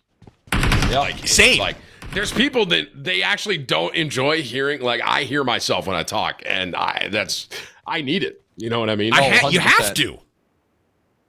I don't know. I feel like you throw your voice out. Like if you're not, especially doing a long stream like this, I don't know. If you're doing it all day, I think you got to hear yourself. You're absolutely nuts. Anyway, that's an aside. We can probably all agree on that. Tickleton, I do want to just say, Tickleton, I've casted a lot of events in my life. If I did not have this sheet that lets me know your player pronunciation, I would never know your name is Tickleton. TGLTN. That's what I'd be calling him for every single fight. So thank goodness for this. There's another skirmish now going down. It's Valak trying to push on forward. Beautiful shots. My gosh. Down to the window. A great snap right there. I think that's 3 knocked players. Just Tickleton, the teammate, beginning to flank on through. And we said, celebrating campers, they would excel in the Battle Royale modes. And it looks like right now they're showing it as they've got their 6th, 7th, and 8th eliminations coming on in. Valak trying to track down those elim points, and they are doing just that. Campers off to an amazing start here. 8 elim points already. And the good news for them is they've picked up 8, but there's still 29 alive on the Battlegrounds right now, which means there's a lot of points that they can still pick up, and they need them very, very badly after only scoring 14 in Blade Ball. There's the first look at our zone. This one looks a lot more evenly spread out. You can see the north side, definitely the dead side of the zone. But for the most part, should be a bit of time before we see some major action as teams begin to rotate on in.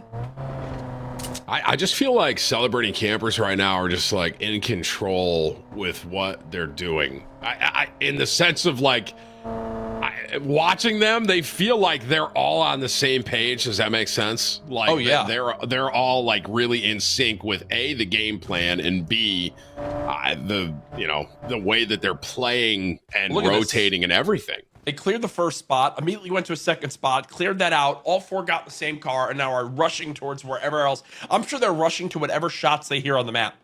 They want it. They want to be involved in every bit of action because they need as many points as possible. Do they still have a respawn right now? Does that still work that way? No, not anymore. Okay. Yeah, they've got a certain amount of time to get that done. They may be past it at this point. I want to say it's towards the end of stage 2. Yeah. So it could still be active. Don't quote me on the time, but they got to be getting close to the end of it. I think the bottom line would be, I'm sure if they still had that respawn, they're going to full send everything they hear, right? Versus if they don't have that. I mean, they might do that. They're going to full send regardless because they know they need the points here. Like, they have to go hunt these fights down. They're in hunt mode right now, which is, I called this in game 4. I mean, look at it. I am excited for game 6 because these guys, look at them. They're just hunting people down right now, and they have the team to be able to do it. Just driving away from an entire team of celebrating campers. Oh, they're going for it. They're going for it. They're going for it. What? And this is one of the best players in the lobby, Jacob. If they can cut him down, that's a huge swing. But now help comes in. Jacob peeks and finds one. Does get dropped by Rolex. Oh, they're in trouble. Rolex's team is in trouble. Campers are trying to get it done, but they've got people on both flanks. This is huge. And he takes down Solara from behind. This is a third party now coming up over this hill. What's very interesting is there's 3 teams that just randomly started fighting in this one spot. That's confetti and rushers Farouk on a flying carpet. Oh, but Rolex got the heal off and the reloads. They will take down Rolex yet again. It's Shifu, sir. Nice shots. Rolex knocked. Ready trying to throw the nade. Not going to be there. I don't know if that was the right kind of grenade. I don't know if she's trying to throw she's trying to throw smoke for sure. Yeah. I have done that far too many times to my own teammates where it's like, hey, yeah, I'll get that revive. 1 sec. Let me throw a smoke. Oh, crap. You can't crawl fast enough. Sorry. Alone. Getting around the corner. Now I'm going to try to get this res down. If this res goes off, this is a big deal. They could swing this entire fight, honestly, if they're able to get this. And we did actually just see 3 players get brought back. Now I'm wondering if that's from one of the towers. And multiple players are still knocked from confetti. Now over to Scump as they're chasing down Godsley. I was saying Godsley was split off. Okay, I understand what's going on here. Yeah, this is down at the shooting range right now. There's a whole other fight happening. It looks like Farouk and his team were kind of split a bit, and Godsley unfortunately caught out, and he is about to get finished, it looks like. Boom. Down. And we still have 29 remaining, so it looks like the respawn's still active at this point. I think that the confetti rushers, they basically just decided, you know what, let's disengage this fight. It's not worth it. And not for nothing, they had what, 2 knocked on the campers right there? That could have been a pretty, detrimental fight to the campers, to be honest with you.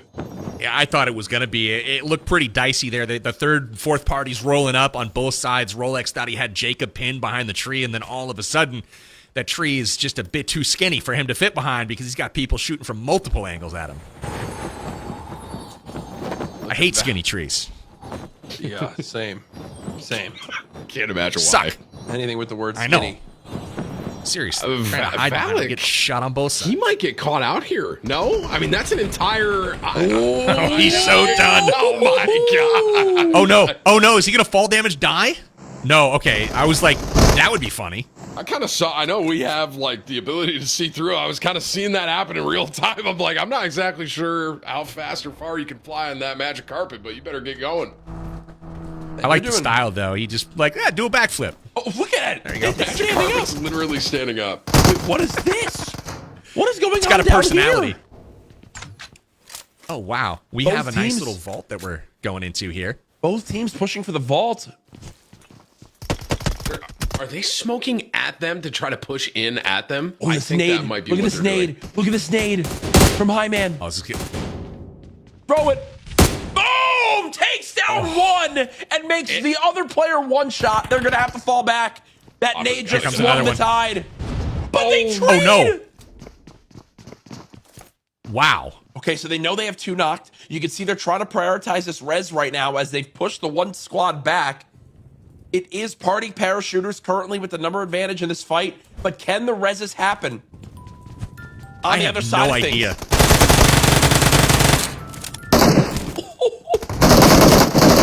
Oh, dude, this is one of our closest fights. It's a 1v1. It is a 1v1. The trades are wild. 1v1 in this close range fight. Red Eyes is nowhere to be found. Cisco, throw a Molotov here, bro. Cisco's going Get a for it. throwable. Wait, he got through the molly? Cisco's going for it. Oh my gosh. I don't think they knew. They don't realize. He had Cisco's a gotta moment go of for it. opportunity right there. He's got the nade out now. But Will he drop they it down? Oh no. They're going to start chain resing. Oh, this might be too little too late. Can he get a bank off that pillar? If he bounces it, it's going to be perfect. He doesn't know where they are. He still thinks they're I think right he there. thinks they're on the corner. Oh, but Yeah. now another teammate has shown up. They're just pushing now. That nade went low. That nade went low. Cisco's done. It just took too long. Oh, I mean, obviously Wow, we that was know, risky. but yeah, Saz has to get out of there. Has to get out of there right now. This is one of the new festive towns, too. This is like a brand new thing as part of this update. There's multiple of these towns that can be found on the map, and each of them has a small vault that has loads of supplies. You can see, essentially why they're here, but this is like a crazy fight. Best we've seen all day by far. Oh yeah, this has been an awesome fight to watch. So many intricate moves and play styles. I think there's someone trying to flank. You see Red Eyes now beginning to show up. 5 defeated so far in these elims. It's party parachuters getting all their spoils of war right here. I did see Rolex take down Scump in the elimination feed. So it looks like they've encountered each other as now they're going again. Cisco and Saz are back for more. Look at who is that up on that pillar? Hyman, maybe? I would never, now I'm sure this is different level, I would never anticipate walking in here and having someone on that little pillar above me. This looks like there's one way in, one way out, and they know that. So they are trying to make sure that if they want to exit this cave, they're not going to have fun as Bushka gets completely cut down by Saz, and now Saz trying to take back some space.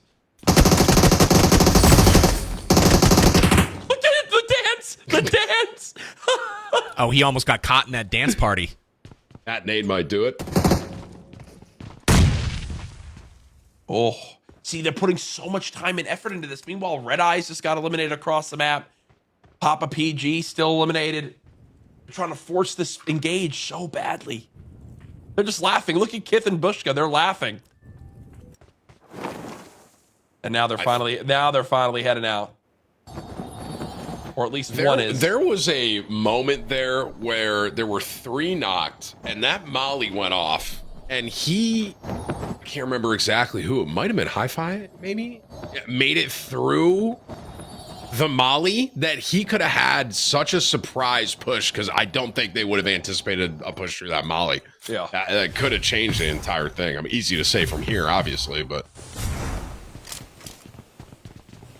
one that they'll watch back and be like, I wish I knew that. There was just a perfect timing kind of moment, you know what I mean? Where it's like he pushed up and that molly dropped right behind him. And a reminder for folks at home, this is the final game of our tournament. Our PUBG Mobile 6th Anniversary World Tour event. $10,000 on the line. And there are 2 teams in first and second right now. 1 point away from each other. 1 point away to see who will come out on top. Cake in the Pan at 118. Present Airdroppers at 117. This is still anybody's tournament to win. I just saw, every time I feel like I'm seeing Cake, it's in the kill feed and they're losing the gunfight. So I don't know. This might be one of those, real back against the wall kind of things, and maybe they could pull something out at the end. Look at who they're fighting right now, too. It's the campers. The campers are absolutely dicing them up at the moment, adding all kinds of points to their total. It might be everything they need to take that first place back. We'll see how it ends up. Oh, Dab just hit a snipe as well. Solara trying to survive for the moment. She's running low on meds, so she's got to get moving. Up the painkiller. Jacob as well tanking this. Oh, Cake in the Pan looking like they're in a rough spot as TCP goes down. They're getting completely held by airdroppers. Just have perfect positioning on top of that to hold them. I don't know if they get out of this. I don't think they do. I thought they were going to be safe and that they got left behind. But no, they just went to circle, stopped taking the blue zone damage, and posted up. I mean, this is the only way, right? I think Jacob's going to get out. He's staying low right now. He's got to split them perfect here on the right and left if he can. Down. Solara dropped. It's all. So Jacob's down. Cake in the Pan is now gone. So now all eyes have to be on present airdroppers. They just took out the team that they were fighting for first place with. As long as they stay alive in this game, maybe find a couple more eliminations, this tournament is theirs. I don't know, Courage. Don't, not so fast, Courage. 5 elims, and we still got our boys, the ones that we picked. I would say, airdroppers and campers are probably, now that, my team is unfortunately eliminated, I would say that those are probably the 2 most likely, but I think campers overall have more points, etc. right now. I mean, look, they've been in the kill feed the entire entire game. I think one thing I would love to bring them up and see what that total looks like, because again, five elims right now for the present airdroppers, which is it's nothing to sneeze at. But with how many the other team has, it all depends on where they rank at the end as well. But this could be a very interesting finish. One thing to remember, there's still 7 squads left. 7 teams left. Now 6. I was actually about to say, I think there's only 1 camper left, and I think he just got it. He did. They flew behind and rotated and got him in the open, and now the campers are gone too. Wait, they're still inside this vault. They're still in How here. is this still a thing? Look at how many boxes there are. They found so many fights in here. It's crazy. Oh, look at how small this play zone now is, folks. 20 players remaining, 6 teams left. Can the squad of Metalcore, DeLeon, Angry Hosier, and Fox 1K clutch on up and become our tournament champions? There is almost no one in the safe zone. Everybody's got some distance to cover here. It's going to be interesting. And everyone is almost on the same side, with the exception of like Papa up there, kind of on the north side. I think this is actually going to work out very, very well. Funny enough, for President Airdroppers, because all they have is one solo to their left that's actually knocked, and they still have a vehicle. So Cisco, last alive, going to try to look for a res on a Papa right here, and they're getting held by. Now they're getting flanked. This is actually big for the birthday blitzers, because the people that were holding them are now also getting flanked. So if they're going to have an opportunity to rotate in, it's probably going to be pretty soon. Yeah. And still some squads with not a full amount of players. So if you're a 4-man at this point, you're in a good spot, as we see Tim dancing on the left. Oh, Scump getting melted. Not Scump. Don't go like that. Scump getting melted. That is such a hard rotation. That's why you need these smokes. Smokes for late game make all the difference. Oh, they're just done. They are sitting ducks. They're all just behind one tree, basically, trying to...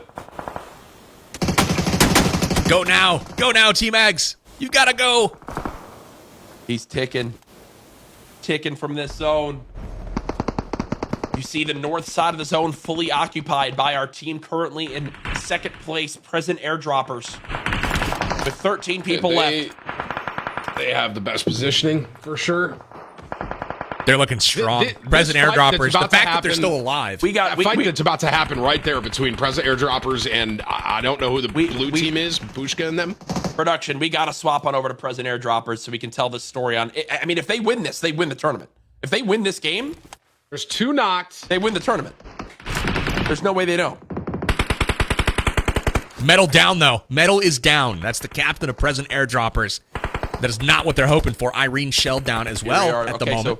But look, they have smokes and cover to go for these reses, and they still have DeLeon holding, continuing to thwart this pressure. 11 players remaining, 4 squads, and they have all 4 still up, make it 10 now left. 3 teams, 6 players is all that stands between Present Airdroppers and what is, I'm going to say, most certainly a tournament victory, because I don't see how there's no way to get outscored for what they've done. Angry Hojer is going for this revive, Courage. Look at this. What a hero on this squad right now. It's these smokes. I'm telling you, late game, Metal down, no more utility. You still have 1 smoke for Angry, but Angry does go down. Trying to get this res. It's now just Metal. Metal's now down to just a very little bit of HP as the zone does tick out too. Metal trying to drive on in. 5 other players remaining. It's all up to Metal to get the job done. Gonna use this car for cover. That is so big. The zone gonna be in the close. Winsanity cuts down 1, but does fall. It is a 1 versus 3. Metal's time. With the hope to win the tournament for his squad.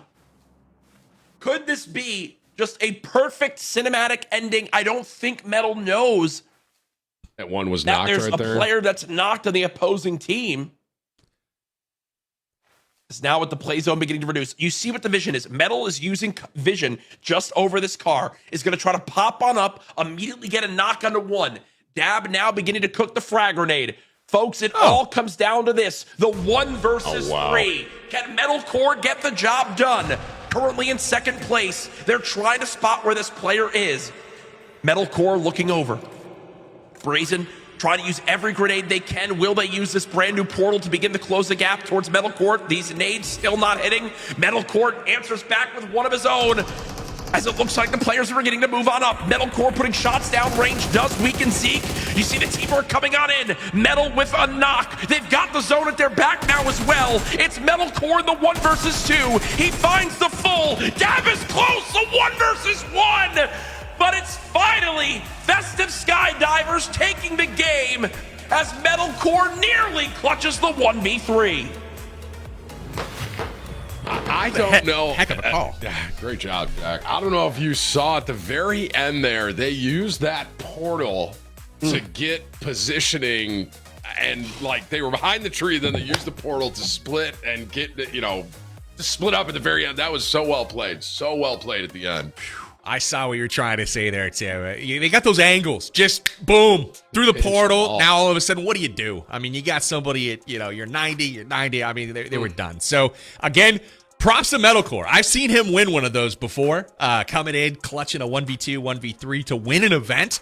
But it looks like he's got his squad, once again, with present airdroppers in a position to win another one of these events. And again, $10,000 on the line right now to split up between the top 4 squads. Really, really impressive showing from a number of squads in this final game. Give me your final thoughts, Jack, on the way this one ended up. I mean, what a performance at the end right there. Dab and crew also doing a great job of utilizing their numbers. Zeke does get cut down and at least gave them the idea of where Metal was. They used that brand new portal to begin to get 2 different sight lines. Metal can't aim both right and left at the same time. As you saw, they were both stacked right on the edge of that play zone. If they run on out, Metal could easily spray transfer from one onto the other.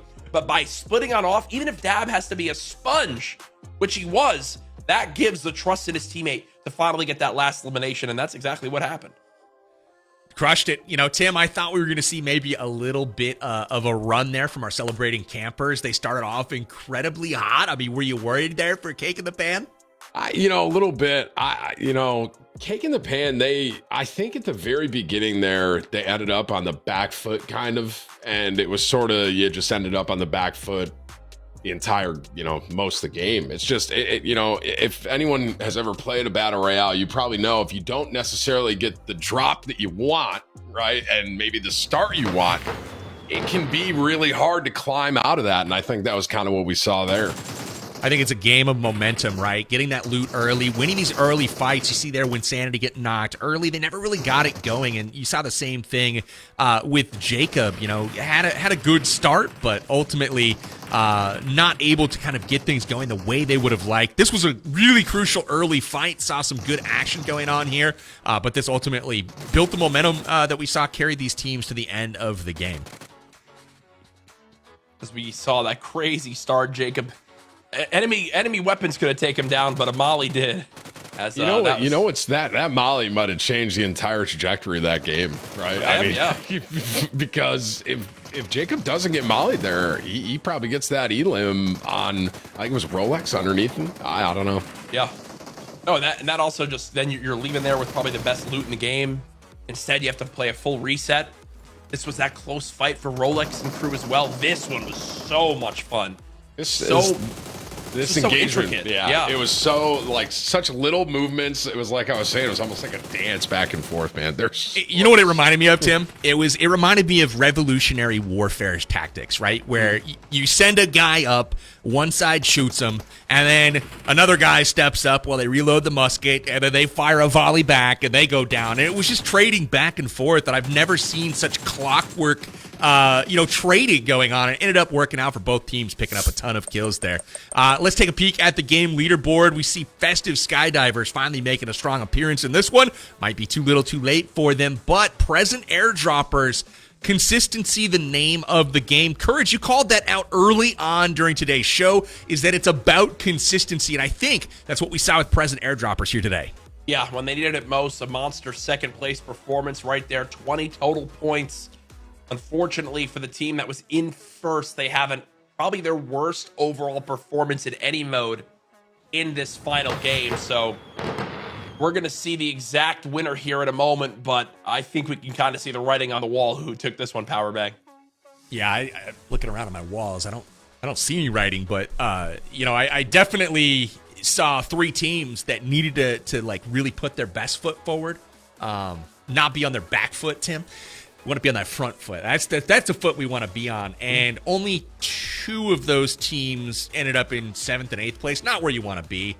And then 1 ended up in the top 3. And so, again, writing on the wall, definitely. I think the present airdroppers, Metalcore, the Leon, Angry Hoser, Fox 1K, I'm looking at them to close this one out, but my math could be wrong. We'll see in the final winner announcement here shortly. We are just about to announce a champion, and if you're still hanging around, good, because we probably got some more stuff to give away I don't know, just an idea. So make sure you guys are definitely tuning in for that. And also, while we're hanging out waiting for the announcement, go follow PUBG Mobile on social media. Everywhere where social media exists, it's at PUBG Mobile. And we would love to make sure that you guys are following to get more news on events like this one. Also, check out the giveaway. We saw that down there as well. And we are just about ready to get into our champions announcement. So if we are ready to rock with that, I would love to throw it up on the screen. And Courage, you can hit us with the call whenever it is ready, because I like that echoey whatever you did. So hit us with it. Ladies and gentlemen, your PUBG Mobile 6th Anniversary World Tour Champions present airdroppers.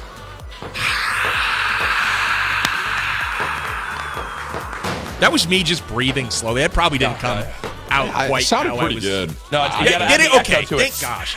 I mean, I didn't know how that was going to end up, but hey, a close affair in this one. Cake in the pan, Tim. Good pick. I'm not going to lie. I didn't expect them to do as well as they did, but they came through.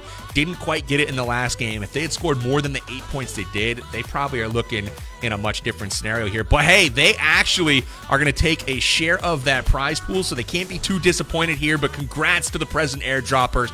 Top of the charts with 137 points. They will be taking home the victory in PUBG Mobile's 6th Anniversary World Tour event. There are your prizes right here. Again, $10,000, Tim, going out to all these guys. Would love to hear any final thoughts from you. Well, congrats to all the winners. Obviously, I would have loved to have Cake in the Pan, take home the 5K. But, it is just so awesome to be here on the 6th World Tour anniversary, right? To be a part of this. And I got to tell you, that was a lot of fun. That was just fun to, A, watch, and then B, just learn so much about, PUBG Mobile in that regard. So, congratulations to all the winners and everything. And a big shout out to PUBG Mobile. 100%. I'm excited to talk to Metalcore. I think we might be able to get an interview with him and kind of hear. No interview. No, we're not going to be able to talk to Metalcore. But the cool thing is Metalcore talked to all of us at the end of basically every game. Yeah. It was like, you know what, guys? Pure RNG. We did the best we could. But you know what? That's going to put them on top. And we got that thing knocked out of the park. Courage, give me some final thoughts from your end. What did you think from the 6th Anniversary World Tour that we saw this year from PUBG Mobile? Listen, it's been a great honor to be back again. I've got a lot of love for the team at PUBG Mobile and everyone who puts on these great events. Shout out the community for watching. Shout out everybody for tuning on in. Our players who popped off and gave such great entertainment today. And all I'm going to say is this, PUBG Mobile. We got to have an event, me and Tim play in it and see who can get the first elimination. Because I think that stream could go on for 8 to 12 hours. Yeah, you better get ready for a long one if that's going to be the competition based on the end of what I was just watching there, Jack. I mean, especially if we're on the same team, I think we're in trouble. Us 2v1 Metalcore 100 times, we don't even eliminate him once. I don't think. Amazing. Well, hey, you guys can pick up some notes from Scumper Jumper that showed up during today's stream, delivered at least one elim that we saw. But again, big thanks to him for showing up as well to celebrate this momentous occasion. Tim and Courage, I'm going to let you guys go. Thank you so much for sitting on the desk with me. It was an honor, a pleasure as always. You guys are pros. Man. And thanks for being here for the 6th anniversary. And with that, I will give my final thoughts. PUBG Mobile, thank you so much for having me back once again to be a part of yet another anniversary. That's 6 in a row now that I've been able to take part in. The years have been long, but also so short. Amazing stuff that you guys continue to add to your game. And before we get out of here tonight, you guys are waiting for some more sweepstakes winners. Let's throw those final winners up on screen right now and congratulate Monster for winning that grand prize. TM Ugly for 2nd place. We got Night Raven with a 1st place win here. We got Artiki, KD Buster, Fire Skull Metal, and Modern Demon picking up prizes as well. Nice work. Enjoy the backpacks, the Samsung Galaxy 24 Ultra, the Samsung Galaxy Tab S9 Plus, the Apple Vision Pros, the Razer Barracudas, and all of the gift cards going out to you guys. Again, I'm Power Bang. I've been around in the PUBG Mobile community since very much day one. I'm so excited to continue doing this. Hope to be back for the 7th anniversary next year. And again, thank you guys for tuning in to the best mobile game in all of the land. I will be out of here for tonight. Smash like on the stream before you go. Follow PUBG Mobile everywhere. And of course, download the game. Join us on the battlegrounds. We'll see you guys out there. Thanks so much again. I will see you guys in the next one. And happy birthday to PUBG Mobile.